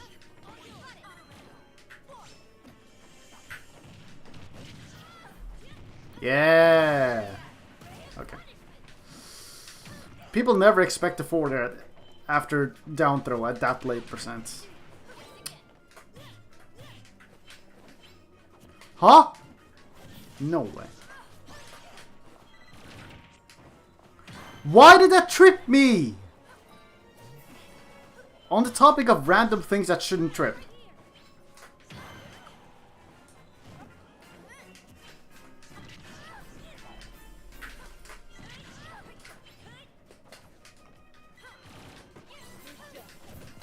I love being able to just jump over.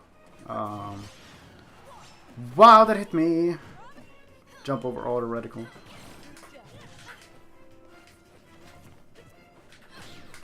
Please continue making mistakes. Please continue making mistakes.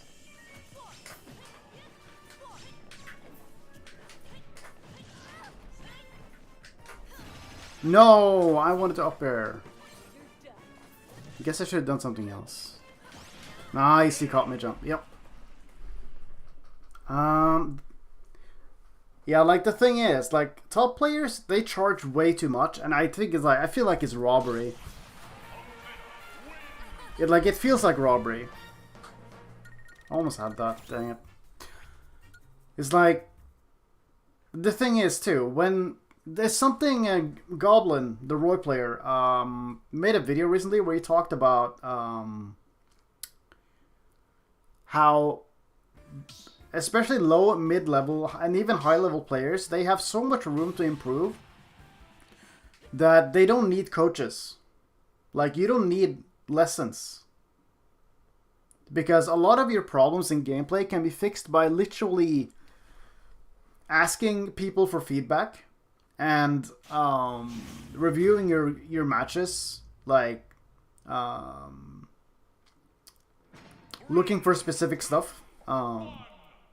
And he's right. Like, I genuinely believe that mid-level players do not need coaching. Like, coaching is something you do, or someone you reach out for when you've plateaued. When you hit like a wall, and you really can't figure out what to do. That's when the coaches come in.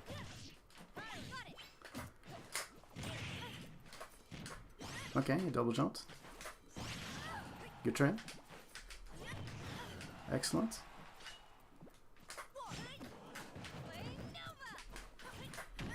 Wow. But yeah, that's why I'm like, am I really... Should I really be taking lessons? I would rather just make guide videos instead. That people can watch for free. Quote unquote for free, you know. It costs something for me. Mid-level players need to push themselves. Coaching can help, but ultimately they just need to play and practice. Exactly. The thing is, mid-level players are... Not everybody, but I feel like a lot of mid-level players are impatient. They want to improve faster. And they want easy answers to everything. But unfortunately, like, you don't get that. You need to work yourself. Improving in Smash and other fighting games ultimately is like...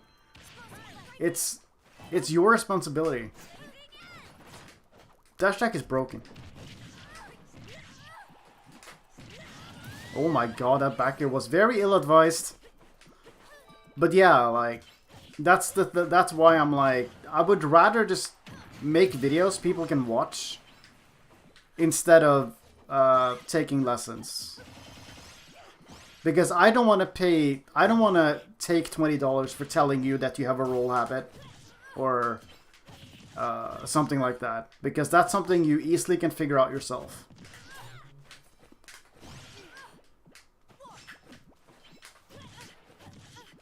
You know? So I'm like...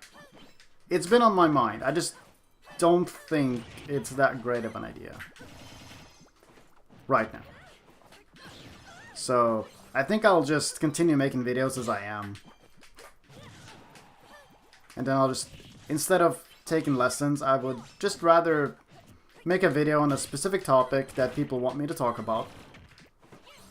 And help people that way. As I always have been. I'm the one who got trumped. That freaking sucks. Oh! Oh, man. Man. I really didn't expect to get trumped in that situation.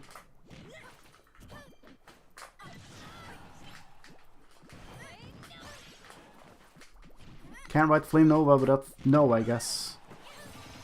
Oh my god, no. No. I'm not losing this now. I've been playing so dominantly the whole freaking game.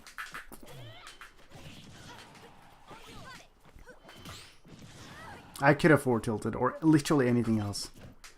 No! Why did I jab? I didn't mean to. Oh, that sucks. Yeah, at least he nared me, so we might be fine. That caught me. Oh my god. Holy shit.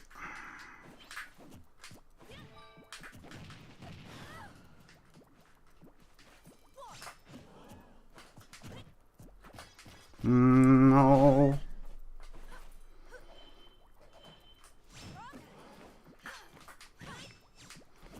How does it feel to be trumped?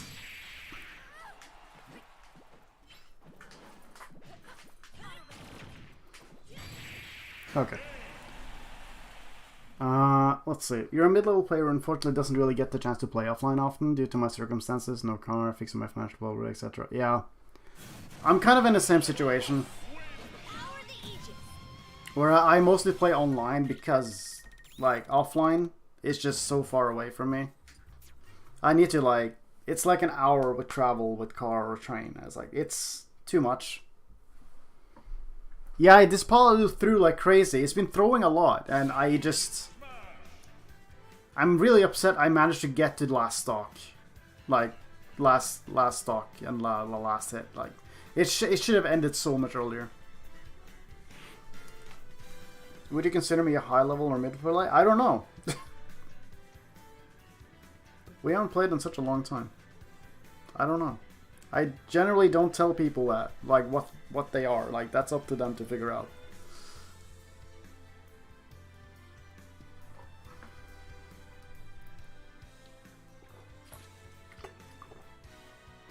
Oh, that was kind of exhausting, not gonna lie. But yeah, I think the conclusion I've come to is just, I want to just, yeah. I think I'd rather make content, make videos, make guides, or other helpful stuff that people can use to better themselves. Because, yeah, that's just what I enjoy doing. It's a really fine line to walk with, like, doing lessons, stuff like that. And honestly, I feel like top players are charging way too much. Dude, I remember... Dude, I still remember, back in Smash 4, I used to watch Iza. Because he did lessons, and I watched his lessons. I watched a lot of people's lessons, actually. Even though they were not for me, I would actually look at other people's lessons from other players. And I would learn from that. Because, you know, they would talk about stuff that is, pretty universal. But what I remember very clearly, that Iza was doing a lesson with a Korean player, and the Korean player was kicking his ass, and he had literally nothing to teach. And he spent money on that.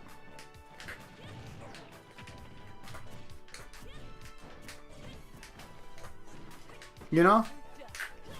And I'm like, wow. Like, that's not really that's a situation that's very possible to be in. No way, you just kicked.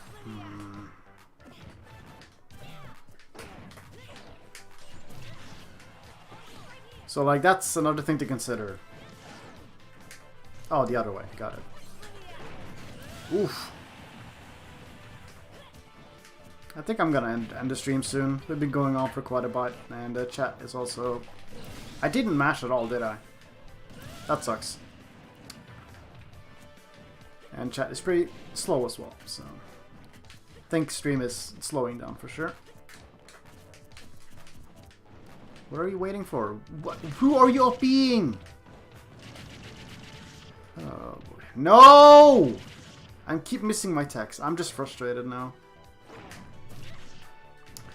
I can still make this back, but oh my god, dude, I gotta play well.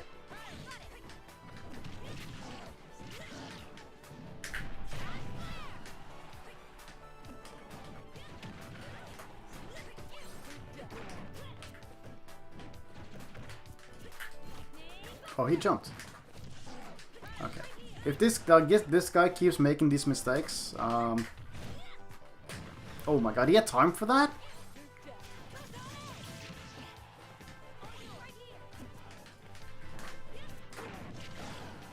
Don't do it. Oh, you land on platform this time. Yeah, that current player got scammed, and he actually was really upset. God, this guy had really bad habits, and I did not punish them enough. But yeah, that Korean player was really upset, and he legitimately felt like it was not worth his time or his money. And like, yeah.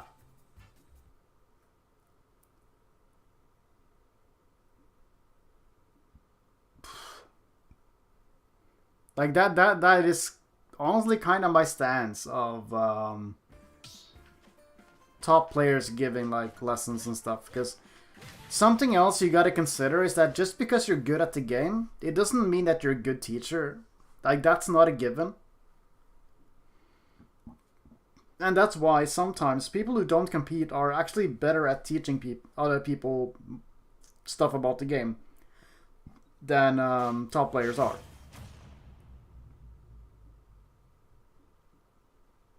Which is kind of interesting in its own way. Anyway, let's stop throwing. This guy literally has doucheball in his name. Yeah, this guy has terrible habits. I don't know how I lost.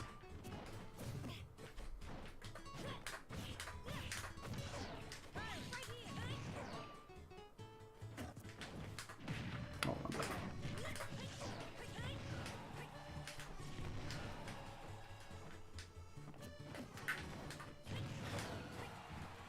You better not. Fool!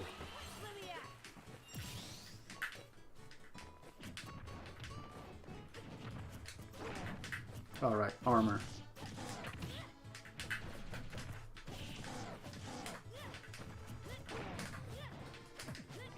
What are you doing? Okay, we are really doing random ass options just to get something started now. Yeah, I know why I lost. You don't actually have to tell me. It's a rhetorical question. Alright, you didn't grab me. Watch this. I was too early. But the idea was definitely right.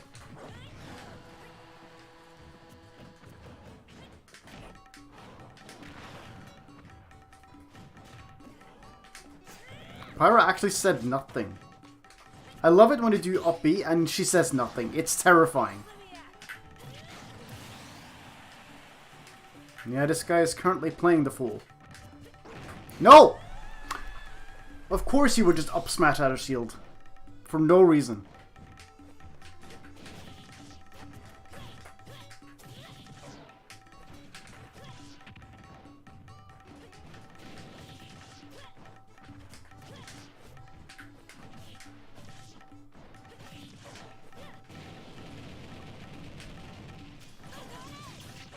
I'll take that damage if I get to do it back.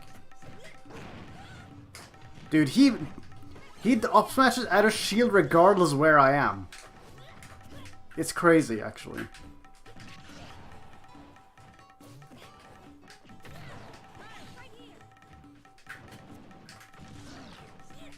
No, I missed! Oh! Oh, I was hoping. Yeah. Man, that's so easy. This guy had like the worst habits possible.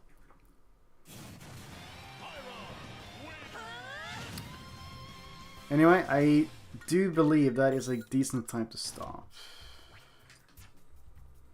I've been going longer than usual because I have nothing going on tomorrow. So, yeah. Yeah, this guy was flowcharting like crazy. I could just abuse it.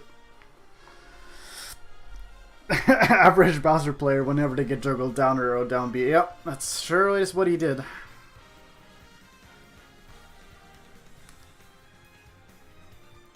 Yeah, Bowser side B is kind of scary sometimes. Yeah, that was like, honestly, not to be rude, but that really felt like a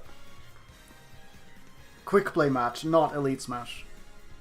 Just, you know, I know that GSP has like no indicator of how good someone is actually, but, or, you know, quick play / Elite Smash, like the difference isn't that big, but yeah, that was probably one of the worst players I've played in a while, in terms of just habits and patterns.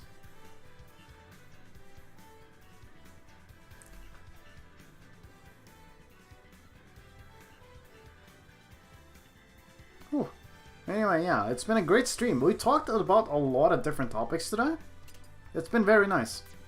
Too bad Spinrate wasn't around to be here for all of it, because I'm sure he would have had a lot to say. My region can't fight. Yeah, dude, I've actually experienced that a lot today. I've had to like re-queue a lot, which sucks. I understand your pain. But then again, I stream for longer than usual, so I guess I'm just bound to not find matches sometimes.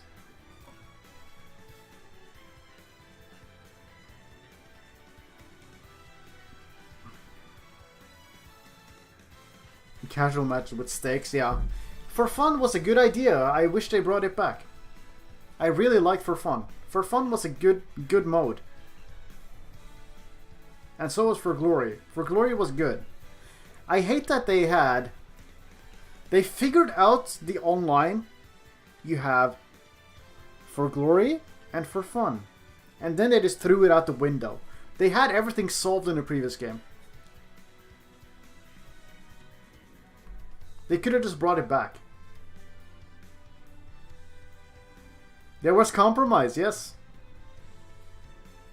And for Glory, you could run into anybody anywhere in the world. Which had diminishing results, but like, sometimes it was really good. I loved that, actually. Like, sometimes I would run into Japanese players. Like, the connection was crusty, but I don't know. You don't get that anymore. Like, I do appreciate all the different options you have now, but I just wish that they had brought For Glory over, and then you have like extra options to pick from to like customize your experience a little bit. God, do you remember the start of this game? You would consistently get like free-for-alls, and when you didn't want them, or casual players getting like 1v1 matches and stuff. It was awful. Like, that would not have happened if you just had segregated them like you did before. It's really dumb. Incredibly silly. It's so silly, actually. And yeah, you need to have a VPN just to play with other people from other regions. It's so silly. And not to mention that I think this system just puts you like, it puts you in a pool, and then you will just run into the same players over and over and over and over. Like, I feel like I very rarely see a new face when I go on Elite Smash. Like, I pretty much run into everybody at least once. You know? But for Glory, sometimes I would run into people multiple times, and that was mostly just people in my own country. More or less. And that's fine. But like, yeah, it's just, man, this game sure does a lot of things that I don't enjoy. And yeah, here I am, still playing it. I mean, I definitely don't hate the game as much as other people do, but, you know. I'm not really sure I would be playing it as much as I would if Pyra Mythra did not get added, because they really breathed new life into the game for me. And I'm sure a lot of people agree. When you reach the peak of Elite, it's honestly pointless. Yeah, I mean, I'm not even at the peak, but... like, far, far from the peak, but... I feel like the quality of the matches you get are so wildly different.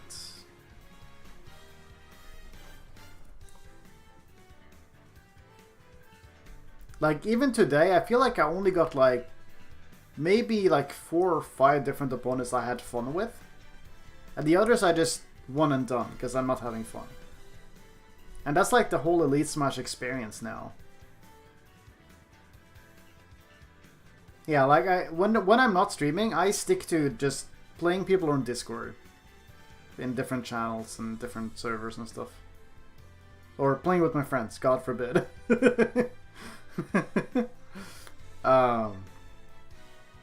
But yeah. Elite Smash is a lot more bearable when I have you guys to share it with. And, you know, Elite Smash is like the place to go to if you want to farm clips for your montage. People are really dumb over here. They will fall for anything. You might not buy the next match game if Pyra doesn't come back. You know what? I feel you. I feel you. I don't know. I would really have to see who is in the roster and who they're planning for, because at this point, like, I've always been the kind of person who really needs to like the character they play in order to play a game. Like,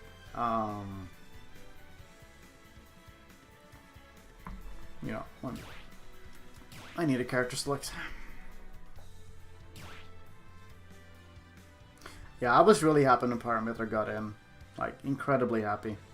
I'm not actually gonna play. I just need a character select because I want to talk.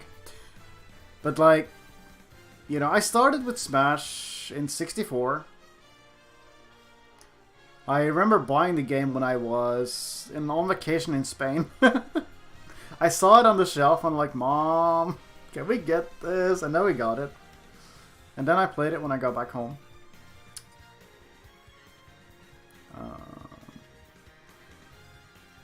And honestly, I don't even think I had like a main back then, because, you know, I was just a child.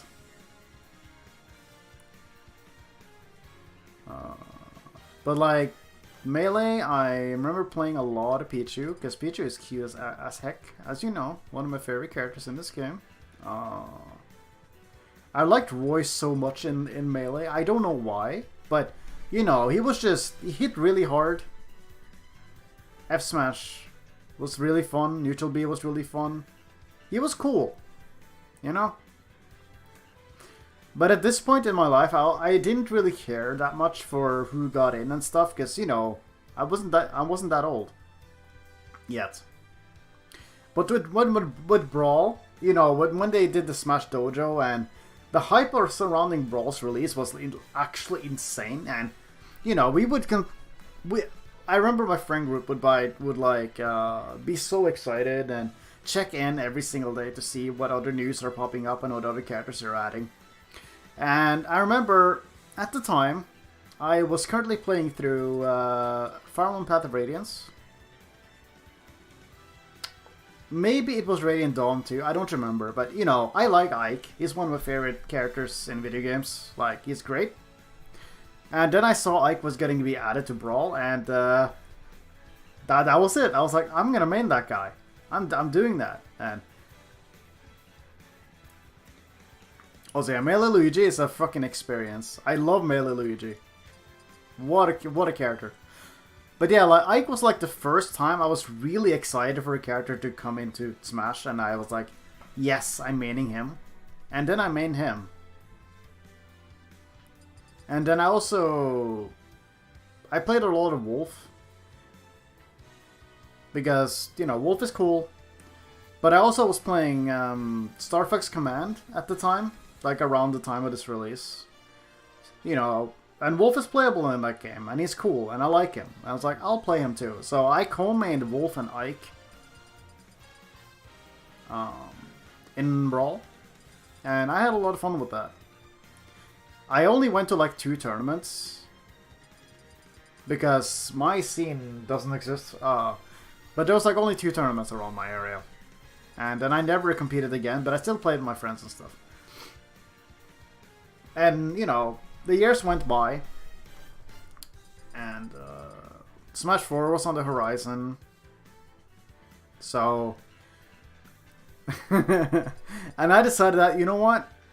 Oh yeah, I talked about this earlier, but I got my capture card 1 year before Smash 4 came out, and I decided that, you know what? I'm gonna really, really focus on doing content for Smash 4.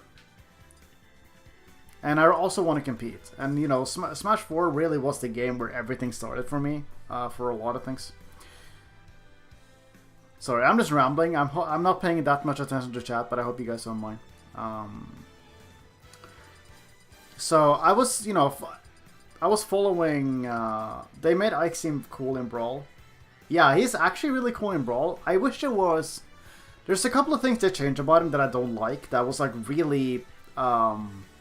unique about him in Smash, like the helicopter up air I thought was really cool, but then they changed it.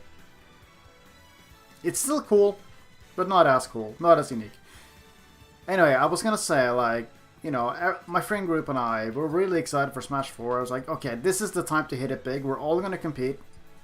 And you know, I saw all of the characters getting added. I saw Lucina being added. You know, I love Fire Emblem. Like, it's one of my favorite franchises ever. I was excited for her. I was excited for Robin. Robin was so sick. Still is. One of the coolest characters in this game. In Smash 4 as well. Like, super cool. I was excited for him. Shulk. Dude, I cannot describe to you guys how excited I was for Shulk. Having played Xenoblade 1. I was like beyond the moon for Shulk being added. I watched his trailer over and over and over and over, and I'm like, wow, they really added him. You know? I played Xenoblade 1 like a couple of years before Smash 4 came out. I played it on release, more or less. So I was like really excited. Like, so excited. And I ended up playing Shulk for a majority of Smash 4. Welcome back. I'm going down memory lane right now.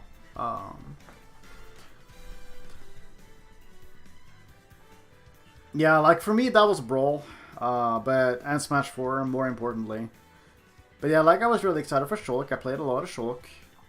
I think it was my most played character in that game. I still think Smash 4 Shulk is like one of my favorite characters ever. Like, that is the one character that really fit. Also, Xenoblade is peak. Yeah, Xenoblade Chronicles is peak fiction, and you can't change my mind. I played a lot of Shulk for a majority of the game, but he was really bad in that game, so I went a lot of back and forth between who to play in bracket. The Corrin was added, and Corrin was top tier, so I played Corrin a lot in bracket alongside Shulk and alongside Robin and Ike and all of that. Let me think. And I remember during the last year of Smash 4 in 2017/2018, I decided to just pick Shulk and just play him all the time. Like, that was my main. And Shulk's, like, skill ceiling is so freaking insane in Smash 4. And there was always things to implement. And the community was so hardworking and nice. Xenoblade 2 is your favorite? I know it's hated. Dude, Xenoblade 2 is my freaking baby. I love Xenoblade 2 so much. Like, I still think it clears Xenoblade 3 in, like, a lot of ways for me.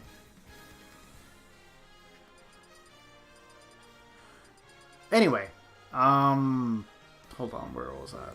Yeah, like, before Ultimate, I just grinded Shulk a lot. It was fun. Honestly, I think last year Smash 4 was the most fun I've ever had with Smash Bros. Like, a lot of my friends have already quit the game at that point, so I was just by myself. But, yeah, I just grinded Shulk, played with people. It was fun. Let's see, who else? I think that's pretty much it, honestly. And, you know, Ultimate came out, I played Pichu, I played Ike, because Ike is back and it was better than ever, so I wanted to make him work, but unfortunately, it's still bad. Oh my god, thank you, a free W just for me. So, I remember at the start of Ultimate, I combined Pichu and Ike. Piku. I tried to combine Pichu and Ike, it doesn't work. Yeah, I combined the two, and I had a lot of fun, honestly. And then Pichu got nerfed, and Ike just got a lot harder to play in bracket, because people were getting better at the game, and honestly, Ike kinda sucks even now. So I tried to make Robin work for a while, but it just didn't work. PG was still bad. I think I still tried to make Pichu and Ike work in bracket even throughout 2019. I remember trying Shulk in bracket a bit too. But he's really good, but he's changed in ways that it's weird. And then 2020 happened, and, you know, fast forward till today. Yeah, like, I have not been to a tournament ever since 2019, actually. But, I don't know. I don't know if I really want to compete anymore. I'm content just making videos and connecting with people.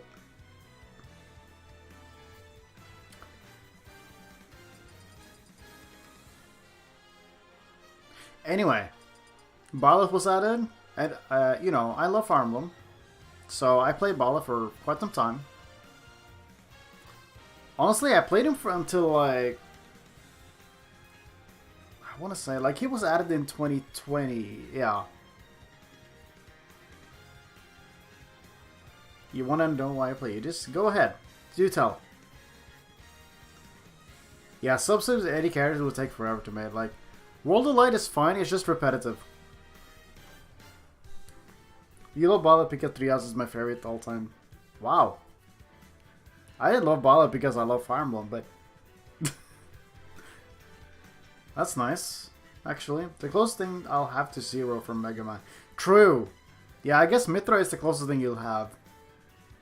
Because you have the lightsabers, you have fire, yeah. Dude, I'm actually kind of upset that Zero wasn't added as a character for an extra Mega Man rep. 3 Houses is the best Fire Emblem game by far. I will not throw my scalding hot take at you for now. I'll keep it with me. It's fine. It's just not for me.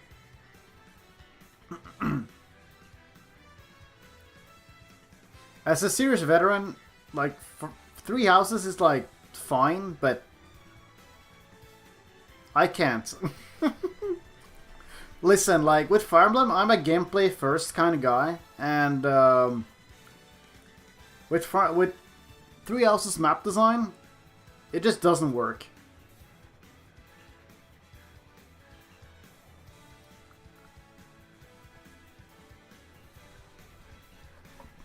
Yeah, the characters that, like, I'm really surprised that Shadow and Zero weren't added as characters for this game, because it would have been great.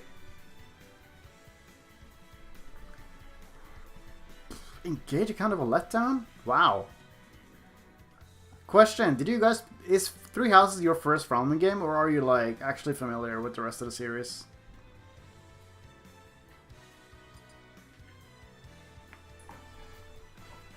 Because I feel like that tells a lot.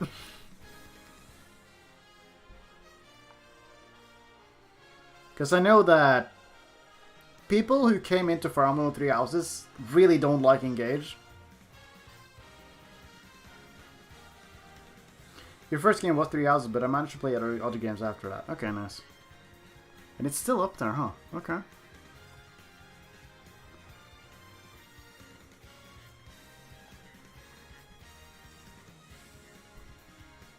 I mean, Ishidoro, obviously.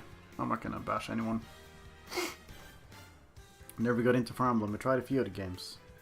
They're kind of hard to get into, honestly. I know they're not for everybody.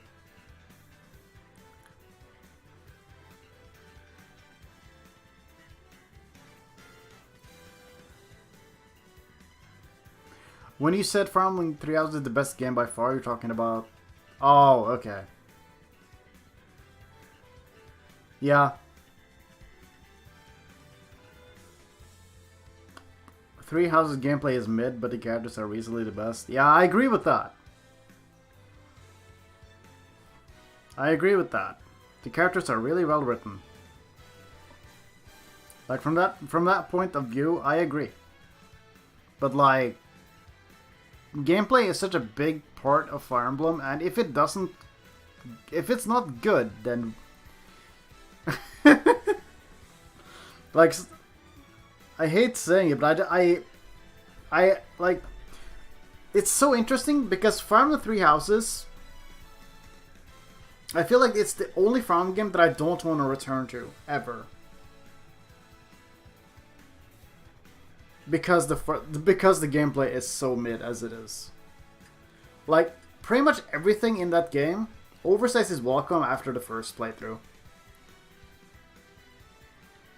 I think. And like, when you're playing Three Houses after your first playthrough, you just want to see the story, right? You just want to see how the other timelines, how they end up, you know. So my first route was Golden Deer because I love Claude and I love the Golden Deer house. All of them are so good.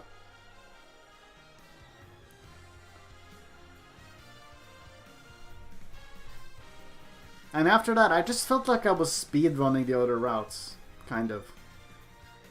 You know, you get New Game Plus and everything. So, dude, Golden Deer House is peak. It is. It's so good. It's so good.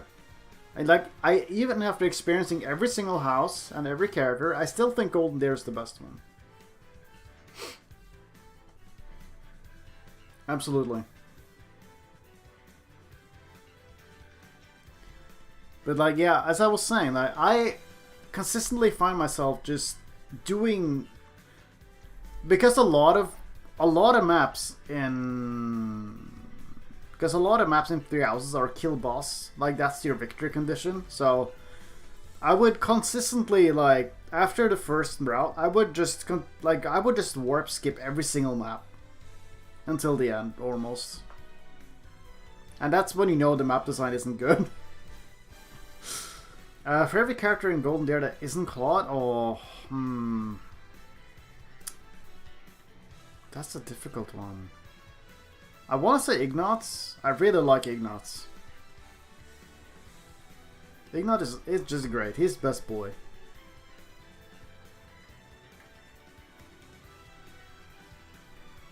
Yeah. I like him a lot. Claude obviously is the best one. Ignaz is amazing. Yes, dude. He's so good.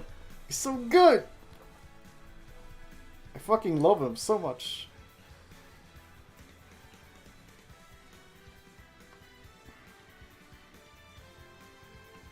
I still... Lysithea is also great. All of them are very good, I think. They're just... I really don't think there's any bad characters in Golden Deer. Like, they're all very likable in their own way. I think Lysithea is probably the one that needs to grow on me the most, because she's kind of insufferable for a while.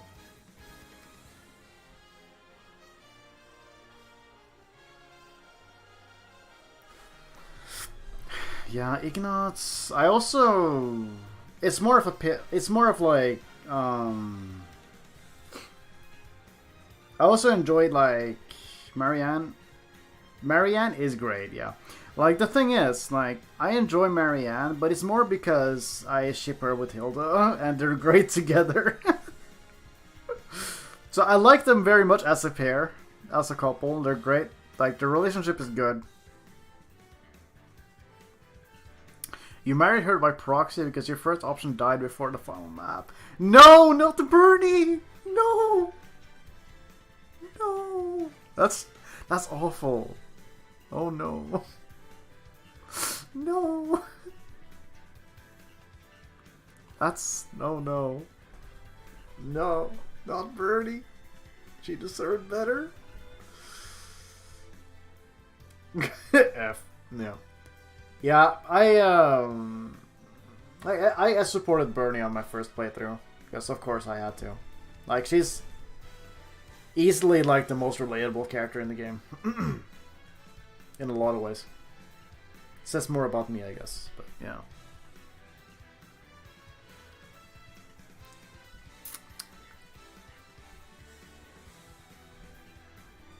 She is good.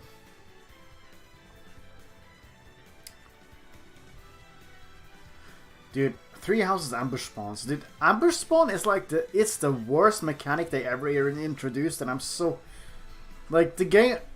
I find myself just hating the games that they're in. It's so annoying. Like, Fire Emblem 6 is so hard to play because of the ambush spawns. Like... I think... Like, Fire Emblem 6 is like one of the few games I've only played once. Because of the ambush spawns. The same goes for like FE11 and FE12 as well. And it's the reason why I have not done 3 houses on Maddening, because oh my god. No. Dude, 3 Houses Maddening is so unbalanced and not well designed. I'm so glad I didn't do it. Conquest is... Honestly, Conquest is like... It's probably my favorite Fire Emblem. It's really high up there. Again, I'm a gameplay first kind of guy, and... Conquest is peak Fire Emblem gameplay.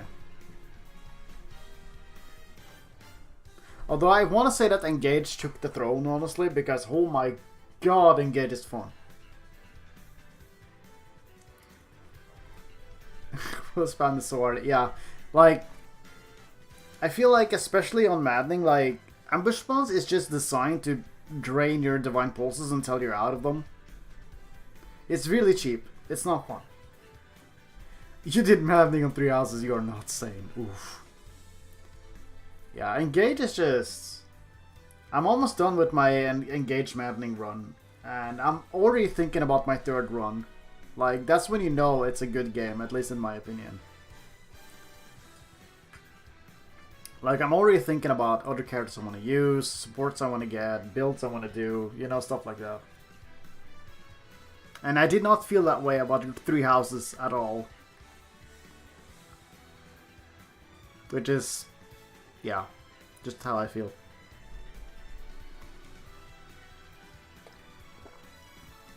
Listen, as somebody who has like Fates really high up on like my favorite games list. Engage is like right up my alley. I love it.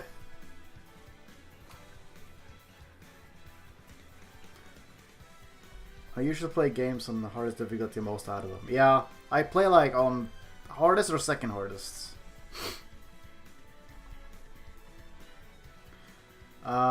You like better Xenoblade 3 than 2 because of gameplay? No, I like Xenoblade 2 more than 3. I think the gameplay in that game is really fun.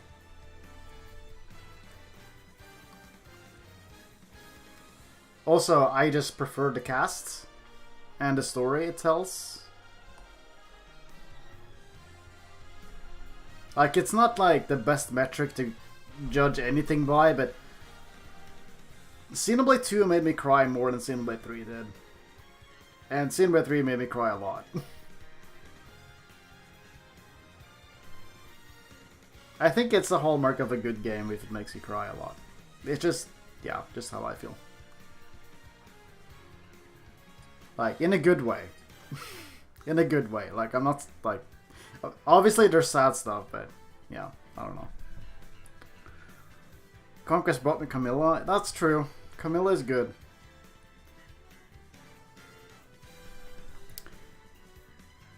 Kinda, like, I know that, like, Camilla is, like, kind of seductive in nature and stuff, but, like, I hate it when people make that her whole character, because there's more to it. She's actually kind of nice.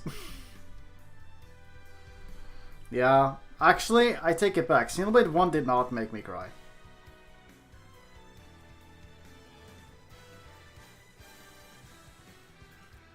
But then again, when Xenoblade 1 came out, I was like, what, 18?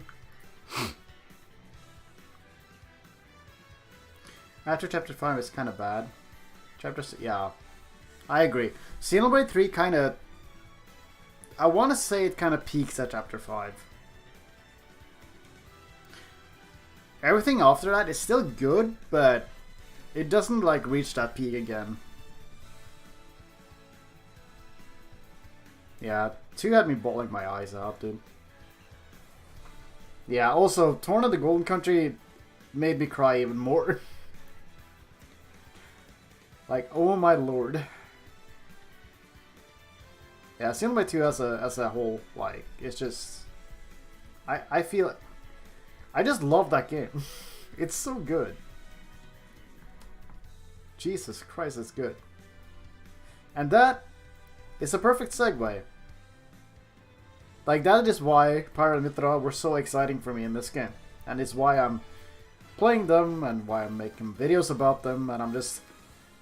Also, Pyra Mythra and my passion for them is just the whole thing that's keeping me going. And I'm hoping that that passion comes through in my videos and stuff. I know some people really like see it very clearly, but yeah. I just love them so much. They were cooking with Torna. And Mythra was also cooking. Who let her cook?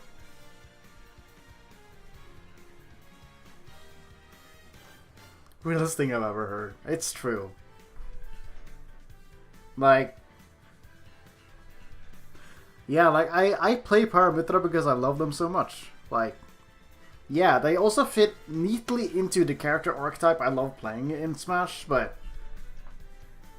Which is just beautiful on its own. Like, it's so good when your favorite characters get added to Smash and you love how they play. But, yeah. I hope I can make videos about them for a long time.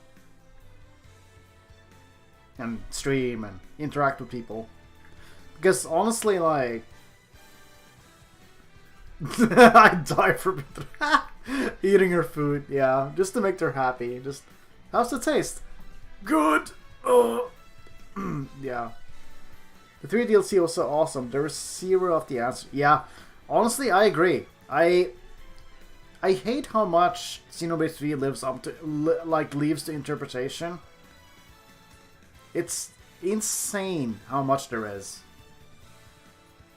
And even after, like, Xenoblade 3 at least answers some questions about Xenoblade 2 and about Xenoblade 1 retroactively. But, like, we should appreciate that Mythra can cook and smash. Yeah, she can cook people, and Pyra can cook people extra hard. Fry them. It's great.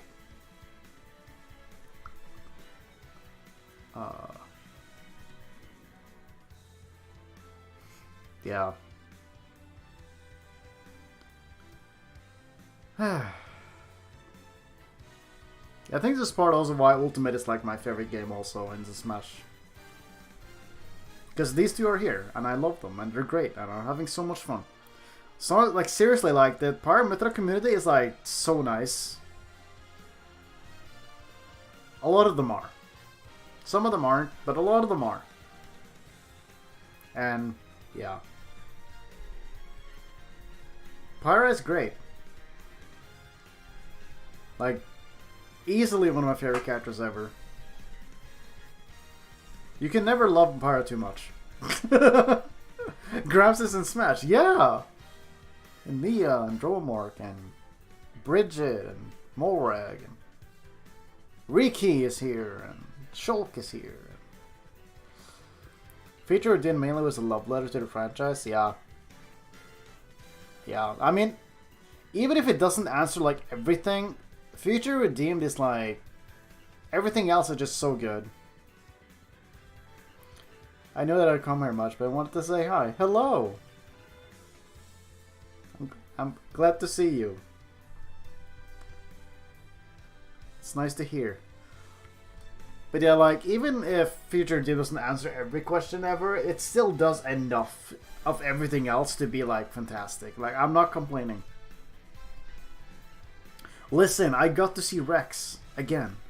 I'm happy. You know what really bothers me about Future Redeemed Rex? It's not even his fault. But there's people who hate Xenoblade 2 Rex, but they love Future Redeemed Rex. And I'm like, bro, it's the same character. He's unchanged. He has the literal dead ass, the same personality. But now you like him? Are you kidding? Now you like him because he looks better? Honestly, that feels so shallow.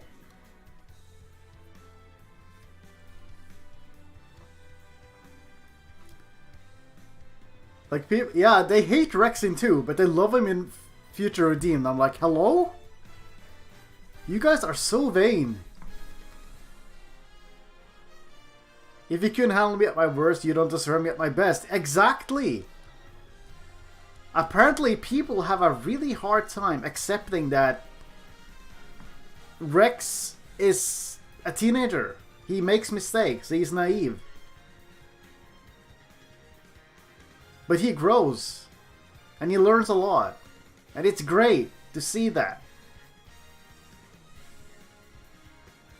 Also, how can you hate Rex when he literally just walks up to Pyra Mythra and just decides to fight their depression? And he wins? Hello? He literally cured their depression.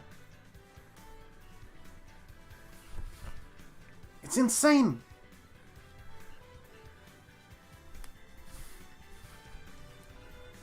He has such a good arc, yeah. Yeah, like, he's a great protagonist, but people just... I don't know. They find him annoying, I guess. Also, yeah, I mean, he is literally a shonen protagonist, I know that. But, like, he's still great. Also, yeah, there's way too many people that get so annoyed that Rex, quote unquote, has a harem. Like, it's so dumb. Honestly, like, when I saw that, I was so happy for them. Like, after everything Pyra, Mythra, Rex, and Nia have been through, and they finally have, like, if them doing that brings them happiness, then I'm just gonna be happy for them over here, honestly. Like, people can't be happy for others, holy shit. They just decide to be really upset. Like, oh my god, he got all the girls. Like, Jesus Christ.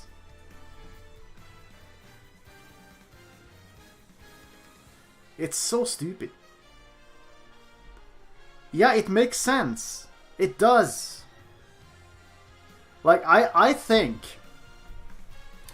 honestly think that Rex's heart is big enough for all of them. Like, he would do that. If that makes them happy, he would do that. I think that's in character. Like, that doesn't surprise me. Like, he is that big. Like, he is... Yeah, he's great. Honestly. I know that this is probably not what people came for, but I'm having a great time. Yeah, he is just that kind of a guy.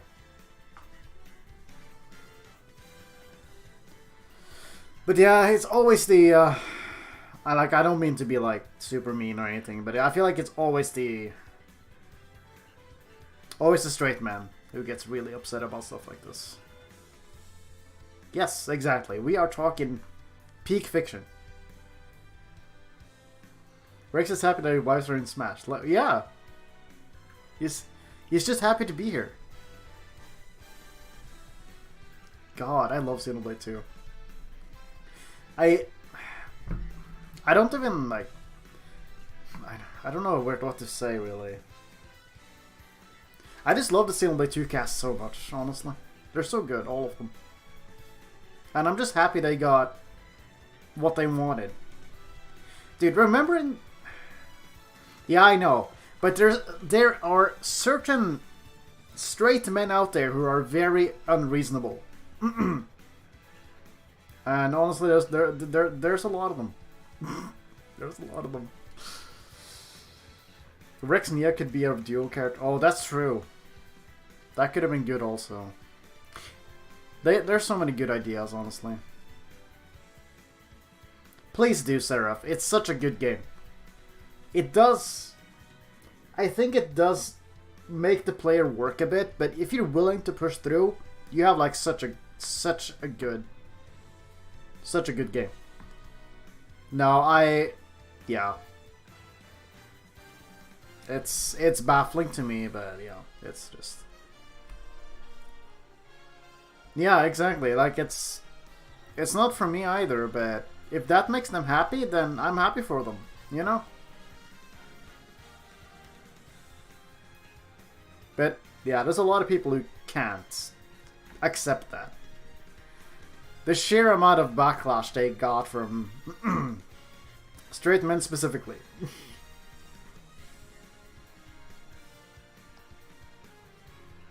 You know what else bothers me? You know, actually, I know we're probably already gone far past spoiler territory already, but like, there's something else I would like to talk about. Yeah, the whole Xenoblade series is so good. Like, I can't believe that the Xenoblade series just keeps getting better with every game. It just doesn't stop. Like, I feel like you see a lot of other, like, franchises, like, the more time that goes on, the worse it gets. You know? But Xenoblade just... exception, I guess. Yeah, the Xenosaga games, the Xenogears, like... Yeah, Pokemon, Assassin's Creed, etc.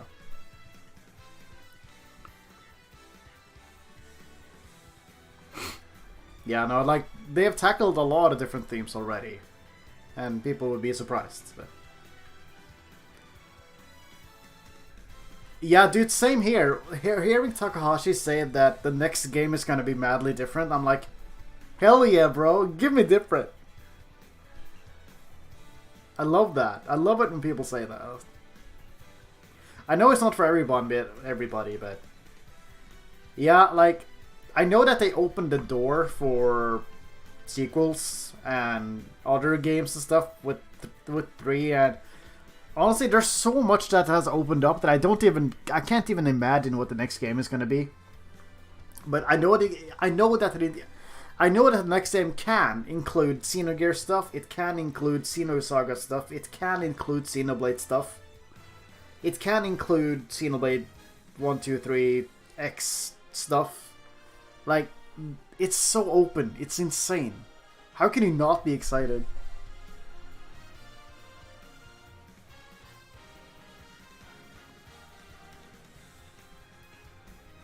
Alright, Jesus Christ is actually a legit character. I forget about that. Like, I want to play it through like the Xenogears and Xenosaga games at some point, but I haven't bothered like emulating and stuff.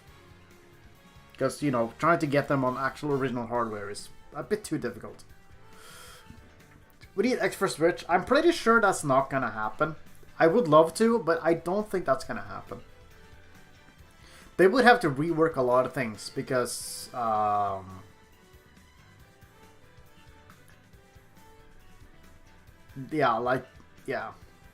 some games just really use the Wii U pad, and I don't know how you port that to Switch with it looking like, how it works. If only Xenoblade X didn't come out on the Wii U, huh? However, what can happen... Xenoblade X2 is very possible at this point. I think... Honestly, with the success of the last couple of games, there's no way they're not gonna do Xenoblade 2X or X2. I mean, that game had a cliffhanger ending, and obviously they want to make another. And I'm hoping it happens. Also, yeah, the older Xenoblade games deserve to be either ported or remade for Switch. Imagine. I would love to see like Xenosaga and Xenogears on Switch. Imagine. Oh my god. HD release. Especially after a 3-game collection is more likely than an export. Yeah, it is. It is, for sure. For sure.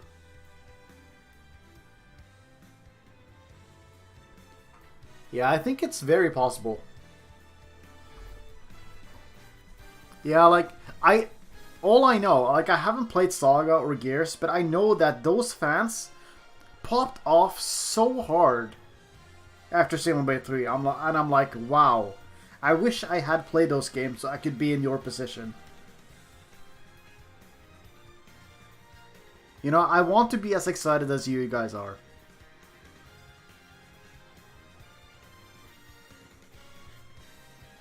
You just hope that Xenoblade Chronicles Trilogy gets ported to the new console with some graphics upgrades, maybe?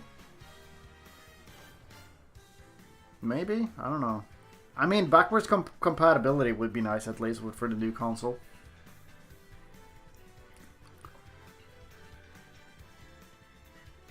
Dude! Imagine Cosmos in this game! I know that's very obscure, but then again, we also had like Game & Watch, Rob and Terry added, and Pac-Man, so I don't know. Duck Hunts. We have a lot of retro reps here, but Cosmos would be great. Yeah, I never got Cosmos either. One day I would love to replay Xenoblade 2 and just 100% it. Because in my playthrough, I did every single side quest I could do, but I didn't get every single blade. Oh yeah, there's plans. That's true.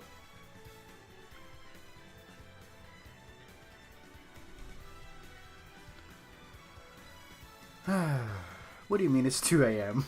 Help. Help. I'm just chilling right now. Is Telos easy to get? I don't even know. According to him, Cosmos is apparently Bandai's favorite choice for crossovers. That's true. Man, the blade system was actually such a good idea for crossover stuff. I think it's real nice that they added like other Xeno stuff in there. That's a good idea. I don't know how well written they are, or anything, or how true to their character they are, but it's cool. Alright, see you, Raheem. I hope you had a good time. I don't know how long I'm gonna go for. I'm just honestly really enjoying just chatting with you guys about stuff. I hope this... I just realized I've been on this screen for so long. I hope it doesn't demonetize me or anything. If you beat the game, you get Tell Us for free on a New Game Plus. Okay. You love seeing Xenoblade love here. I mean, yes. This is like the channel you want to be at if you love Xenoblade.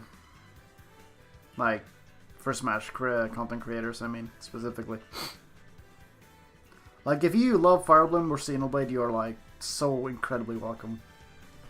Why would they demonetize you? Because some Smash music demonetizes your videos. Talking from experience. Yeah, like the when you're in training mode, for instance, the training song will demonetize you if it plays for too long. That's why I'm a bit apprehensive. I don't think the main theme is like bad or anything. It probably isn't. Xenoblade 1 is just kind of good. It still has the moments, but compared to 2, like, yeah. Honestly, yeah. I know I'm like I know I'm like Xenoblade 2's like biggest fan or something, but like I do not see how Xenoblade 1 is better.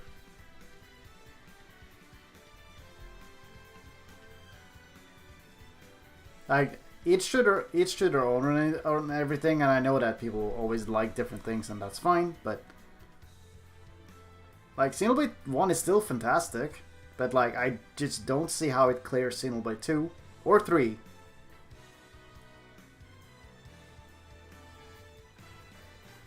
I know it's their first like Xenoblade game and stuff, and it's runs on the Wii originally, so it's a bit janky, but like,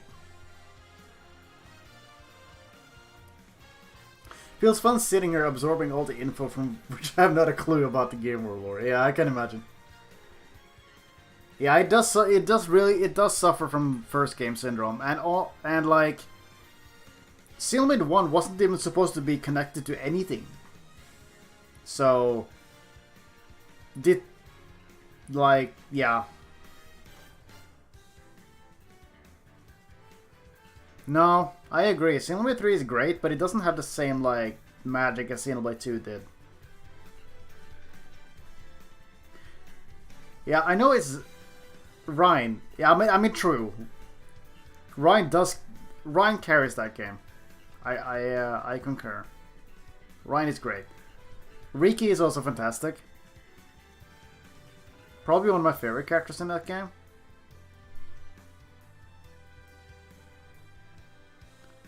I love my little fluffball daddy. Oh yeah, the voice actor, of course, yeah. I mean, honestly, I'm gonna go out on a limb and say that the English dub really carries Xenoblade 1.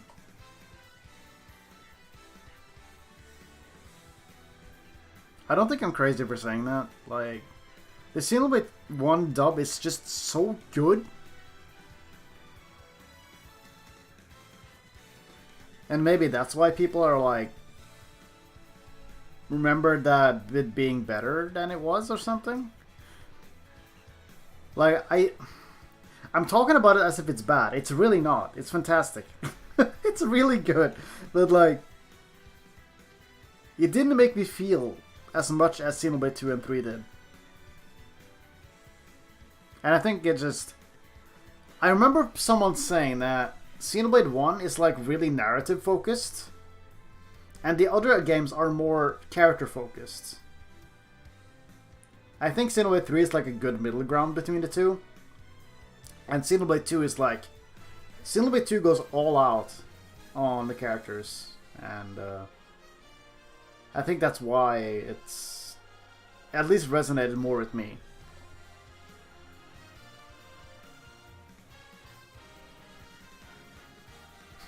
True.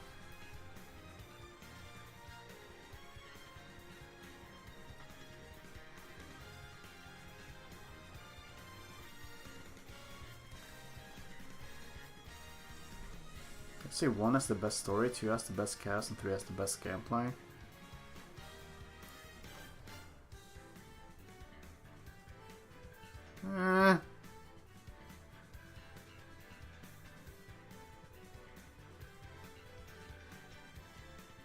Hashtag poor Amelia. She's fine, guys. I mean, she has to. She went through a lot of shit, but she's fine, right?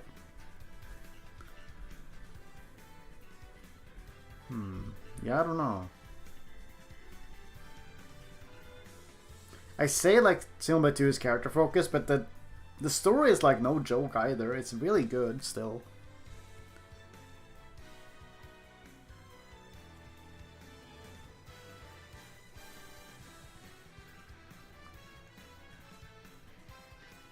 Like the last like I want to say like the last like 10-15 hours in the story are probably like the best thing ever. I'm like still kind of it still kind of blows my mind thinking about.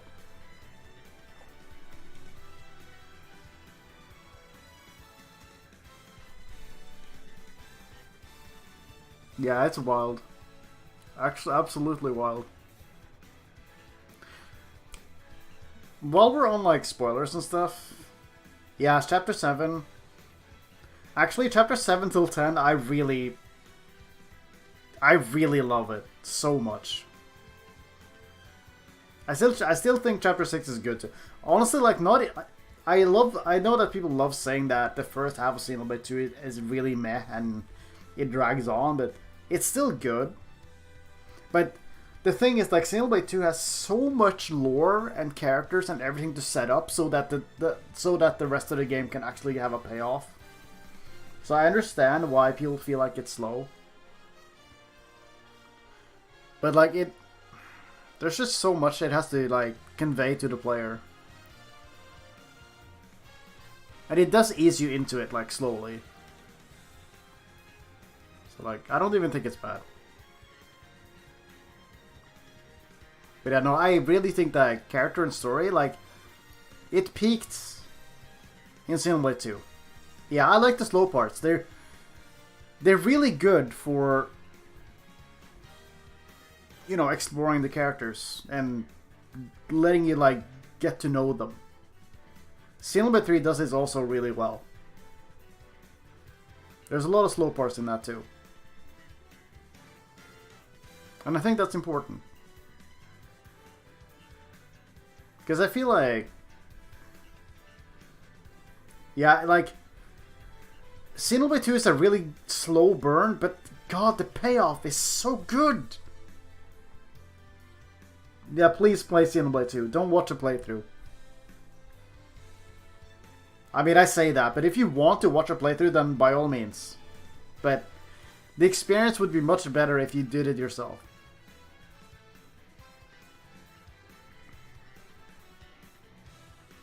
Xenoblade 1 and 2 stories had me captivated the whole time. I want to say that for 2, but not for 1. Xenoblade 3 had me all the way, almost.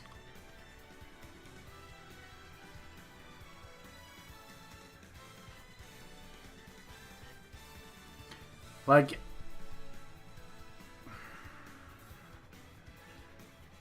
I feel like people really don't realize how much downtime there is in Xenoblade 1, story-wise. Oh yeah, true. if you're gonna watch Xenoblade, Xenoblade, like, Trigger Kono's playthrough is really good because he does everything the game has to offer, and you get to see everything, but you're also watching like a 200 plus episode playthrough. It's like, I think he went past 200 hours, right? It's insane. The game has so much to offer.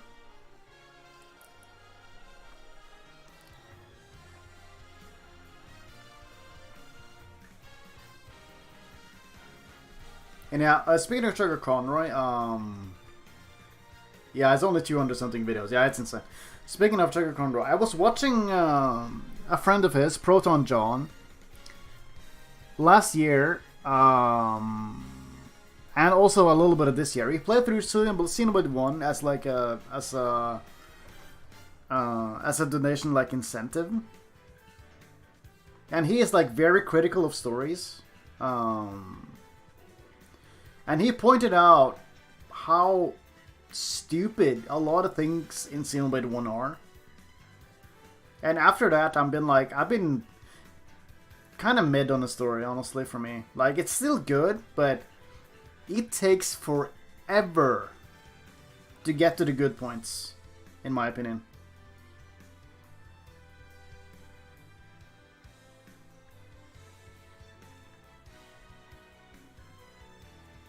So, like, after seeing his perspective on the game, I kind of agree, honestly. Also, the characters in Xenoblade 1 aren't, like, super deep either.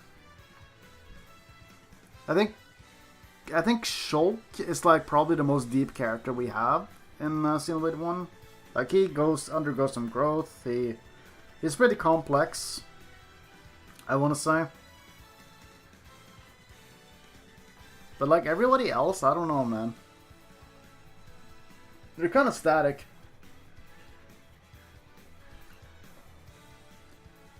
Yeah, I love long games as well. It's been, especially the last couple of years, long games have been really nice to have. When a lot of things just aren't happening outside. Future Connected is kind of good, but Torna and maybe Future Redeemed. Yeah. Don't let others ruin the things you like with logic. Oh, I will. If it makes sense. I will adapt. I will change my opinion. No, I actually watched the Future Connector playthrough after finishing Xenoblade 3 and Future Redeemed, and I really like a lot of what Future Redeemed sets up. Because with hindsight, you can actually see everything that's connected. Pun intended. Like, when I played Future Connected,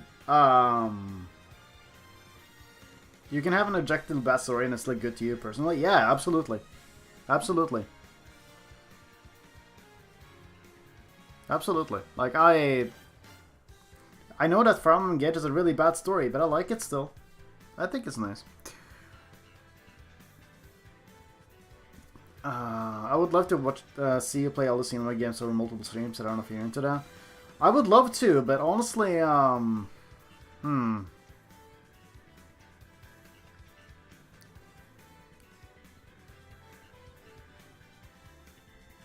don't know if that would be a good idea. Also, playing Xenoblade games for streams is insane. Because you start a stream series that is like... Yeah, I mean, you've seen Trigger Kono's playthrough, haven't you? It's like 200 plus hours. 200 plus videos. Yeah, like... Yeah, Xenoblade 1 just has a lot of underdeveloped characters, I feel. Which the other games don't really struggle with. Because they're... I don't know. I mean, feel free to do it. I don't really care.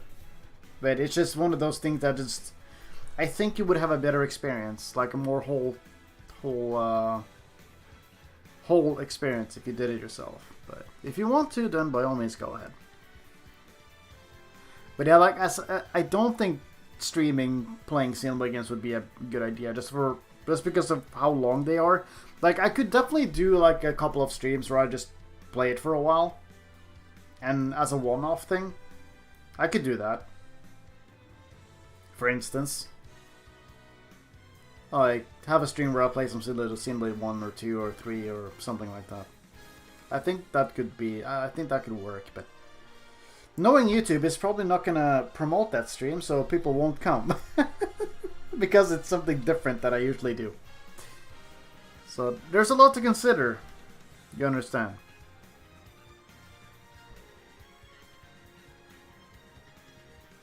So yeah, probably not. Let's see. But yeah, as I was saying, Future Connected is very nice, actually, when you know the whole story and what it actually sets up. Because I feel like when I played it through the first time, I didn't catch on like anything really. Like it was a nice like epilogue for Melia, but other I was like, how am I supposed to see like how this relates to Xenoblade 3? And after playing Xenoblade 3, I see it. Honestly, every Xenoblade game is like that. Like, if you played... It's like if you...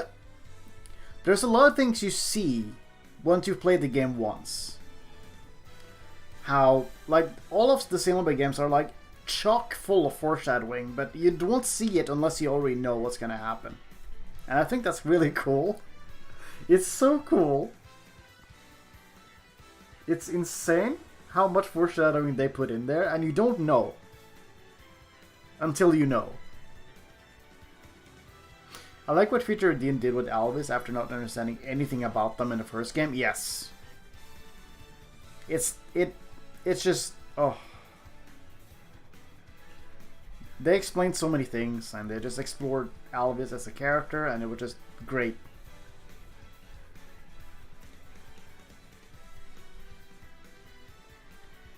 Also, I like that Alvis is just non-binary. That's honestly cool. I like that.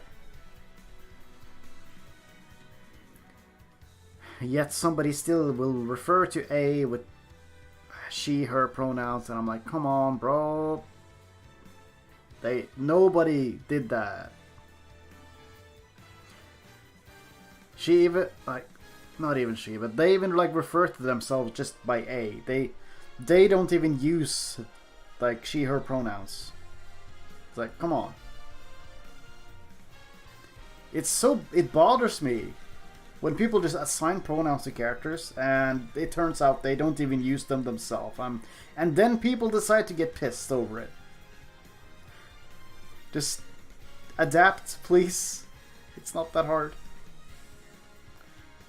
Future Doomscast was honestly great. Not as deep. No, it's still... I think the new additions are great. But I think Shulk and Rex really carry that cast. Because you know them already. Same goes for A. Because you know them. Kind of.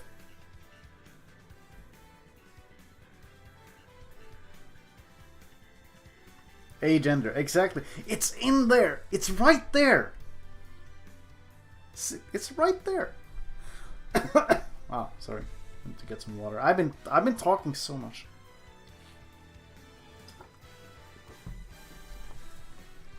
Okay. But yeah, I think A, Shulk, and Rex really carry that whole story. Because you already know them, and it's nice to see how they are now compared to before. Stuff like that.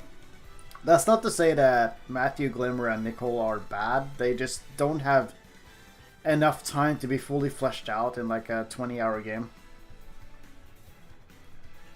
I also expected more out of Glimmer, but her moments with Rex are still good, but I wish they did more. I wish they did more.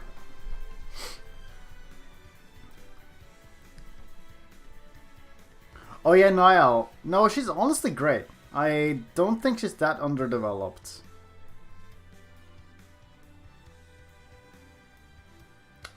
You just need to understand.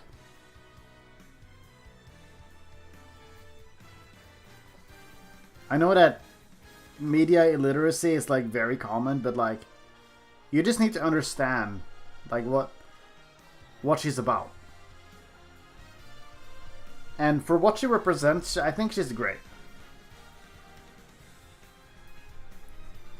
I think she's a great foil to Matthew.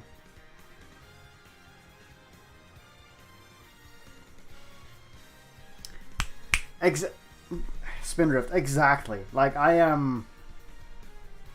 know that it's very complicated to do because how of the world of Ionios works and with how the cycle works and how everybody is just wiped clean of their memories and stuff, but I really wish that they could at least let them know and explain how, you know, parents and children, how all that works. And then just be like, yeah, actually, I'm your dad. I really wish they had that conversation. Or like, yeah, I'm your dad, I'm your mom, etc., etc. I know it's a lot for, like, the people under the flame clocks, for them to, like, process and understand, but I really feel like that scenario has so much potential to be good. And yeah, Mythra's kid was never revealed, which I think was intentional. They're definitely setting something up for our next game. I'm pretty sure. Like they wouldn't like not show them if they weren't relevant for something later. It's fucking Monolith Soft we're talking about. It's Tetsuya Takahashi we're talking about. I think that's important. Was Mio? Yeah. Mio is Nia's kid. Yes. No, dude. No. No. Shut the front door. We're not talking about Dirk. That is not her child. Done deal.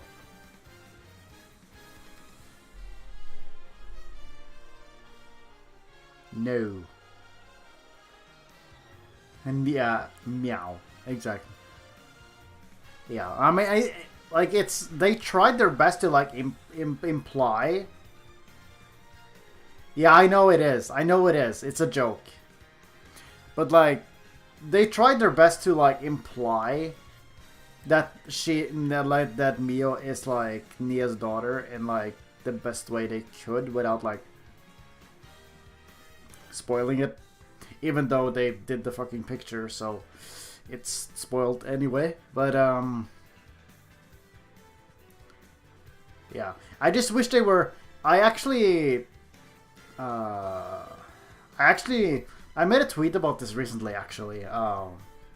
You know, there was like this trend going on that was like, say something bad about Xenoblade 3. You know, that kind of prompt. And I was like, I decided to chip in, just say something that I was kind of upset about.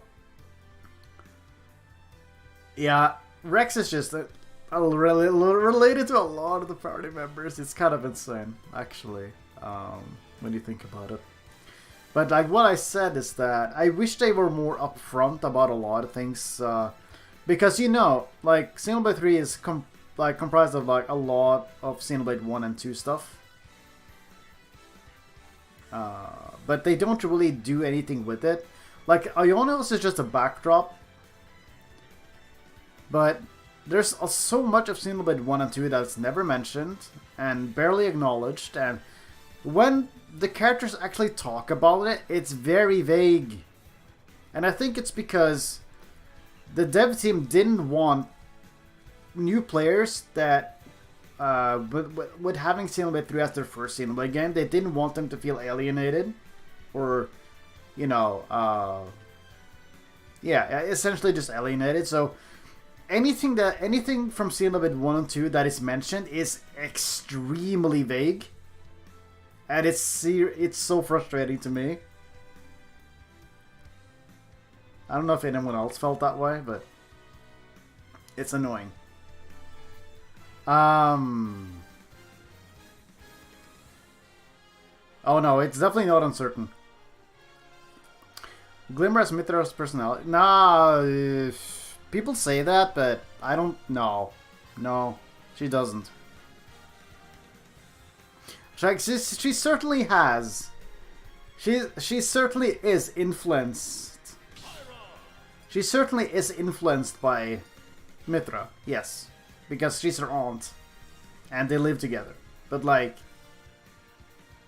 there's a very healthy mix with Pyra, Mythra, and Rex in Glimmer. And I love it. Like, people say, oh, she's just Mythra. No, like, she's obviously a healthy mix between all of them. And you can very clearly see it. Like, you just have to look. Like, she's very abrasive like Mythra, but she also really cares about her friends. And she actually, like, she really cares about the people around her still. And that's like a very Pyra thing. Your point in Glimmer could potentially be Mythra's child? No. They made that very clear.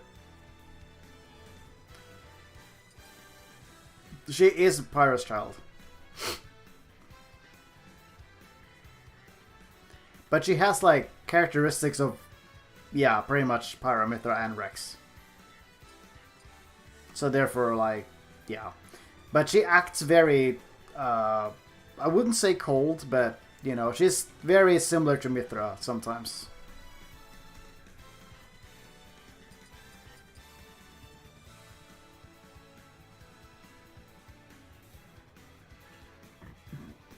That's the thing, like,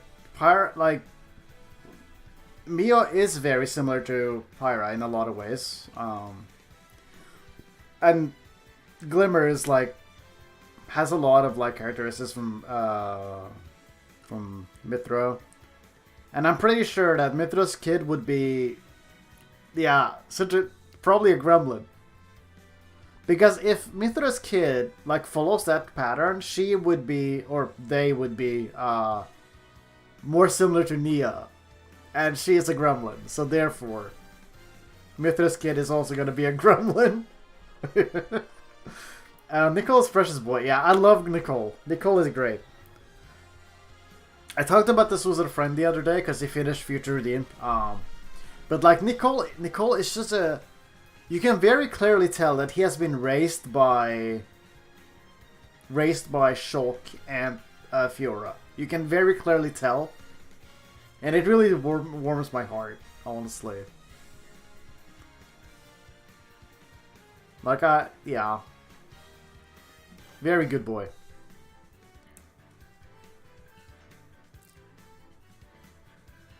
Man, he has such... God.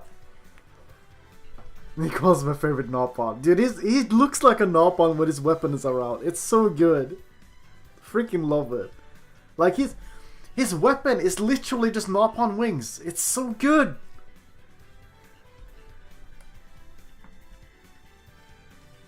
Yeah, me too, honestly.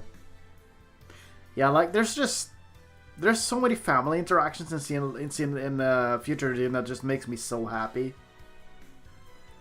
Like as I said, I still wish they had done more with that, but what we got, I'm still happy with. But I'm still like, just a scenario in my head that they actually, if they had told their children about, like, where they're actually from, it would be crazy.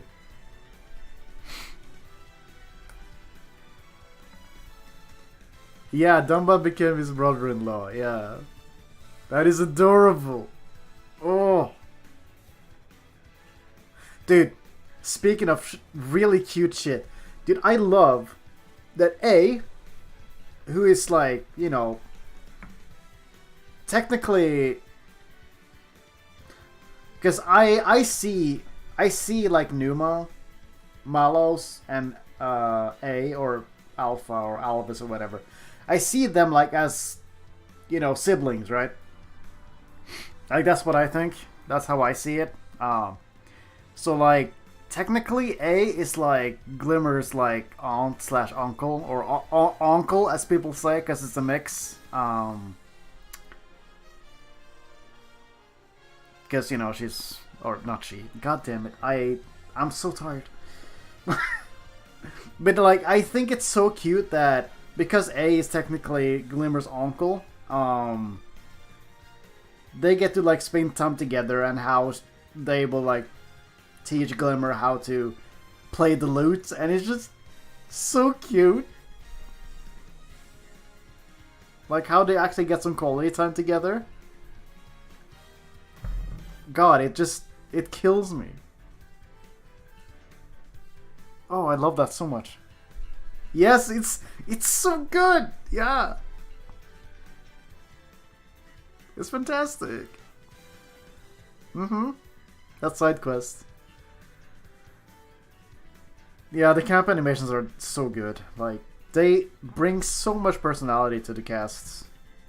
Even though Future Redeem doesn't have that many, they still did a fantastic job.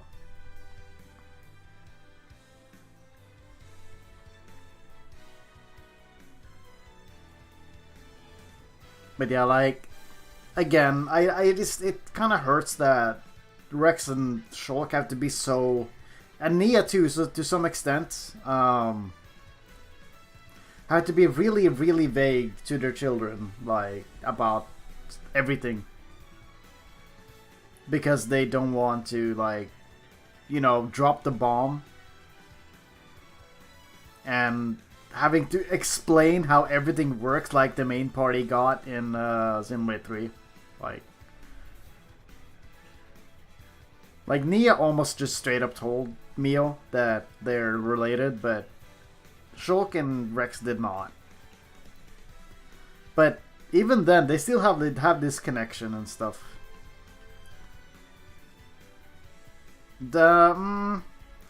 Yeah, they... Again, it's just the Xenoblade 3 vagueness that strikes back, but from what I understand... like the Xenoblade 2 and Xenoblade 1 cast are like in the Sword of the End and the Fist of the End. Like, that's where they are. And they've been with you the whole time. Like, that's my understanding. They don't really explain it well, but that's my interpretation.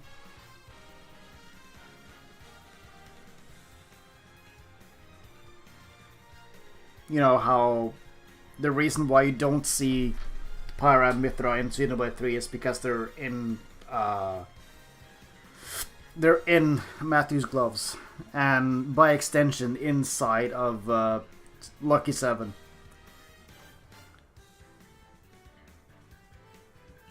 Like, that's where they've been all this time. They've been with you the whole journey. They've helped you the whole journey. But you just don't see them, and you don't know until you do.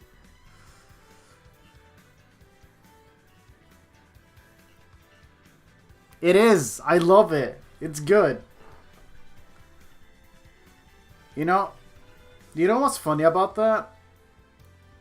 Like, it's when he tosses the sword into the ocean. But the thing is, like, they can just recall their weapons at any point, so it's just a thematic thing, right? Like, yeah, he doesn't have to fight anymore, so he throws the sword, yeah?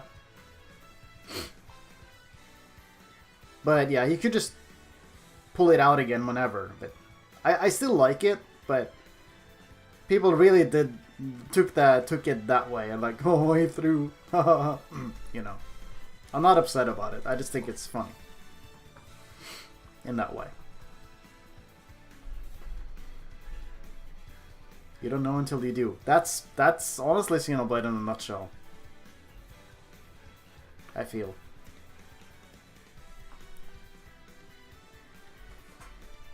But yeah, like, I honestly... It's kind of a shame, because they keep talking about Pyra Mythra as if they're dead. And that makes me really sad. Like, as if they're just don't... As if they're not around anymore, which is true. But I'm really happy to be able to talk about Xenoblade with you, Spindrift. It's been a pleasure. I hope you enjoy your dinner, and yeah, have a good night whenever you go to sleep. I'll probably be going to sleep soon. Yeah, that's the thing though. Like, you go through the whole of Xenoblade 3 and you don't see them, and I'm like, oh god, they're dead, aren't they? They died before. You think they're dead? You think they died before the whole Ionis thing happened? And that's what it sounds like. But I'm like, that can't be true. Best cat in Xenoblade though, Nia, Mio, or Niall? I want to say Nia, probably. She's so lovable. Like, I feel like they're all great in their own way, but I don't know. I like Nia a lot.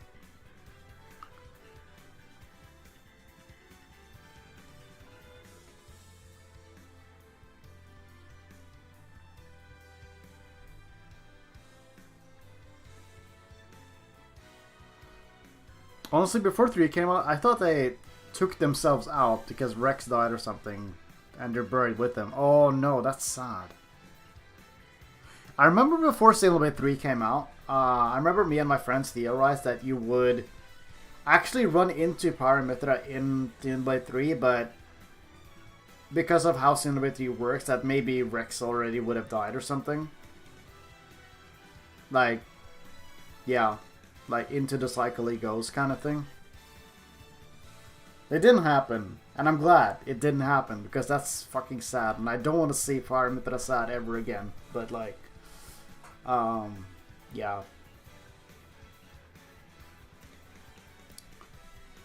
But yeah, I'm kind of sad that we didn't get to see Pyra and Mythra, like, at all, aside of that one picture, in Xenoblade 3. Like, I'm still happy for them, but I just wanted to see them one last time. You know. Also, they could have redesigned them. Again. They could have had different outfits. The internet would have gone crazy. I'm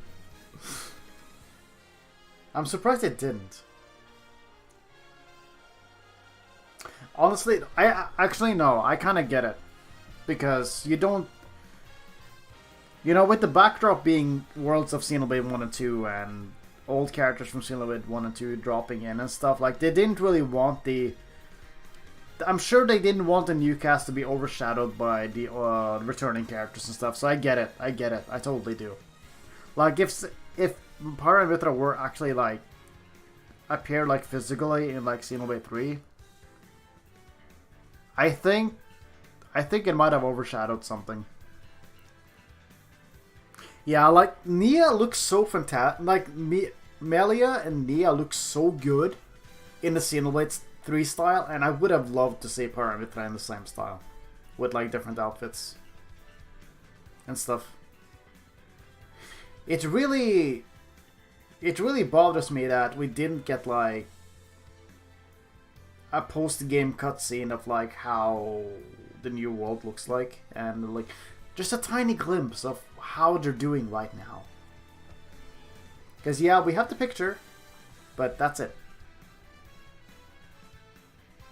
You know? I just want to see them doing okay, man. I just really wanted to see them one last time, that's honestly it. Like, I want to say I'm happy with what we got, but I know that a part of me really wanted more. Just a bit. Tiny bit. Yeah, me too, actually. Like, yeah, she has, like, the Monado Rex and stuff, but that's, like, that's just Shulk's sword.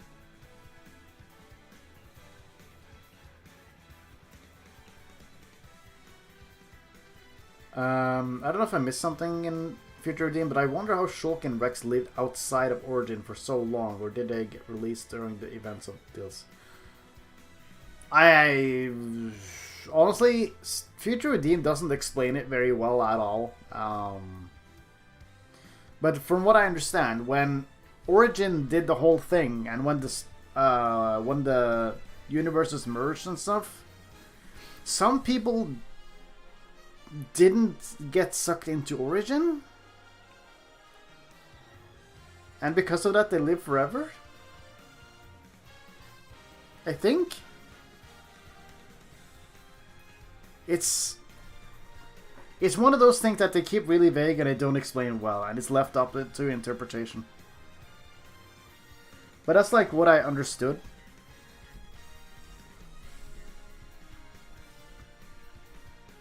And I think that's also why Nia and Melia also just live forever, because that's how they didn't get, like, origined.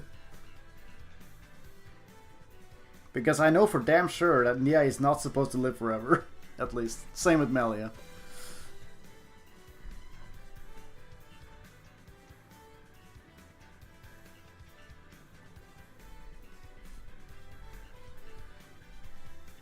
NNM became Mobius 70 years prior to Future Redeem. Yeah, that too. Dude, I'm going to be real. Nia's battle theme is my favorite song in, like, Xenoblade. I remember when I heard that the first time, I'm pretty sure I cried. Like, Drifting Soul is already like one of my favorite songs, and it's so emotional. And then they just, what if we made that into a battle theme? It goes way too hard. And I'm like, wow, it's like, Honestly, I had Nia in my party like all the time. Like, I didn't want to remove her.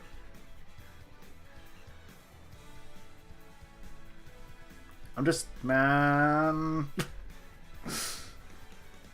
I honestly feel like Melia got a bit shafted in terms of music, because it's just a jazz version of the Future Redeemed battle theme, and she didn't get like a proper, like, I mean, it's still good. I guess she could have gotten a bit more. I don't know. I'm probably not alone in that, but yeah, I just feel like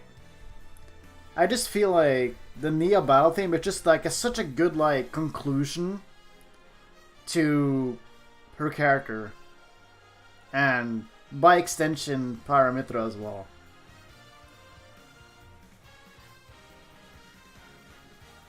No, not Bitshaft.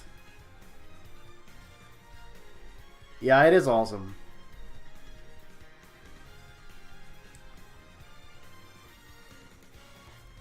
They did. Oh.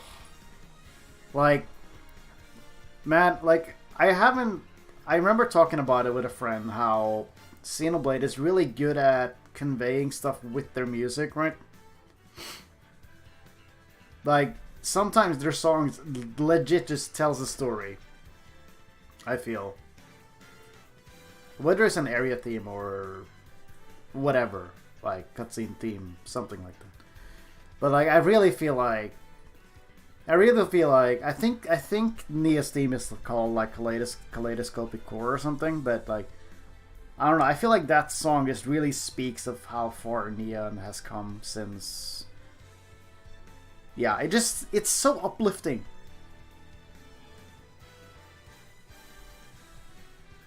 Like, because, you know, Drifting Soul always played during, you know, the times where the party always struggled. And now it just plays as a regular battle theme that is really uplifting and epic, and it's so good. I feel like there is a story there with that. Like, I have chosen to interpret it as that. And I just feel like it speaks for, I don't know. Ugh, fuck. Xenoblade is just peak fiction. I could talk about it for hours. And I have been. Oh, man. I'm just... Xenoblade. It's so good. Oh, man. Thank you, Tetsuya Takahashi, for Xenoblade Chronicles. I knew it was going to be something special when I played the first game back in 2011.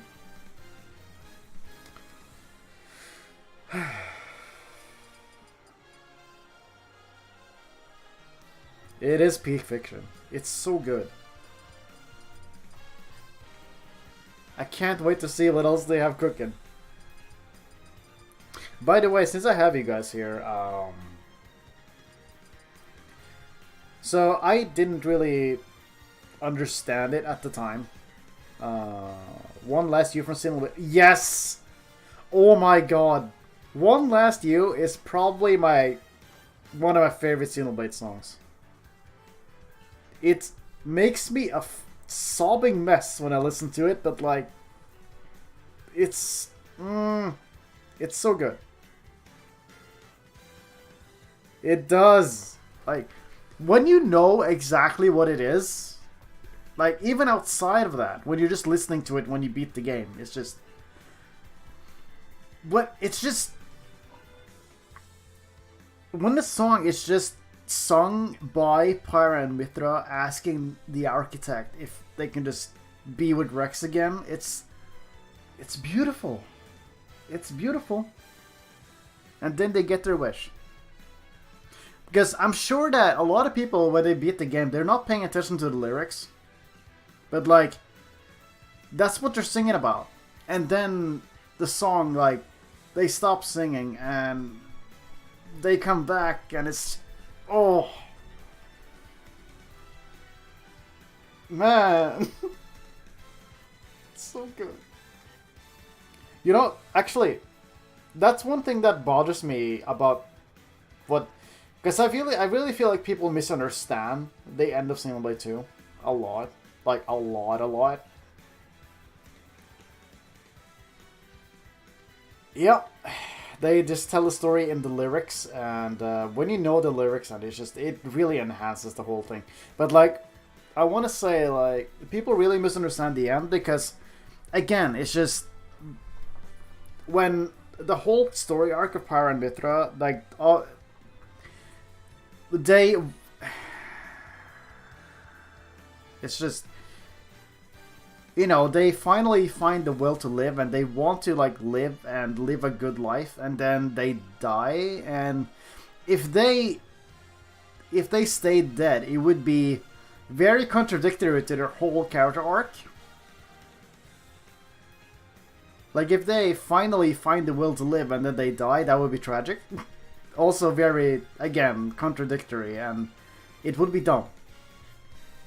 So, you know, the architect gives them a chance to finally live their life, like, free from being the Trinity processor and just live a regular life with Rex and stuff. Hello, Scrat. We are shoulder deep into Xenoblade talk today, right now. I haven't seen Erika's playthrough at all, but I'm sure his reaction was very good.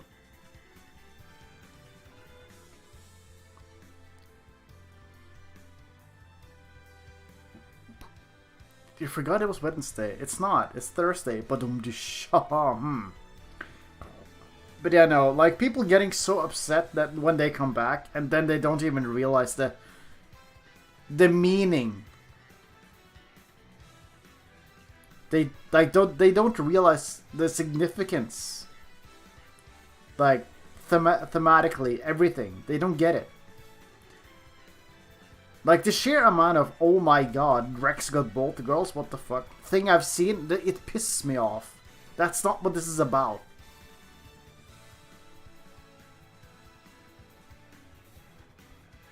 It bothers me so much. Media illiteracy is real.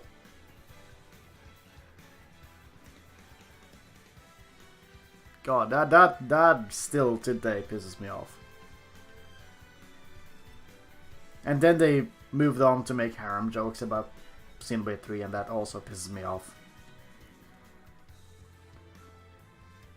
People...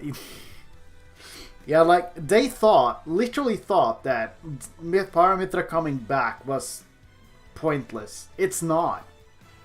That it undermines anything. It doesn't undermine shit. It literally makes everything better. I think a YouTuber pointed out, but I low-key find it beautiful that Mythra created Pyra to be a more idealized version of herself, but still carries the burden of Mythra and her past. Yes. Yeah. Like, I find it very sad that Mythra created Pyra to just be everything she isn't. We kind of finished Future Redeem discussions, so no. I'm just talking about Xenoblade 2 right now. I don't know if you played that either. Okay, yeah. No, we pretty much finished that talk. I moved on to Xenoblade 2 again. But yeah, no, like, I find it very... Oh, fuck. I hope I haven't said anything bad. Okay. Just want to make sure I don't spoil anything, because Xenoblade 2 should be experienced with no knowledge at all. That's the best part. That's how you do it best, I think. But like, what was I talking about? Yeah, Mythra creating Pyra to be everything she isn't is very, very tragic. But also,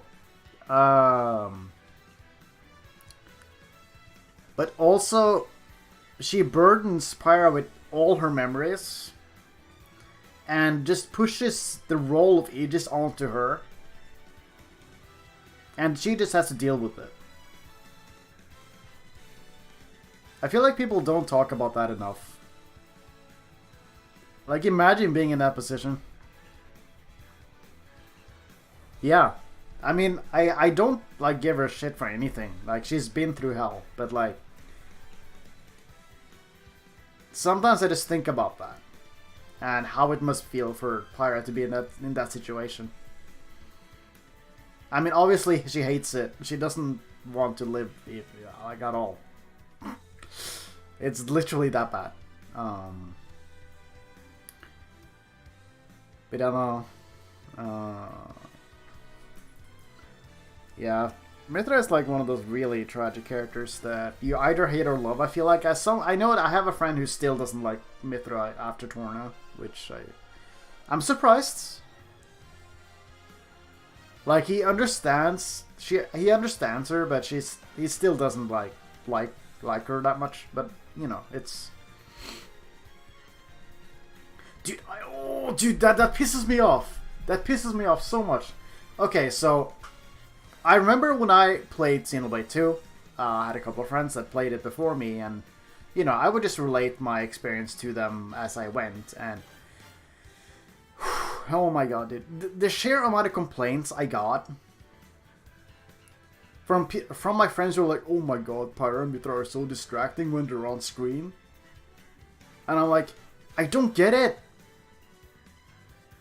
I do not understand. I don't get it. Why still heavier than feathers? I don't get it. Like, there's so many people who just they do exactly what you just said. I'm like, but there's so much more. They're so well written and deep and good, and I'm like, people are just haha booba, and that's it. And I'm like, wow.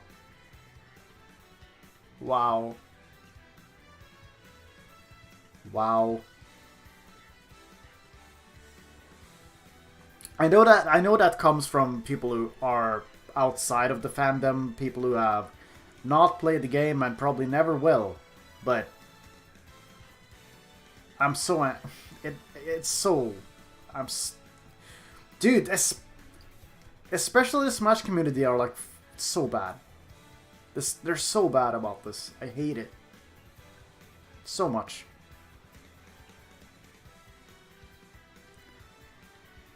I feel like I've seen it only more and more in the last couple of years.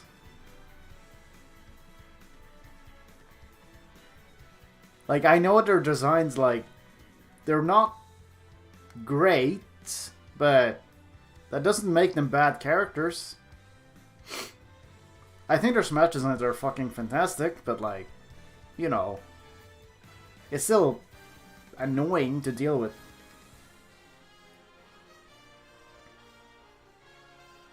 Like, especially as someone who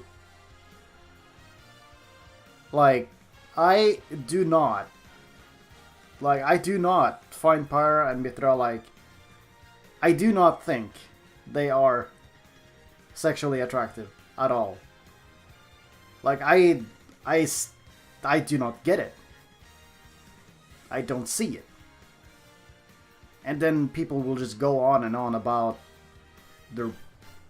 Yeah, it's a whole thing to deal with, man. I don't get it. Like, that's... When I was playing through the game and I just... My friends kept complaining about their designs and all of that stuff. And I'm just sitting here and I don't understand. I'm just sitting here really enjoying the characters, man.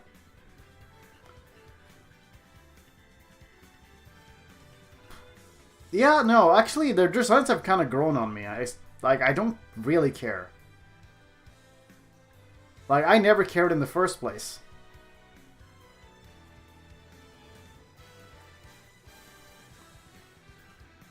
Yeah, it too gets a lot of hate for that, but like...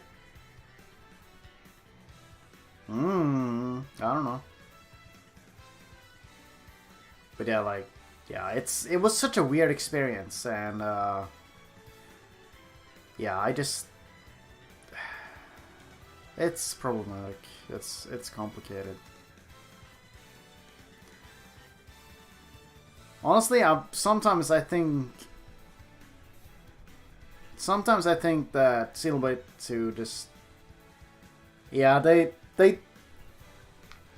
I know this is a very wild concept that people often will judge by design. Judge by how things look and leave it at that. Yeah, like, the thing about Pyra Mythra's designs, like, they betray their characters so much. Like, you can't look at their designs and actually, like, figure out what they're like.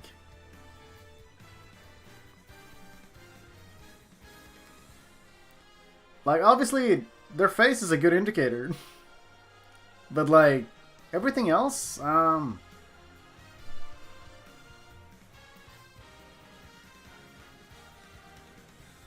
know what? Something... Also, same people who simp over how Charlotte looked, but apparently... Yeah, Charlotte is also... Still... Yeah, they're in the same ballpark. People just... don't think it for some reason. It's just as bad.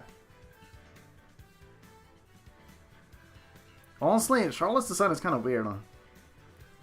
Kind of strange. But yeah, like, same thing. Honestly, same thing. But people, double standards exist, so there's that. You know, the average rabid Xenoblade 1 fan.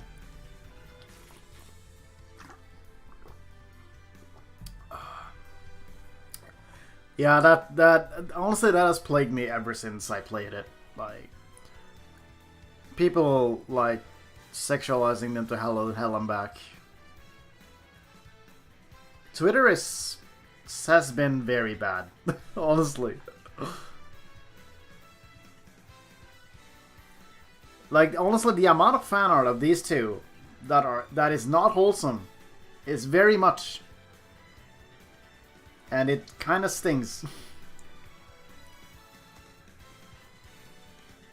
Like, obviously, people will have to do whatever they want. But, yeah, it's not exactly what I'm looking for. 2 gets hated for voice acting as well. Yeah.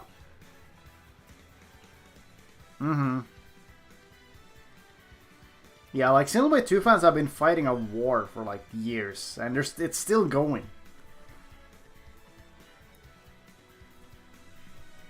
I don't know why the Xenoblade community is so divided. Like, when Xenoblade is peak fiction and everything is great.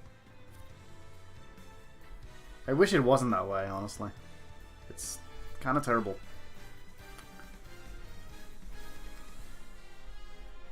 Also, yeah, the voice acting isn't bad. Honestly, I really love the direction they took. Like, since the Titans in Xenoblade 2 are, like, countries. Everybody will have different accents depending on where they're from, and I thought that was really clever. It's such a good way of just showing that, yeah, if you're Welsh, you're from Gormod. If you're Scottish, you're from Morordane, etc. It's so cool. And yeah, I know that Xenoblade 2 doesn't have like the best voice direction in English. So some lines are very strangely delivered, but I still think the voice acting is good. And it only gets better as the game goes on, because, you know, the voice actors have spent more time as their characters and they get more comfortable. But I know, I think the voice acting is fine. It's great. Also, you know what's funny? Pyra Mythra sounds so much better in Smash because they have proper voice direction. Same with Rex. So it was never really on the voice actors for doing a bad job. Which apparently some people think.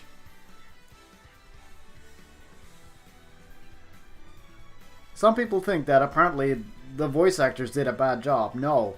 Like, it's the voice direction that is the problem. And how little they were given. Apparently, like, for some lines they didn't have the context for why they were saying stuff.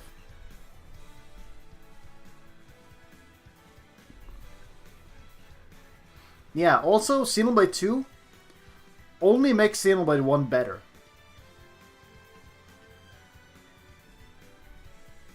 Yeah, exactly. It's so good. I really love their performance in Smash Bros. It's fantastic. But they're like... Xenoblade 2 just... Yeah, like, I don't understand why you could... Yeah, I don't know. Xenoblade 2 just makes Xenoblade 1 better in every single way possible, also. Just by existing.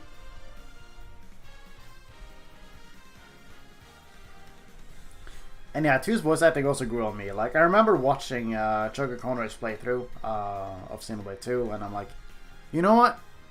Voice acting is not bad.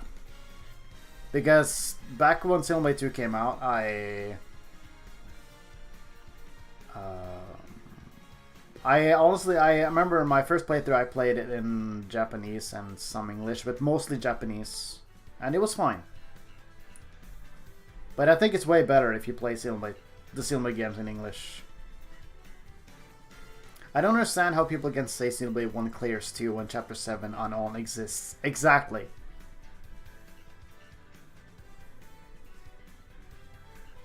And I don't think the story in 1 comes remotely close to 2 at all. Like, I think there's like kind of similar like structure with how there's like a big twist at the end and stuff like that, but I tend to ignore the whole thing what Sky Bennett said about, yeah, like, I know it's just her perspective and her opinion, and it's fine. Like, when she portrayed those characters, that just wasn't how she viewed them, and that's fine. It's fine. I wish there was less drama about it, because the voice actors has a different opinion, that it's not drama. Sky she didn't agree with the direction they went with Rex, Pyra Mythra, and Nia. In her head, Rex was supposed to end up with Pyra. And that was it. That's it. That's literally the whole thing. That is all the drama. It's just her opinion. That's how she viewed it.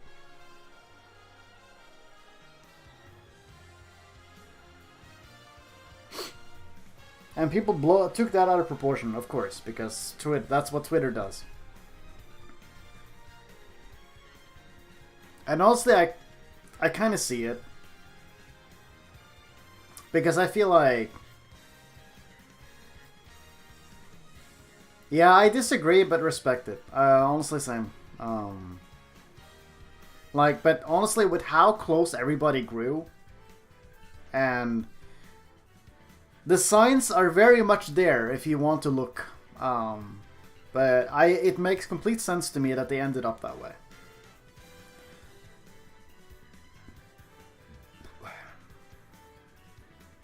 But I feel like... Yeah, because I was honestly in the same boat. When I played through it, I thought that Rex and Pyra had like the best chemistry out of all of them. And I also think that Rex and Nia all have like a very great dynamic. And I thought like Rex and Mythra was like, okay. Like he clearly loves them all and accepts them for who they are. And that's honestly what's beautiful about it. But yeah, no, like I like it. Yeah, exactly. Like, you know, that pisses me off. Like, people think Rex is oblivious and stupid, but no. He understood what Nia meant. Oh.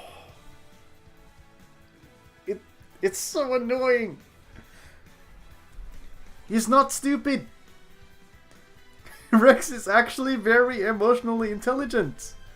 Are you kidding me?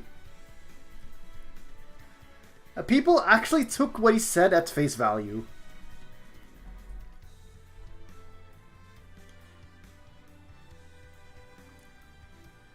I feel like there's a reason why Nia laughs when he says what he does.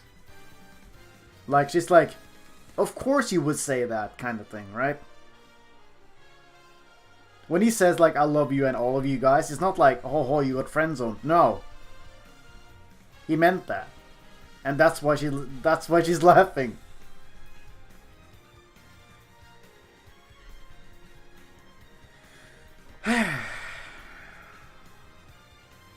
Honestly, none of those three would have reached the peak of their characters and development without Rex helping them achieve it. Exactly. Like, Rex is he's at the crux of everything. Like, Rex, like, Pyra Mythra and Nia are able to move on and become stronger because of him.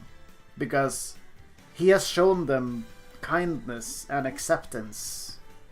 And he loves them for who they are. And that's just beautiful.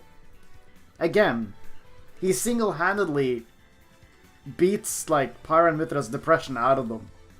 Just by existing.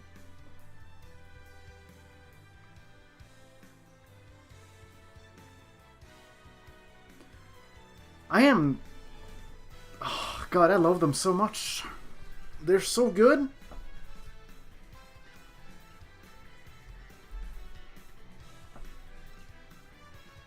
Wow. Why is Xenoblade just peak fiction? Just asking again for the umpteenth time tonight. But oh man, I'm so soft for these characters. Yeah, it does. Between two's cast and three houses casts are my favorite. Hold on. Sorry, I'm not reading that right.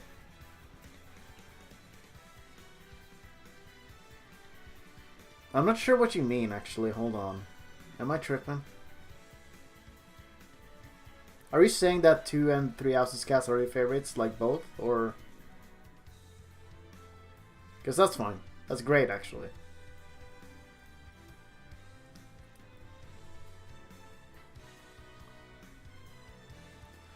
Yeah, I think for me, like, Xenoblade 2 cast is, like, very hard to beat in general.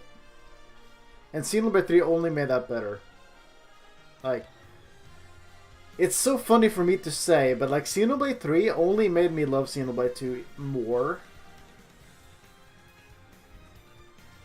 That's probably not what they intended, but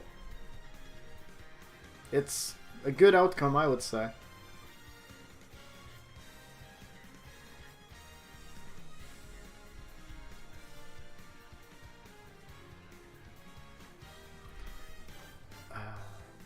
Honestly, you know what my problem with Three's cast is? You already respected Rex a lot, but in Xenoblade 3, it may be a genuinely lovely guy. Yeah, I mean, I already loved him. He's such a good boy. He just wants the best for, like, everyone around him.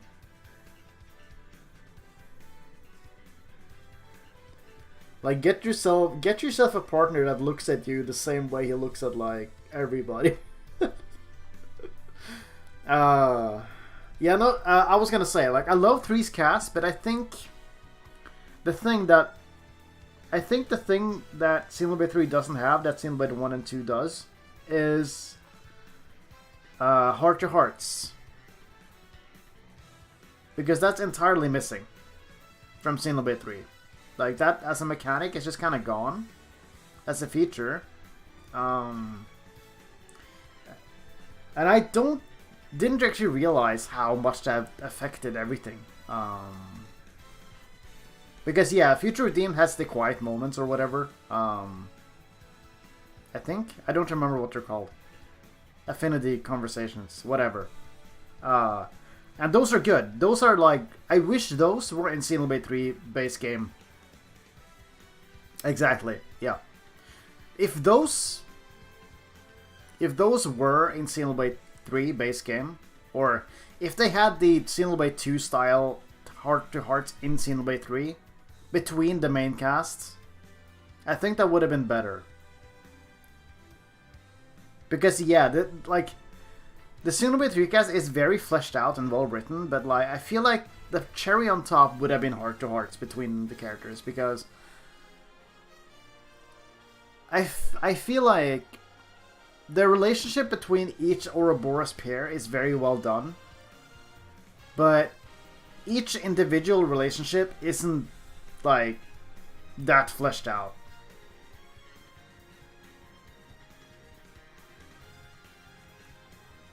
Does that make sense? Like, when was the... I feel like Senna, like let's take Senna and Noah for example. They don't interact that much in general, right? But imagine if they had like a couple of hearts to hearts together or something, to like talk about stuff. Or yeah, that's the only example I can think of right now, but I wish they had something similar.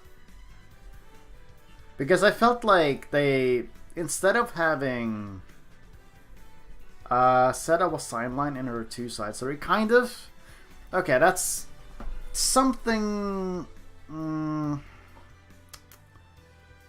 kinda like you need to understand that for Senna, her story with Shania and Gondor is that Shania and Gondor are supposed to be the parallel between Mio and Senna.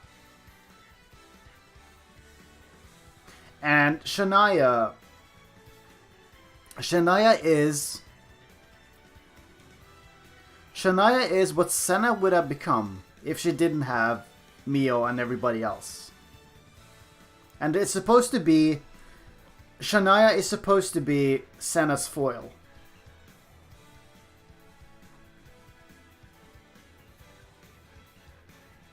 So, people see what happens in Senna's side stories and they take it at face value and they're like, oh no, it's not about Senna. It totally is. You just have to read into it a bit. It's not obvious. It's subtle.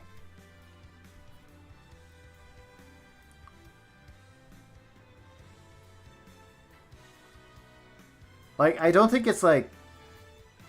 I think thematically it works, but if a lot of the player base misunderstands what's happening, then it wasn't perfect.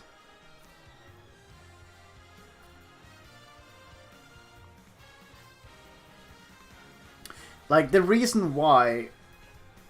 Like, because Shania also feels very, like, inferior, and she has also, like, this... undergoes a lot of the same stuff Senna goes through, but... Yeah, I agree with that. I totally agree with that. But it's like... It kind of starts like the Senna, Shania, Gondor thing starts in the main story and then it caps off in a side quest. So it's... I don't think it's like great. But yeah, I wish... the thing is also, you gotta remember that Senna already had her moment in the story with Shania. Like, that was already kind of done in the main story. I still agree that they should have done more with Senna's side story, but like, I think it works. Like, Senna doesn't become like Shania because she has friends, essentially. Like, Shania is just what Senna could have happened to Senna if she didn't have her support as like with friends and stuff.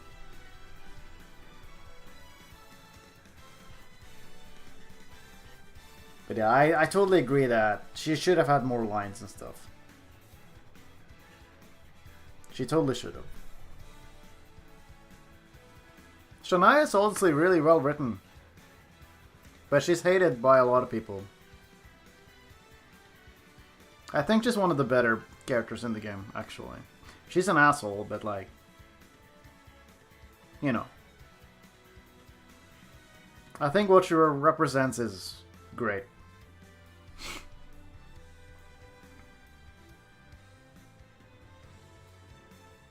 You know who I wish actually was...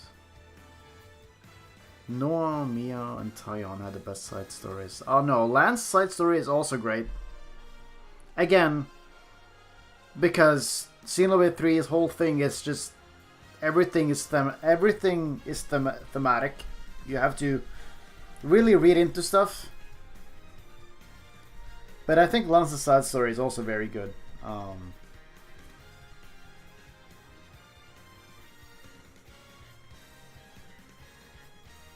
Obviously, Noah and Mio's are great because they're part of the main story, and therefore they have to have a lot of importance. Tyon also wraps up his story very well. Let me think. Yeah, Lance also I really enjoy. That one you have to really pay attention to the dialogue. You have to really dig into stuff to actually understand. Honestly, that's Xenoblade 3 in a nutshell, because they don't explain shit. But like, yeah. A lot of Xenoblade 3 storytelling is super subtle. And you have to look really deep to actually get the most out of it, which isn't a lot of people's cup of tea. And that's why they enjoyed, let's say, Xenoblade 1 story more, because they spoon feed you everything you need to know. That's my... I think that, honestly, yeah, I think that's my take, actually. I do believe that is tea. That is the tea for tonight. Have I seen using the Pyra figure trending on Twitter? Yeah, I have. People are going kind of feral.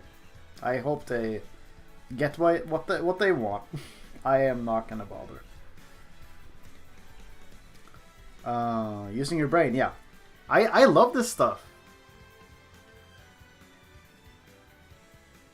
Like, I feel like I'm able to see a lot of what Xenoblade 3 wanted to tell. But I know that really analyzing stuff and looking into stuff isn't like everyone's cup of tea. But for me it is, and therefore I enjoy Xenoblade 3 a lot, like the story and the characters and stuff like that. It's just not as in your face as, you know, Xenoblade 1 is. If I had to rank the side stories, it'd be Noah, Tyon, Mio, Uni, Senna, Lance. Yeah, that sounds about right.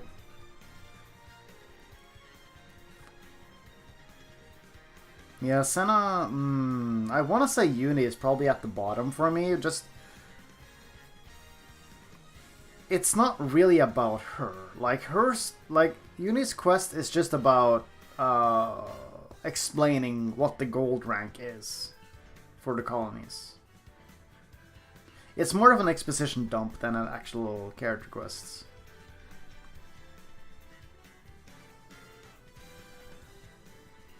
Yeah, that's the cool thing though. Like, the whole cast of Xenoblade 3 gets their, like, foil or demon, and I think that's cool. It really is cool.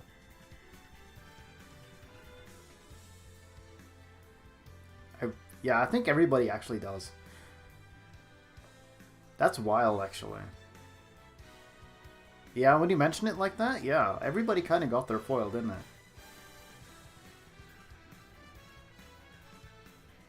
Interesting. Miyabi is okay. I don't think I like her as much as other people do, but I recognize that she's nice, but...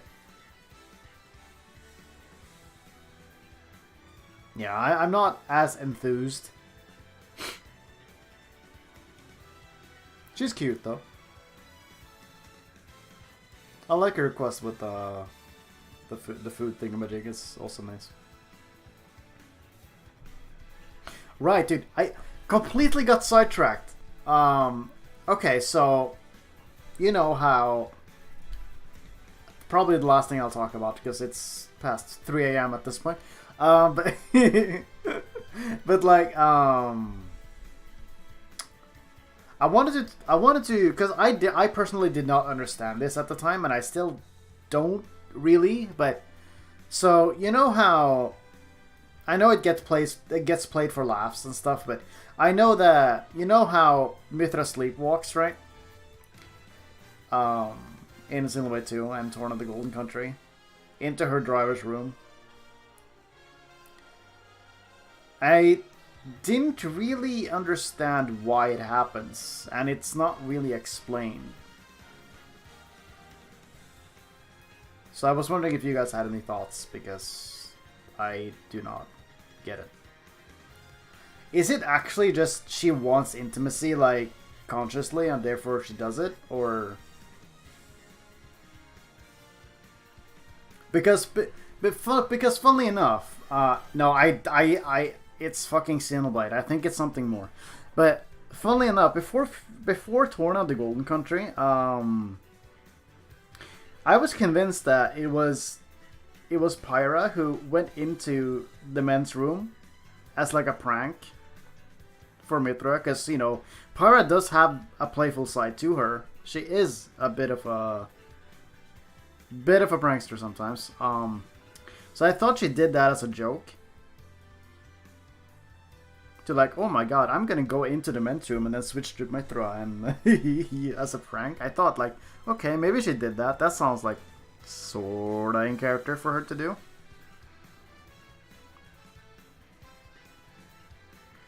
But like, yeah, I feel like there's something there that I didn't understand.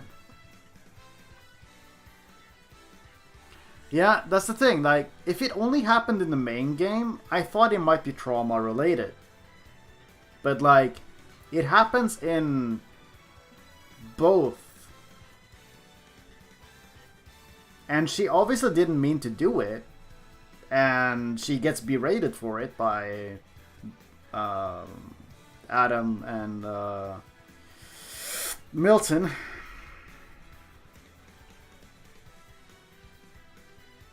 But I'm just... What is the... Why does it happen? I'm just... Am I looking into it too much? I just always wondered why.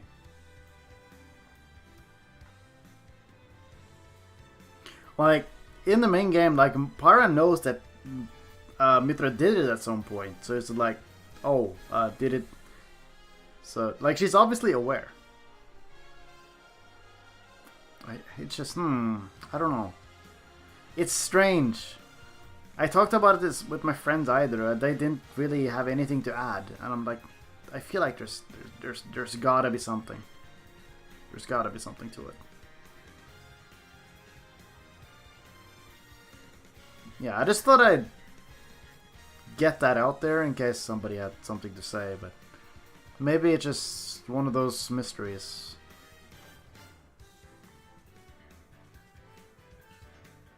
I don't know.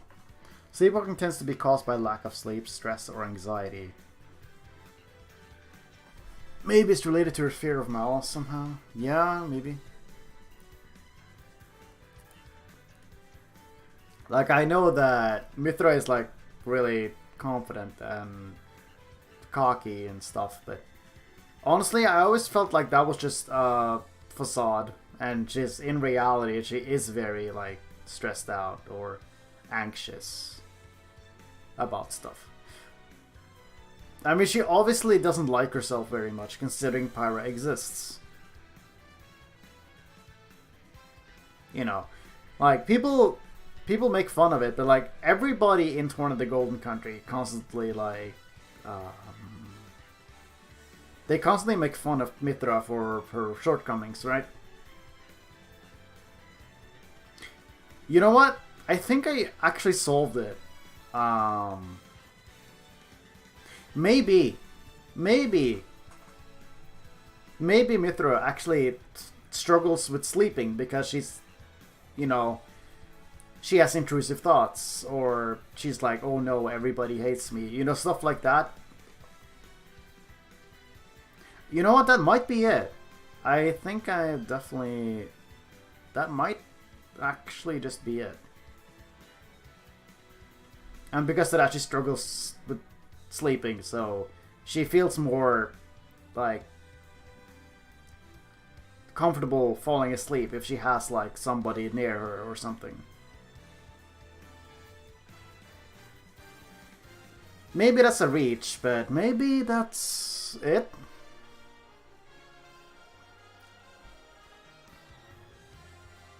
Yeah, you know what? That's a good... yeah. Like... yeah. Maybe. Yeah, because... I feel like Adam is more like a father figure to Mythra. Like, he's not really like an equal or a friend. And he only awakened her so they can take down Malos, right? And, you know, essentially he has to take care of her as like a daughter kind of thing. Because, you know, she's young, she just got awakened, stuff like that. She's like really bratty. But yeah, maybe I think you're onto something, actually. Like, people are afraid of her power, people are making fun of her, you know. There's probably a lot going on in her mind, I think. And, you know, then she, you know... yeah, you know, I think that might be it. She's just very... not very mentally healthy, I think. Even before everything happened. There's a lot. I'm sure there's a lot going on.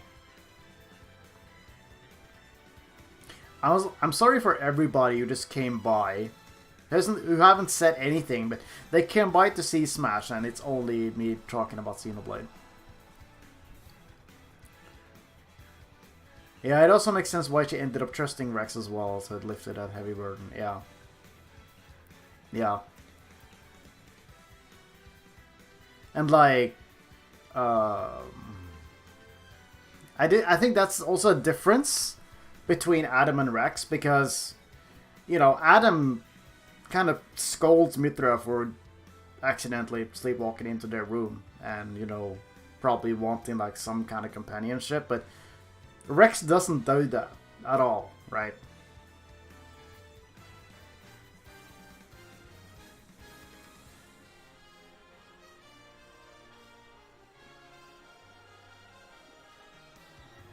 If anything, I think he just grounds her in the moment and like...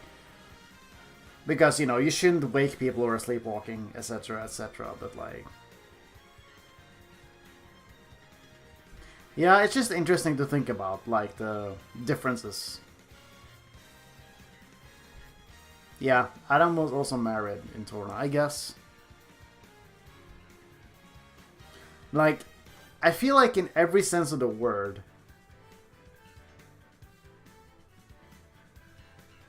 see, that's why I feel like Adam acts more as like a father. Because, you know, he's married, he's going to have kids. And Adam just isn't on equal footing with Mythra at all. Like, they're not, like, even when they fight, like, they're not completely in sync or anything. You know, obviously because Rex is like her true driver and stuff, but I feel like, I always felt like there is like, there's like this gap that Mythra and Adam can't close, right? That Rex eventually does. Because he's, you know, more on the same wavelength. Like, I feel like the Rex actually has like the patience and kindness and to give Mythra all like the time and space she needs. So, sorry, Spindert, we're talking about peak fiction. I said I was going to bed, but I'm having too much fun. Sorry. I haven't talked about Xenoblade like this in a very long time. Yeah, we're currently talking about Mythra and her sleepwalking habits. And how that relates to her character and her not being mentally healthy. Yeah, that's the thing. Like, Mythra, in all like every sense of the word, she's just, I wouldn't say she's a child per se, but she's very young, and she acts like very bratty, very like teenager. And Adam is just more like a father figure. He's more like a stern parent talking to her a lot of the time, right? Like, he has to like constantly like hold her back and be like, no, you can't do this. No, you can't act like that. You just stop doing this, do that. You know, he does that like all the time, and I know he tries his best to be like patient and stuff, but there has to be this kind of divide between them when you treat her like as if she's like a child, you know. And, you know, Rex doesn't do that. Mainly because he's the child now. But he's like still very, you know, intelligent and emotionally intelligent and stuff. Like, he's very good at reading people.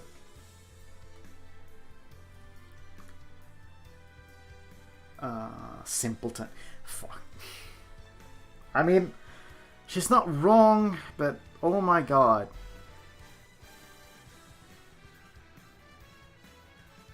She's not even that stupid. She's just, like, Mythra is literally just inexperienced. She doesn't have life experience.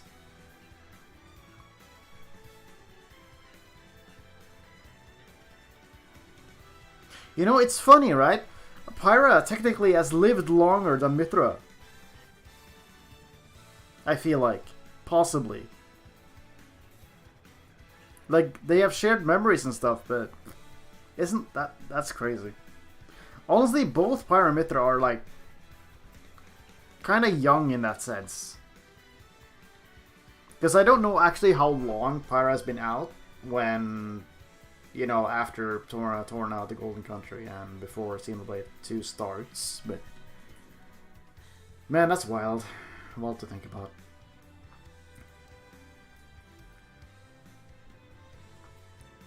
Mythra's really stubborn as well, but yeah, she isn't stupid, so it doesn't.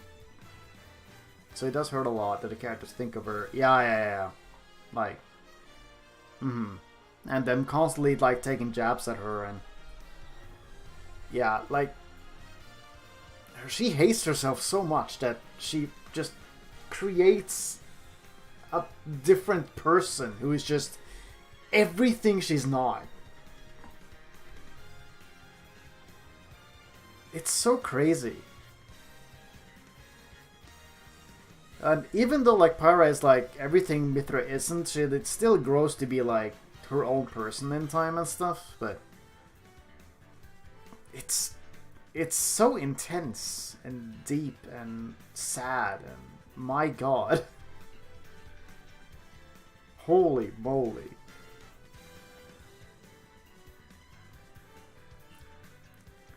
Dude, imagine just suddenly being born out of nowhere, but you have to deal with your creator's memories being sad as hell, and that's all you have going on for you until your life actually starts. Yeah, she's just like a kid slash teenager with little life experience, and everybody berates her for it as if it's her fault. Yeah, like, honestly, I feel like a lot of the casting too don't really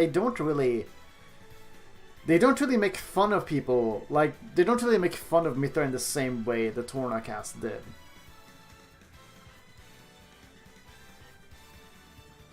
Yeah, I think that's nice too. Like, Pyra doesn't blame her for anything. Like, she understands why and stuff like that. And I think that's very nice, and that was also, obviously, that's very in character for her.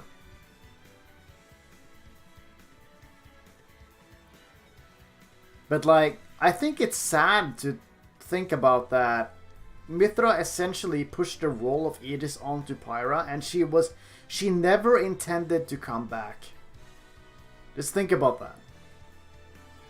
The only reason she came back is because Pyra wanted to save Rex. And she, like, the seal was broken.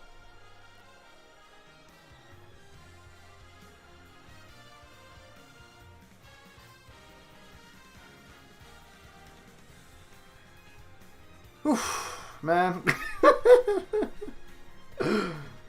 Oh. Yeah, she never intended to, and because of Rex, she's back.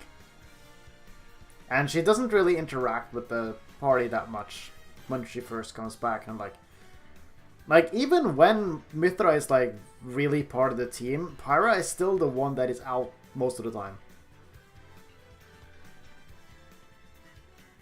Yeah, she also pushed the burden to explain like literally everything that happened onto Pyra and just left. Like, I'm still not gonna be around. Sorry, bro. I know I'm awakened, but I never intended to do this, so I'm just gonna not be here for a while. Sorry, bro. Yeah, so I saw a take recently that I thought was really interesting.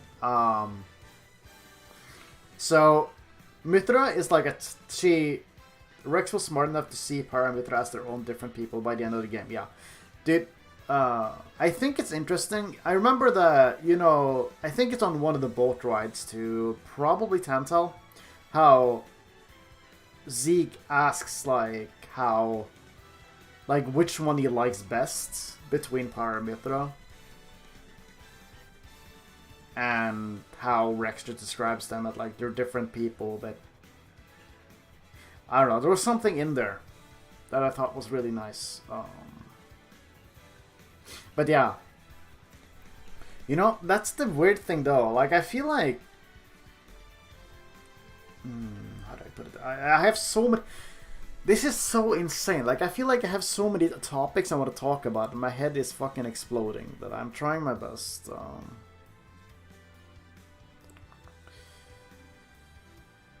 Oh, I lost my train of thought. No.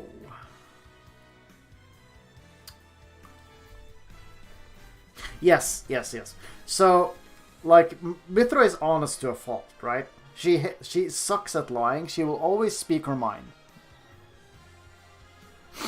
So, even though when she has reawakened and she's around with the party, she still keeps Pyra out most of the time to talk to people, because Pyra is good at lying.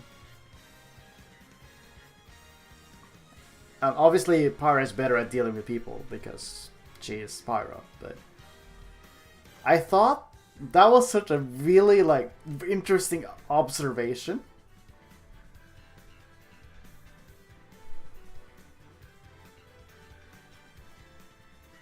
Another reason why Pyra is out a lot.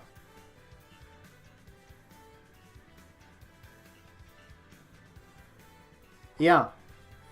Exactly, right. Like, she only blames herself in the base game. Because she knows that's her fault. Oh, but also Rex doesn't, like, blame her or... Yeah, he doesn't, like, berate her for anything. And that also helps.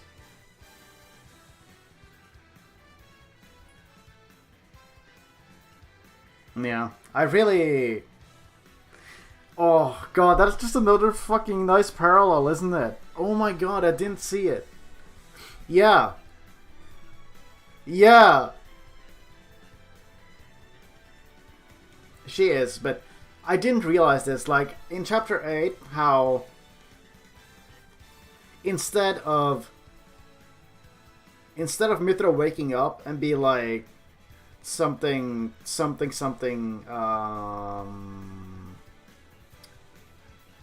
You know, how the previous times when she has been in, like, her driver's... Sleeping around her driver, how... She's been, like... It's always been, like, a bad experience both times. But in Chapter 8... When she just wakes up with Rex... And... Everything is just nice and calm, and... Rex allows her to take her time to wake up, and they talk it out, and... Fuck, it's so good! I told you! This sleepwalking thing had a fucking point!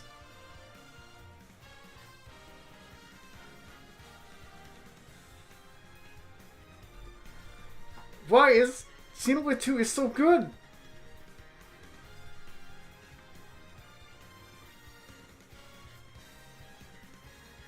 We made it. That's it.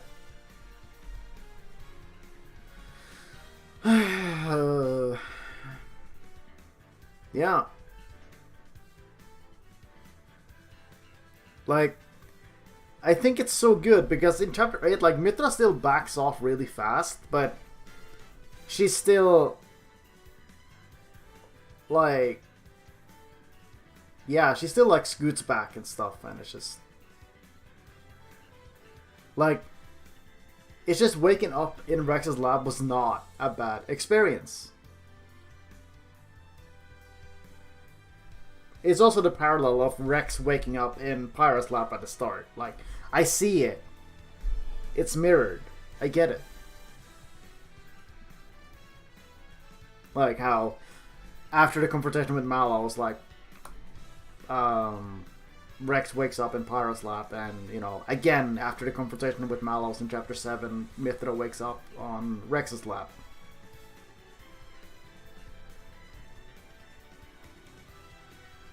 Yeah, exactly right. Like, Mythra is actually nowhere near as confident as she seems, that she's actually very shy, and it's just... It's the opposite with Pyra. She seems very sweet and shy, but she's actually very, like, actually kind of confident, and I love that.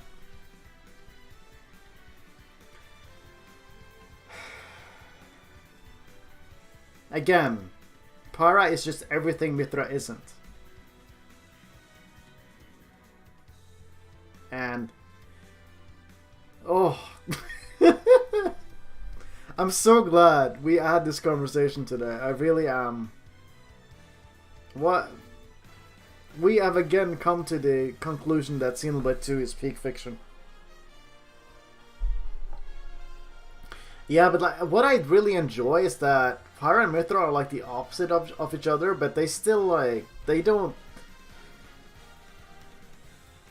I feel like they don't, like, envy each other for what they don't have or stuff like that. That doesn't, like, happen.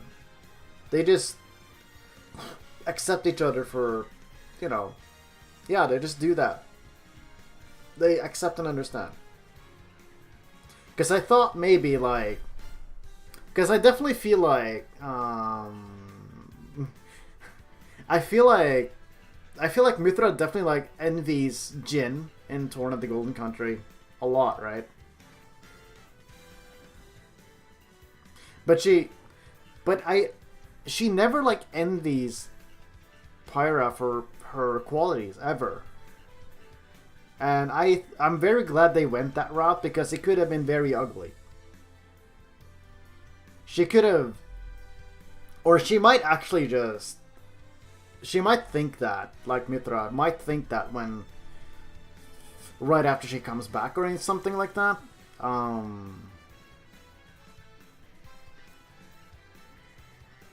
Thanks for being here, and yeah, I hope it didn't spoil like everything, but it probably did. But anyway, thanks for being here. Yeah, I hope you have a good day. God, what was I saying?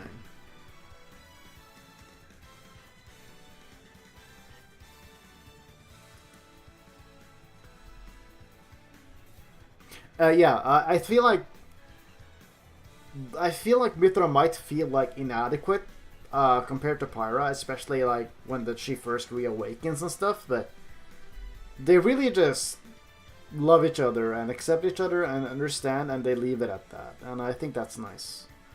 Like they make it a point how, like I remember in the heart-to-heart between Morag and Pyra / Mythra, how they make it a point that despite everything and despite all the time that's passed, that how good Pyra and Mythra's relationship is, despite them inhabiting the same body per se. Yeah. But like I really like it. It's just, oh, I'm so glad there's no, I can't even imagine what it must be, what it must have been like if Pyra were to have beef with Mythra or vice versa. Like, I'm so glad it just isn't a thing.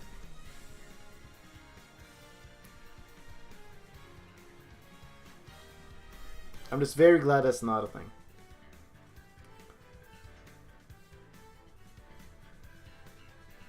Because it very easily could have been, but they decided not to, and thank God. And the same thing you said earlier, like, Pyra doesn't resent Mythra for creating her and burdening her with everything. She just, yeah. She understands, and just, that's that.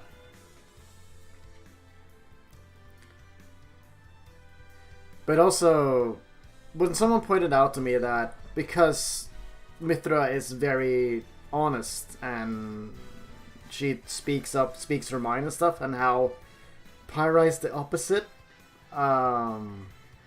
it kind of reminded me of how, you know, how initially Pyra asks Rex to, like, hey, can you please take me to Elysium? But she doesn't ever tell him why.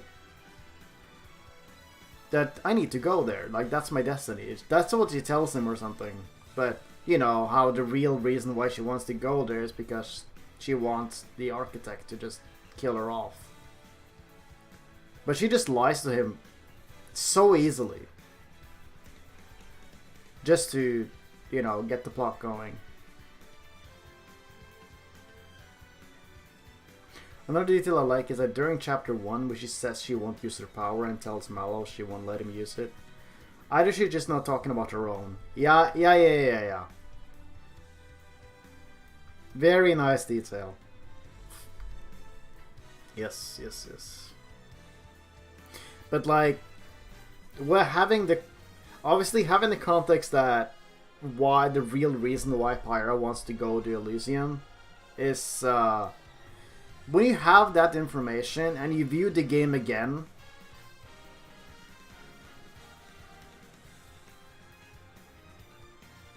it's insane.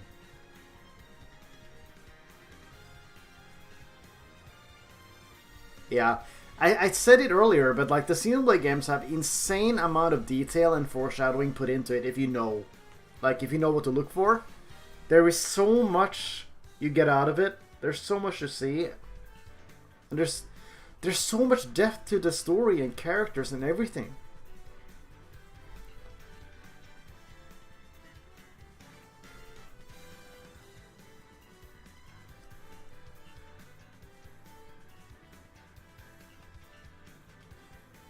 And like, up until chapter 7, how Pyra wants to go there to die, and then after that she wants to go there, but just not.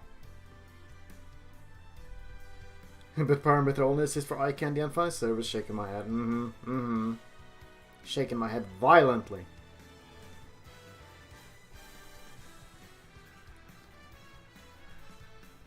Oh boy. You know, there's one thing that kind of bothered me. Not bothered, but I wish that... Yeah, they're amazing characters. Like, I don't really care if people just think they're fan service. There's so much more to me, and that's what matters. They're special to me. That's all that matters. But like, something I wish came up more in the story is because I remember, like, there's a couple of times where you can tell that, you know, Pyra does have a playful side, right? Like, it comes out every once in a while, but I wish it came out more, because that sounds fun. But it just kind of doesn't. How she...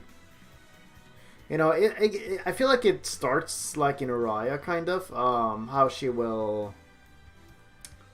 You know, when they first arrive in Araya, when they get, like, swallowed by Araya, and how she scares Rex, for example. That's a joke. You know, she just, boo, you know? I think, like, that's great. That's cute. But, like, how she will also... I know people joke about it a lot, but... You know, the heart-to-heart with Tora, Pyra, the whole blushy-crushy thing, but I think it's very fun how she actually indulges Tora and decides to play along. She says she couldn't stab Rex in the back because she doesn't have a knife. Yeah. Like... Fuck, that... I just realized that sentence might have multiple meanings.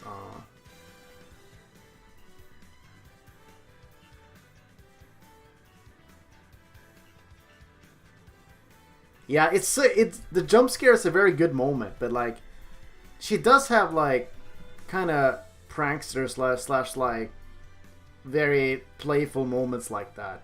Again, the heart-to-heart with Tora. Or, you know, the whole thing about Tora having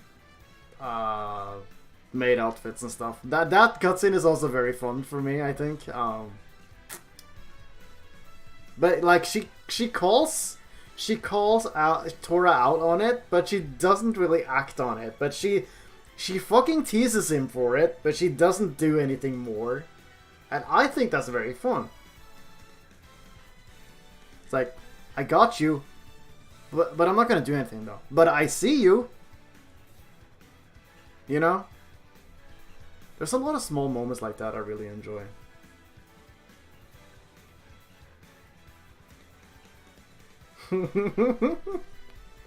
Ugh, man. Man, Pyra is so much funnier than people think she is.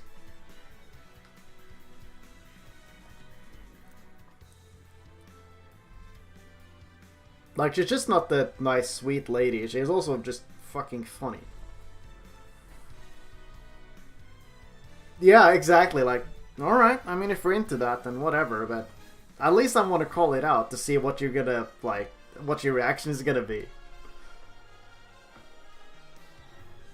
Yeah, and I'm thinking of, like, other moments like that, but, like, that's, like, the main one.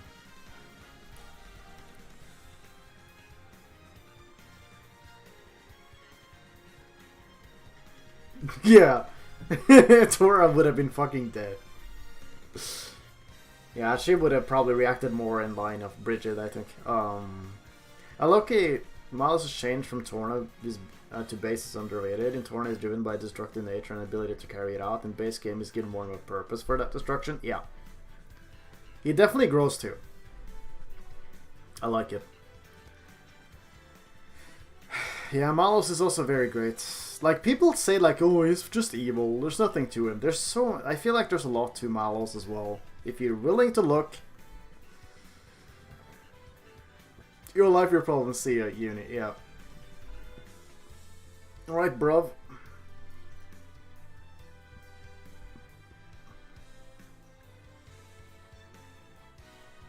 Yeah, man. Oh boy. I feel like a really... Man, these are the fun intelligence discussions I want to have. This is great. Miles is such a great villain, and his voice... Yeah, his voice actor goes so hard. I love his performance. So much. Indeed! Yeah.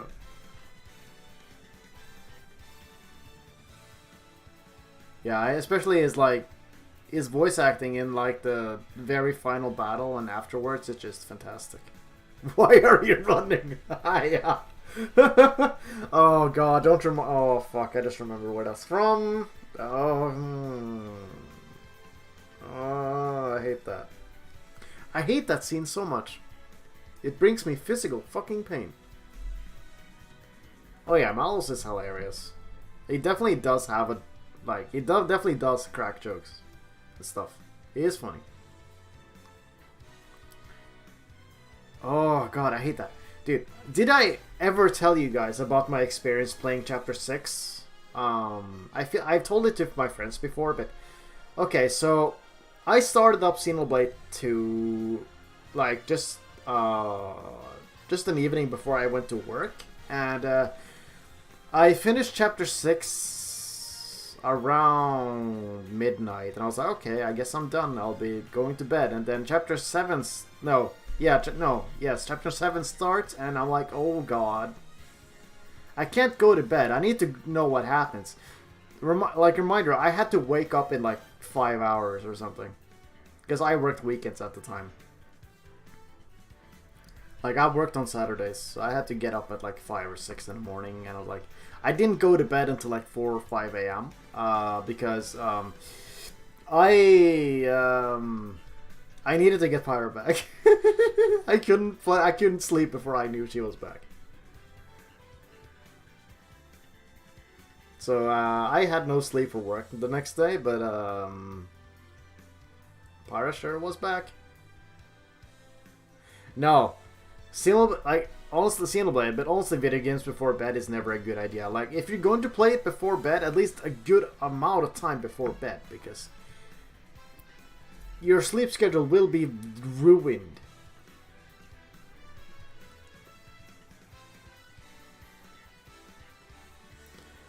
It does. Like, I remember watching a video essay on Pyra Mythra specifically, but I think it's a testament to the game. How, of course Rex and the others want to save Pyra, but you as the player also really want to save Pyra because you care. You want to save Pyra and Mythra. Because you, as the player, have really grown to care about them. And damn sure I did!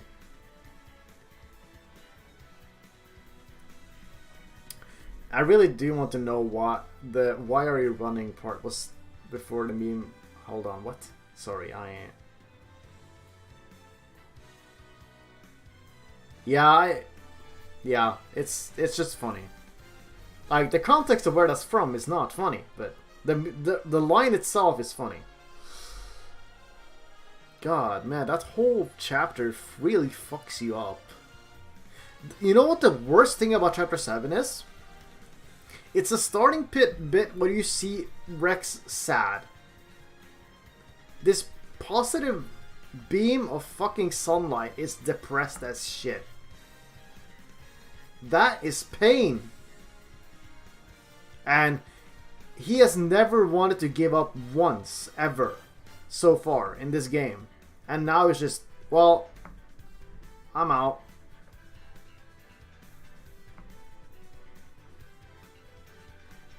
Yeah, that just fucking broke him. And how he's like, no, I would, oh my, it's pain. Oh yeah, oh my god, that scene broke me too, dude. Yeah, yeah, that one hurts too.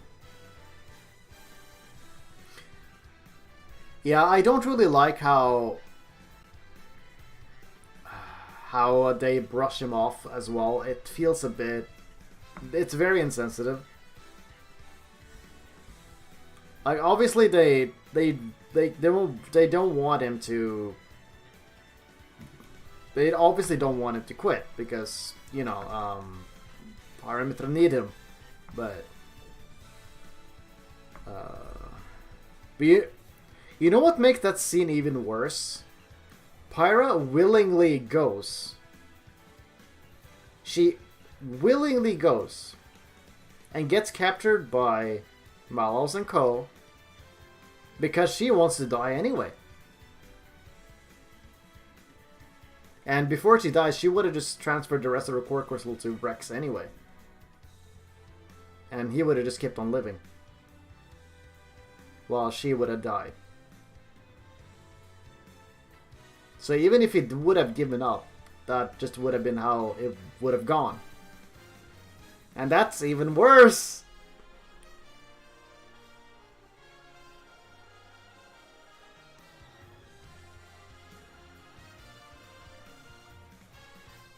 That's why she's like, when Rex eventually finds them again, how she's like, no, just leave me, don't, just go on without me.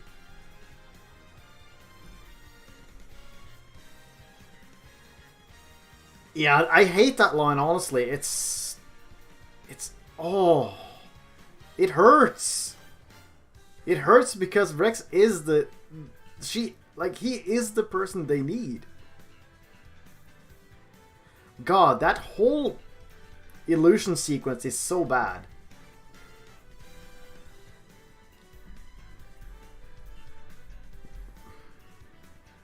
Yeah, she lived because Rex is the real man. Yes.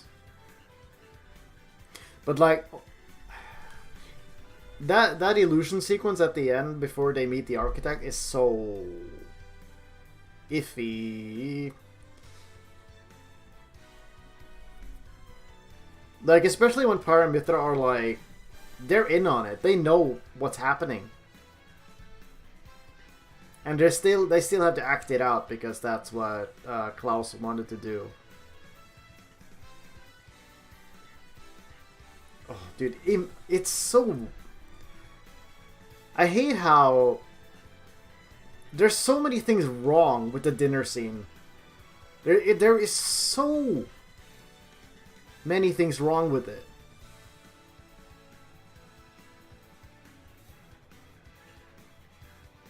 Like, when you think about it. Like, yes, Pyra Mythra and Rex are, like, living together. That's wonderful and great, but hold on. Why are Pyra Mythra separated? Wait, why are you two, like, acting differently? Hold up. This shouldn't... What is happening? Like... It feels too good to be true in a way. But it's also really eerie and creepy because of that.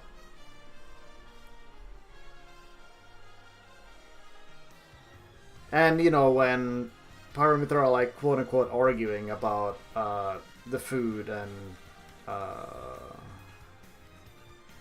Go! Wash your hands! Right now! Yeah. How Mythra is acting nice to him and Pyra is like a lot more assertive and stuff. I mean, she's still nice, but she's a lot more confident.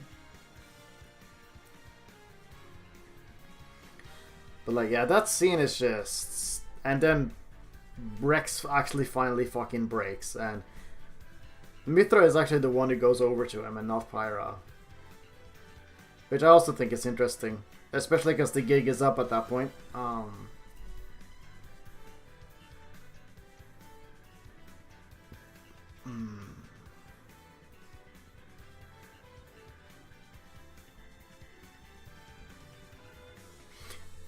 I want to say that Pyra Mythra are in on the whole thing, but like Pyra is the one that asked to stop, so I'm not sure. And yeah, the whole...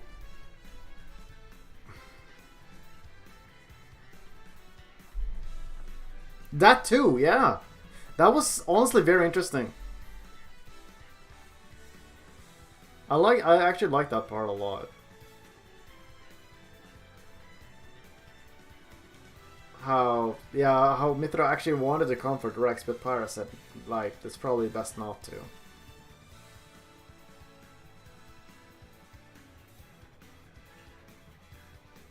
But also, Hayes dying was actually a good thing.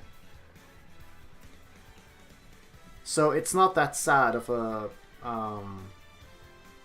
thing, actually, because, you know, her existence is awful. Like, Jin literally put her out of her misery. And, you know, Pyra Mythra know that. I think. I want to say they know. I'm not sure, actually, now. I don't remember how they reacted when Jin killed Hayes. Yeah, Hayes died when Torna died, and she got revived to be whatever the fuck she is in 2. When I first got to Elysium, I was like, oh cool, it's like Halo. Oh no, never mind. Yeah. I think that's a nice subversion, honestly. I mean, I feel like it's... You can kind of see it coming.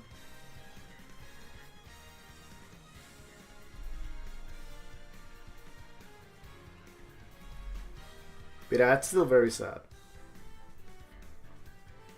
Man, I feel like nobody talks about this, but isn't it cool in Chapter 8 when the party lands down in the land of Moritha and you realize that, wait, this is Earth. The World Tree is a fucking space beanstalk thing.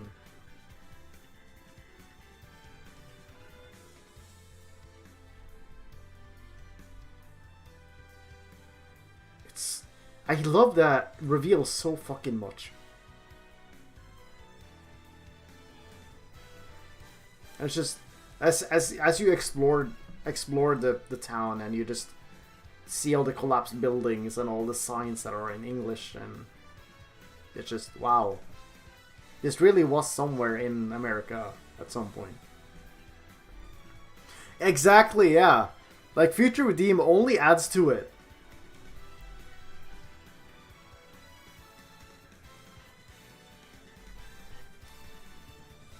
And then, like, that is Klaus's town, or where he came from. When you go back to the area where you fought Malhouse and you see Ulfian at level 120. Yeah, or fought Jin, yeah. Yeah.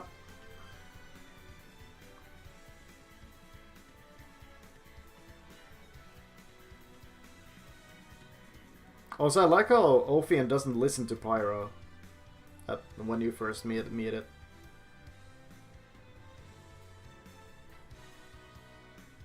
My initial reaction when seeing the line of Moira was like, for the what the fuck is the modern ass? Yeah.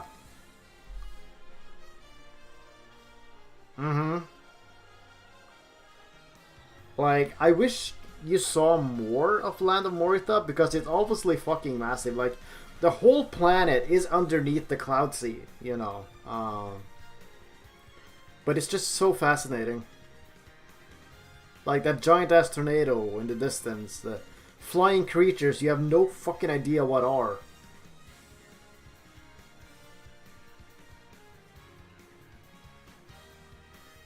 I was like, oh yeah. Yeah, this was Earth at some point. Wow,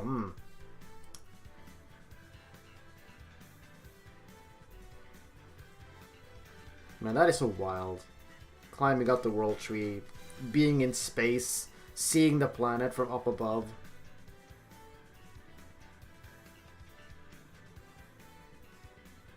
Yeah, I had a friend who dropped Xenoblade 2 around that point, and he picked it up again later because I fucking bugged him about it, but he did finish eventually, and it was worth it, but I hate it. Like, I know that Chapter 4 is like probably the least interesting one, but like it gets so much better after that. Please, I believe. Trust me.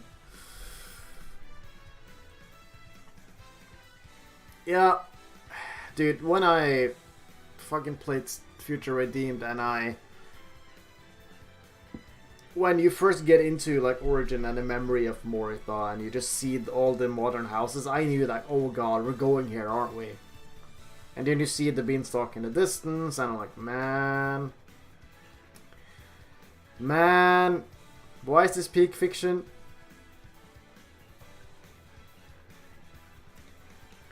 Yeah, like like the quiet, slow pace of Xenoblade 2 is like, it's still necessary and it's good, but Chapter 5 onwards is when it really ramps up and gets great, I think. It just only goes up from there. Yeah. Yeah, that is very fun. Yeah, I agree. Man, the dads are out in the street again.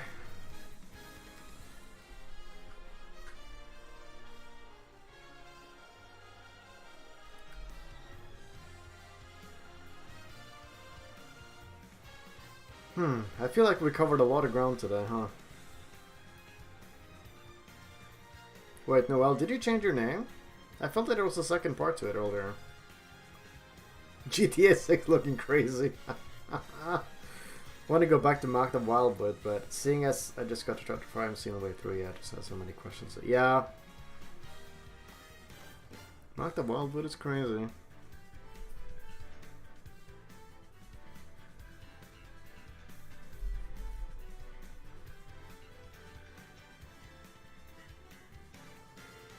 No, at least they kept that in. Double spinning edge, double spinning edge. Oh, I gotta lie down for a bit. Oh no, I did too much damage, I'm dead. Oh, man, love that guy. I can't believe they just made him better. How do you make Rex better as a character? Like, Future Redeemed somehow managed to.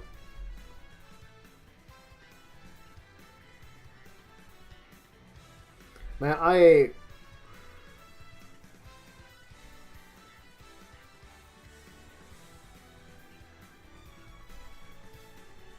do you mind if we talk about Future Redeemed then? Because I have something I would like to discuss.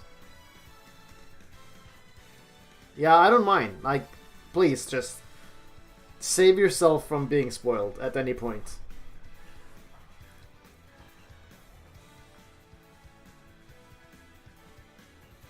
Rex being an uncool dad, yet he's still a good man. Yeah, that's what I wanted to say. Like, I still think it's very, very sweet how overprotective he is of Glimmer. And like, he doesn't want her to be like hurt or die or. It's just. Of course, Rex is an overprotective fucking dad. Of course he is.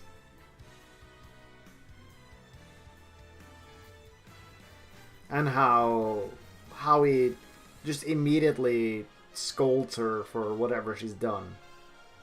Or however she's feeling. He immediately regrets it, of course, but like, man, I didn't play that well. What do you mean I gotta be a parent all of a sudden? Yeah, Shulk is so quiet and gentle, and it's just... Yeah, that's... Yeah, you would do that, wouldn't you? Oh... Yeah, she did. Obviously, it's like... I mean, I guess kind of... I mean, she doesn't know any better. She's been under, like, the flame clock for her whole life. Probably multiple times. She doesn't actually know any better. I agree with Linka. It's a bit over... He went overboard, for sure. And he knows that.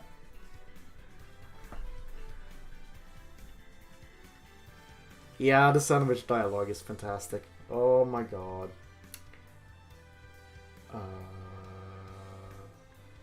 Yeah, no, it was just honestly just that. Like, I like how overprotective she is.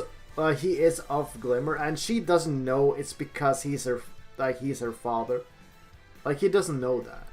Like, I remember when Glimmer's like, why don't you want us to fight with you? What's going on? We want to help. And Linka's just, oh, you don't even know the half of it, girl. And I'm like, Yeah.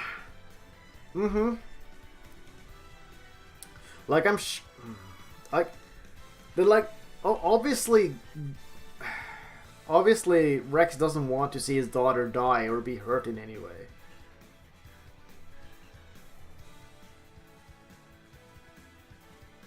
Fuck, it's too cute. I can't handle this shit.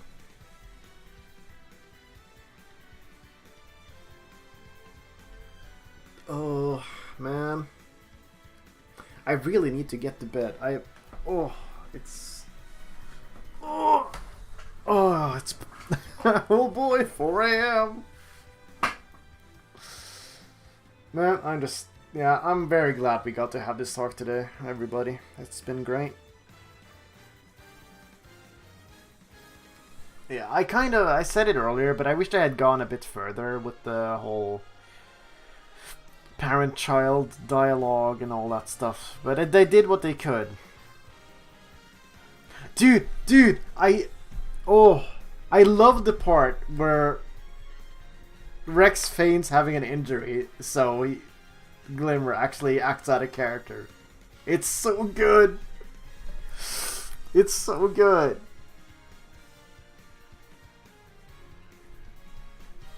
It's so freaking good. Like, Rex really just dragged out... Rex really dragged out her caring side.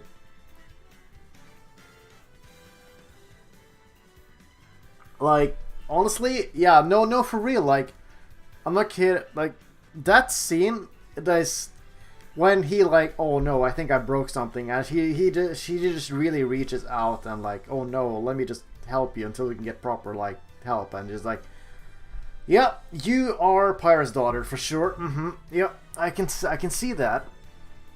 Yeah, exactly. Like, that's the moment where I'm like, yeah, deep down, you are Pyra's daughter.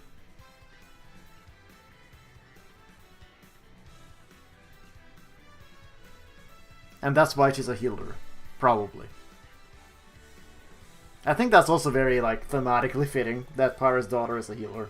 Because she cares about the people around her. Yeah, asshole. You scared me. It's so good. Oh...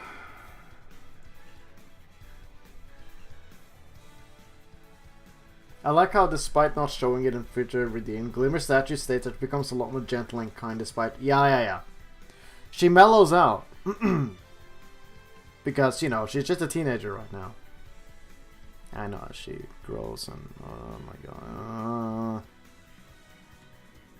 I imagine that as Glimmer grew older, she probably became more and more like Pyra, I'm sure.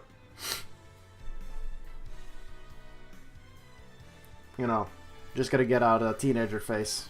Just like Mythra. Oh my god.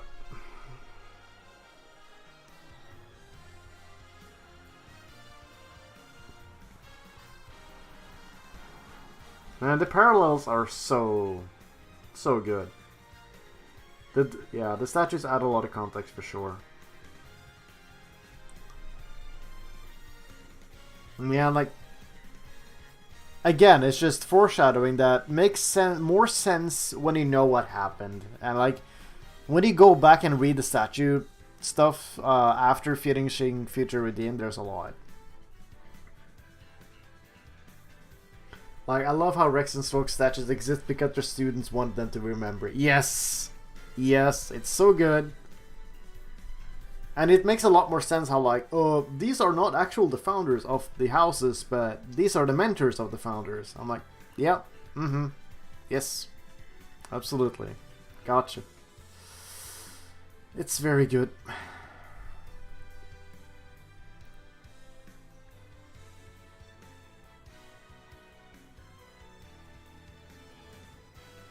And yeah, then you obviously see why Glimmer and Nicole lived way past 20 and stuff like that. Yeah, you know, it's one of those things the game leaves up to interpretation. But I don't remember what the Matthew statue said anymore. Actually, I want to say it still said that he went on a journey or something. Because I remember that being on the plaque.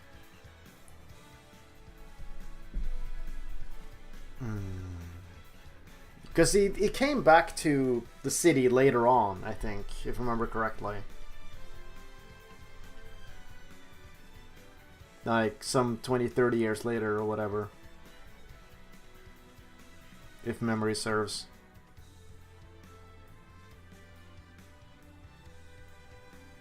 He sure did go out of here.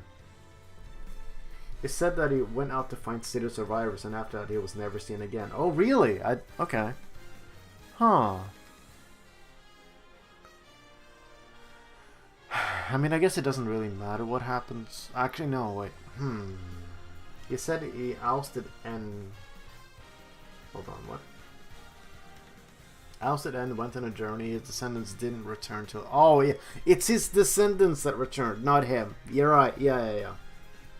So he went off, found a wife, had children, and the children went back to the city eventually.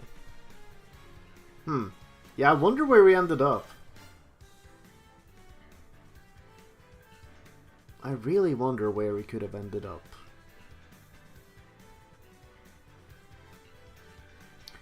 Like, I assume that because Ionios is, like, younger at that point, there's still more landmass and more colonies around. Actually... Yeah, no, El probably didn't take that well, I'm sure. Like, Matthew's children came back, but not him. I'm sure he didn't die, he just probably sent the children back to the city because of some reason. Or maybe he did die, I don't know. Who knows? I guess it's just one of those things that are left up to interpretation, like the game law does. Yeah, I mean, it's his blade, right? His weapon, so I'm sure he still has it. Or maybe he gave it back to Riku and Cole to create the Ouroboros stuff. Actually, he might have done that. Because, you know, his gloves are what creates Ouroboros. So, the Pneuma Crystal might be... I say Pneuma Crystal, but it is the Pyra Mythra Crystal now, isn't it? Actually.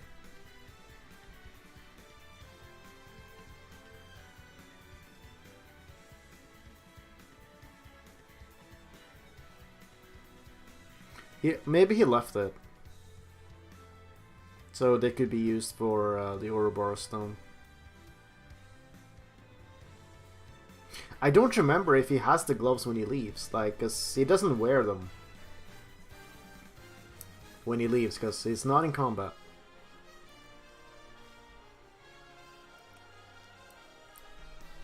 I don't know. I guess it's just one of those things you gotta wonder about.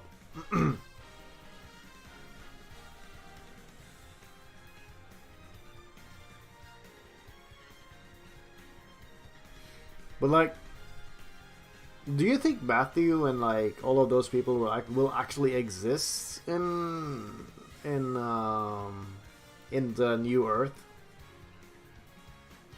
Because I remember something about the city people not being like people who will be carried over to the New World when Origin resets.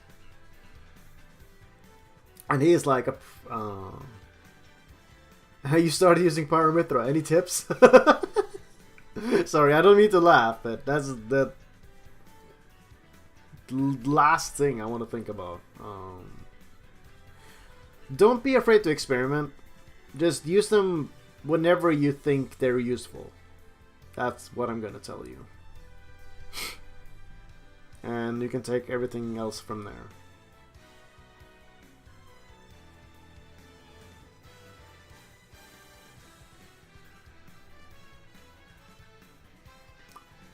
Yeah, that's what I'm gonna say. I think that's probably...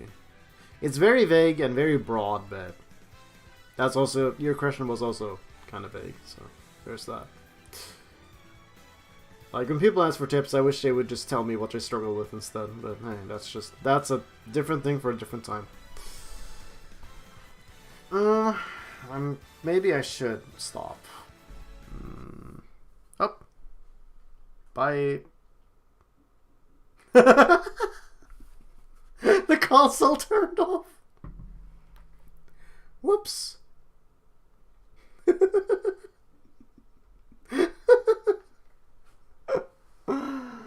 Okay, I'm gonna take that as a sign to go. Thank you for... no, it stopped. It turned off. I haven't been playing for like the last hour or something. Yeah, we've just been talking about Xenoblade for the past couple of hours. Anyway, I'm gonna be a responsible adult and go to bed.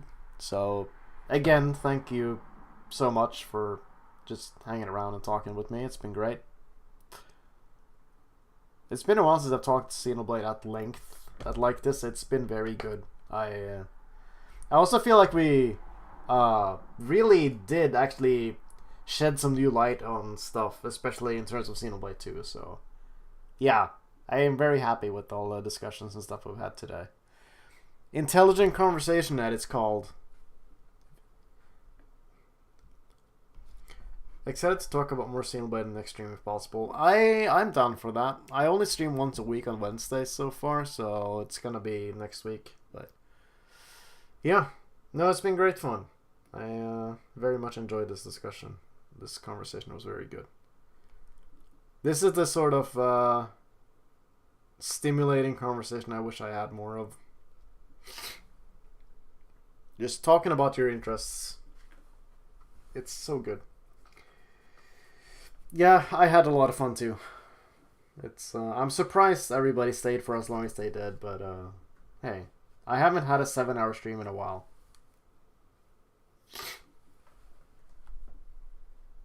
Anyway, I'm gonna hop to bed, so thanks for watching. I hope you have a good night when you go to bed. And oh my god, my voice is really shot, isn't it? I've been talking so much. Oops. But yeah, I'm gonna head out probably, so you have a good bed, and I hope to see you again soon. I'll probably have a video up later this week if you're interested. But yeah, I will go. Good night.